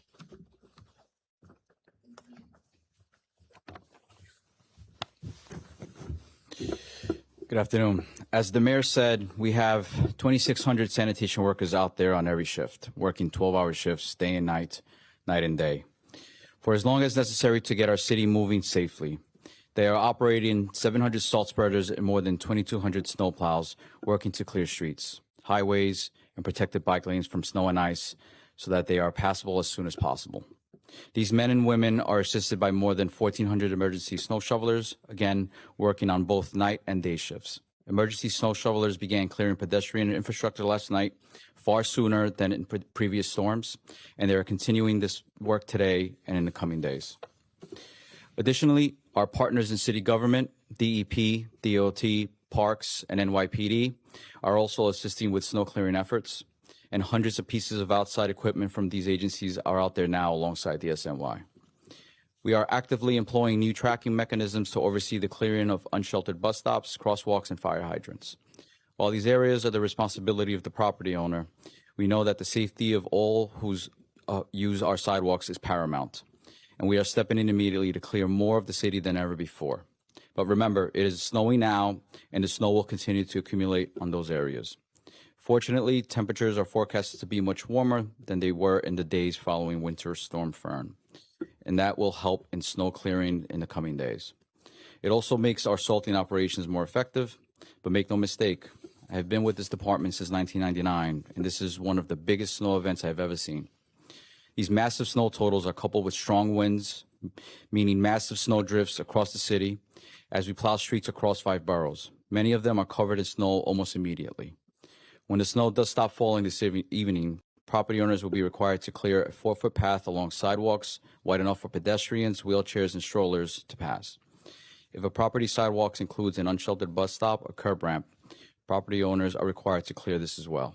Again, while we are stepping in to assist in this work, we will be issuing summonses after the storm for property owners who do not meet this responsibility to keep their neighbors safe. And as snow gives us a beautiful white blanket across our city, please know that this is not an excuse to litter or to not clean up after your dog. We all deserve a clean city. Finally, New Yorkers should know the SNY is working to ensure your safety.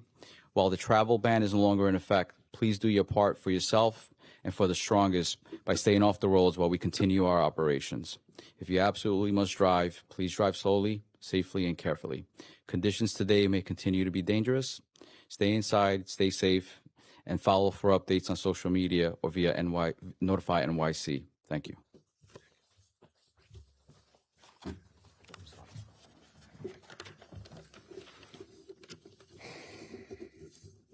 Good afternoon. Hope everyone's staying indoors, staying safe, staying cozy. I'd like to once again thank our school communities, students, families, and staff for their flexibility and understanding as the city responded to this blizzard. I'm pleased to announce that based on clear guidance and clear assessment of conditions, all schools will be fully open and operational tomorrow. I want to recognize facilities, custodial, and school teams who've been working around the clock to remove snow and ice, clear paths, and prepare classrooms for students' return. The team efforts have been nothing short of extraordinary.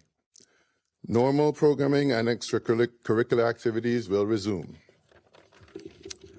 The safety and well-being of our students and staff is our top priority, and we will continue to monitor conditions closely. I hope everyone had a good extended holiday break and look forward to resuming my school visits and hearing about everyone's snow day tomorrow.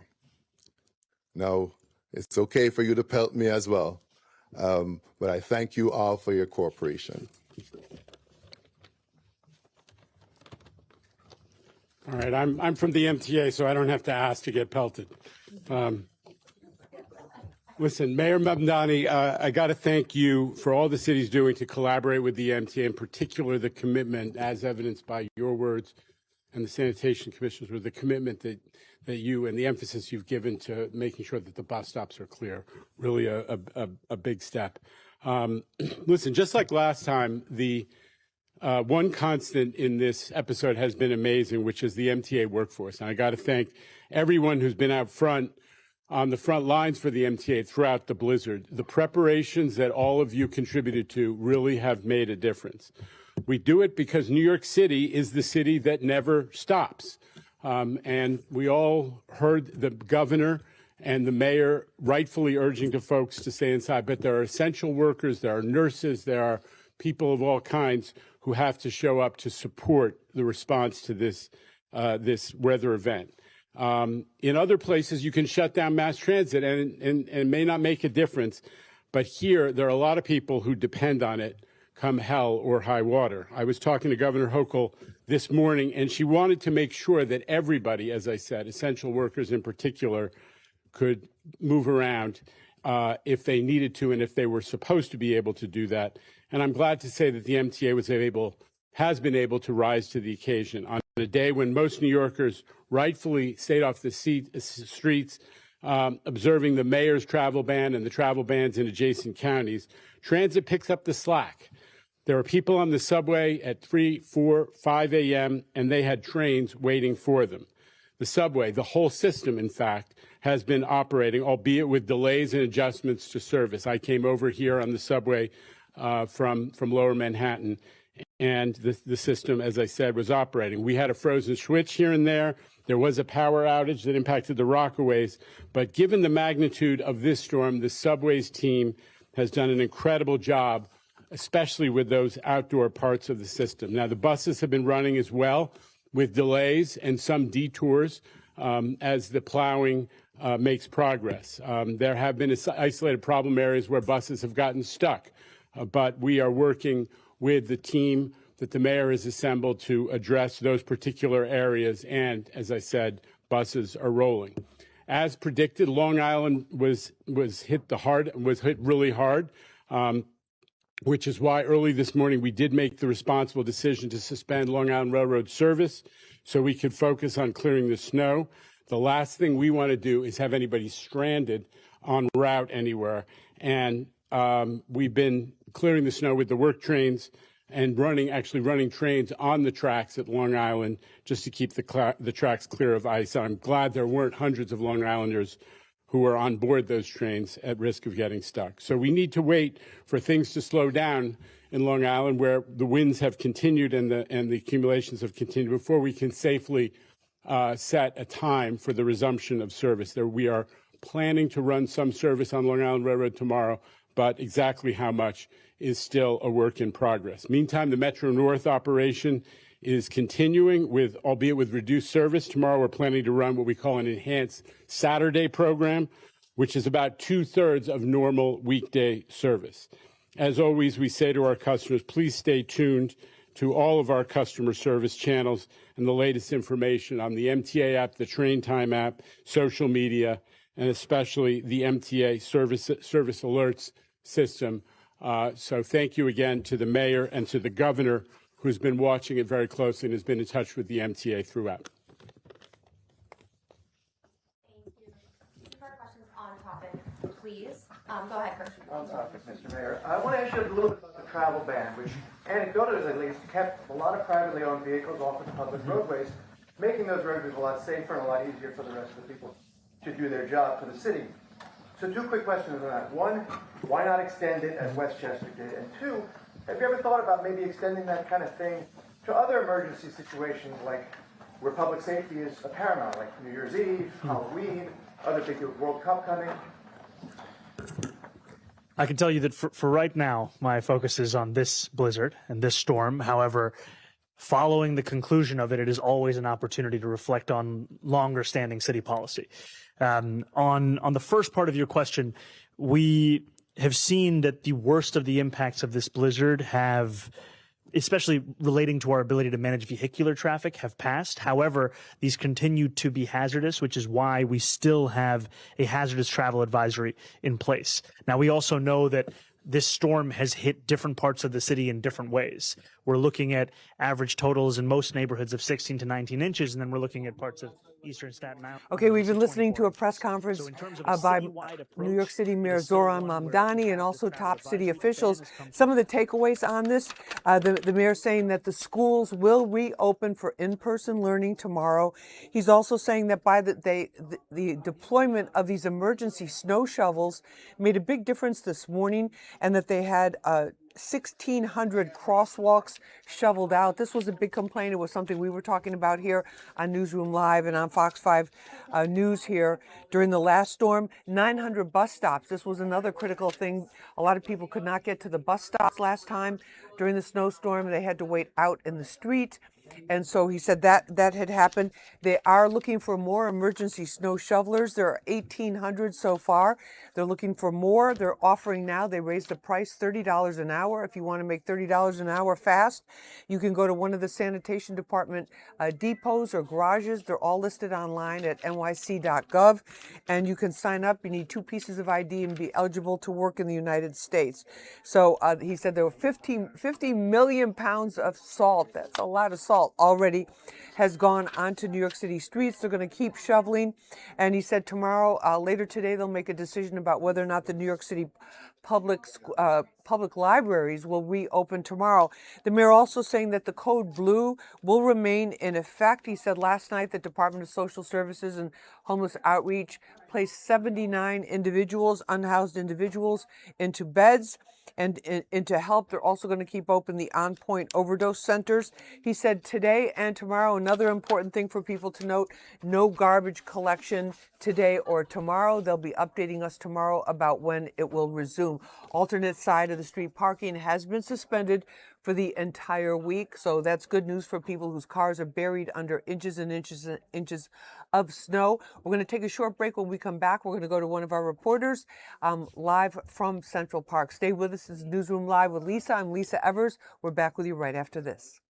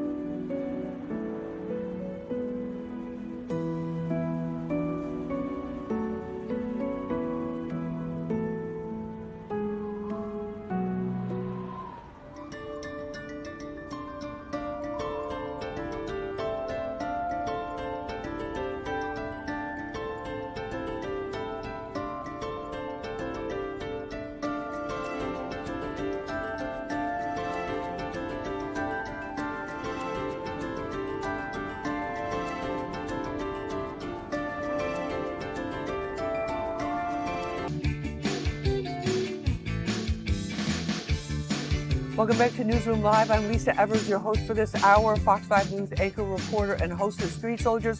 You're looking at live video from one of our crews in Long Island. They're approaching Hempstead Avenue right there. And you can see that it's still snowing, still coming down a little bit. Road looks very, very clear. In Suffolk County, there is still a travel ban in effect until 3:30 this afternoon. So we're going to go to one of our Fox 5 reporters who's been out all morning in this weather, Meredith Gorman. Meredith, thank you so much for being with us. We appreciate it. Of course. Hey, Lisa. Yeah, I'm in Central Park, and people are slowly starting to come out of their homes and into the park to enjoy the snow, sled, cross-country ski. I've seen some snowboarders, all types of different activities. But, all right, the last time the snow in Central Park was measured by the National Weather Service was about 7 a.m. this morning. They reported 15.1 inches of snow in Central Park. It has been nonstop snowing since then. That's 5 hours, 6 hours later. So I would assume we're probably closer to 18 or 19 inches of snow in Central Park right now. We're going to take a look at some of this footage of people, though, braving the snow, coming out and enjoying Central Park. Like I said, slower start to the morning. Some people came out with their sleds and whatnot to get an early start. on the fresh snow and enjoy it. We saw a couple snowboarders out here. Now, really, this afternoon is when people are starting to really filter out of their homes and go for walks and take everything in. But let's hear from a few people who are making the most of this snow day. I think we might do more sledding in the afternoon, but for the rest of the morning, we might just stay inside. Yeah, we're going to stay inside for the rest of the day, and then I think some friends are coming over for dinner. To try to catch a ride on my snowboard. You're out here early. Is it to beat the crowd? Absolutely. I want to get some fresh pow. What's the best part of sledding, in your opinion? Like when you like go down and like you crash into snow. May as well be in Vermont. This is beautiful. Yes, it's lovely. It's still white and very, very pretty. So trying to make the most of the blizzard. So there you have it. That's kind of the pulse of the people here in Central Park. The roads are still pretty treacherous out here. Yes, the travel ban in Manhattan was lifted, but again, I mean, there's certain streets around Central Park that are definitely pretty hazardous to be driving in right now. It seems like most of the people coming into the park are just living in walking distance. Other people just staying inside and hopefully staying warm. But we'll be out here for the rest of the afternoon and into the evening. And we're probably going to check out a couple other parts of the park, see what's going on there as the snow continues to fall. I'll send it back to you, Lisa. All right, Meredith, thank you so much for that report. Our Meredith Gorman live from Central Park. You can see for the kids, it's a great time. For the adults, it depends what you're doing. If you're working, it's a whole different story. You're trying to get around, it's a different story. But Meredith, thank you so much for that. We appreciate it. All right, and let's, Alex, can we show some pictures? We're getting a lot of pictures. All right, this is one of my favorite parts. Now, if you put your name on your picture, where you're from, we may just even shout it out. So here are some of the pictures that, and videos, little videos that people are sending us. This looks like Rube Zen or Rube Zien from New York. You see the QR code that's right there. Just take a picture of that QR code. You can upload whatever photos or videos, little videos you have of yourself in the snow. And, you know, if your name is on it, we'll shout your name out too if you want. So let's see what else we have. Okay, of course, the dog picture, look at, perfect picture there with a dog. Okay, this is coming from Tino from Queens. And Tina, the dog looks like, the dog has their little sweater on, a little jacket on, and looking very cute there, out there in the snow. Okay, this is from Isabella Corbin from New York City. Okay, looks like they're having fun building a snowman. That's a good thing to do if you don't have to go to work or go to school. And you see the QR code there. Just take the QR code, take a picture with your phone, and send us your pics. We're going to be showing them all day. Oh, here, this is adorable. Okay, here's a snowman. Very nice. That looks like it's either from early this morning or last night. Wait, I have a note for you. Oh, okay. I built a snowman in Central Park last night at 8:30 p.m. My daughter made sure to bring a hat to keep him warm. All right. So this is from last night, Central Park. And Ileana from NYC. All right. Marielle Meehan from Highlands. Okay, and let's look at the, oh, that's so cute. She's got the door open, dog comes right in. Yeah, so what if they track a little snow in? It's all in good fun. Here's another dog. Okay, this is Joe Castro from Randolph, New Jersey. Okay, that little dog, okay, they've got a little sweater on. Okay, a little jacket, running around, having fun. Okay, this is from Cynthia from New Jersey. That looks so posed. What a perfect picture. Okay, George Waskowitz from West Babylon. Let's see what he's going to show us here with his snow situation. The most important thing is the top of the show. Okay, let's see what George is going to show us. And okay, George is walking out there. Oh my God! And like in shorts, rolling around in the snow, doing the Tootsie Roll. Doing the Tootsie Roll. Okay, here's George in his snow, in his shorts in the snow. All right, George, thank you. We appreciate that. Great effort. All right, Christina Stone from Floral Park. All right, a little doggy wants to go outside for a little bit, but still stay kind of close to the door, open door there for some warmth. And we'll see if that cute little dog goes out. And Christina, okay. Oh, looks like there's a little snowman there too. Okay, dog's eating the snow. It's okay. It's all white and fresh. Come back in. Thank you to Christina Stone from Floral Park for that video. We appreciate it. All right, here's Lisa Morella from Staten Island. Oh, look at that cat. Okay. All right, their cat. Let's see. Her cat is playing around in the snow. And remember, if you have a photo or video, you see the QR code right there. You can take a picture of that QR code and you can send us your photos. This is Daniela Maselli from Howard Beach. You can upload a photo or video and we'll put it on the air. And we're going to take a little break. Okay, we will be right back. This is Newsroom Live. I'm Lisa Evers. Stay with us. More to come.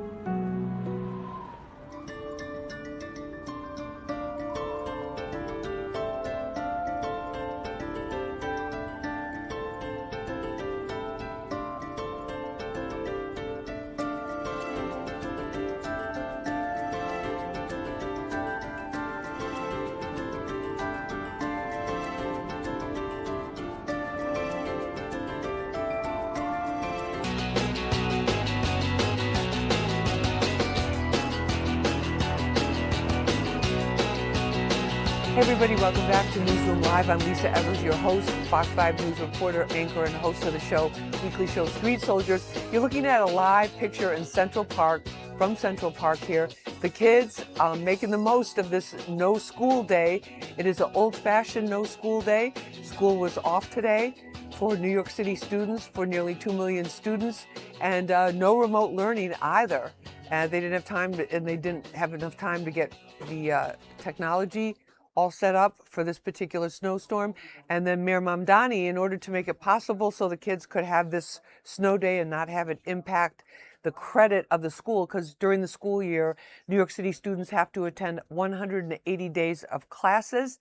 And if you don't, you get fined by the state. So Mayor Mamdani, they made an appeal. The state granted them an exception due to the severity of the storm. A lot of places seeing way over a foot of snow. Some places even nearing that 2-foot mark in the tri-state area. You see how the snow is still coming down in Central Park. This is hours after it started. The kids building the snowman. That looks like kind of like you can sit on the lap of the snowman there. Kids are having a lot of fun with it. And just great to see. You know, they're outside. It's beautiful. The city, I have to tell you, it was so beautiful last night and early this morning. The city was so quiet. The only sound I heard early this morning were the snowplows that were going out on the streets. There were no honking horns. There were no sirens. There was no traffic. It was just a beautiful, beautiful relaxing thing. So we're going to take a quick look. So just so you know, state of emergency. The travel ban in New York City was lifted a while ago, about 2 hours ago.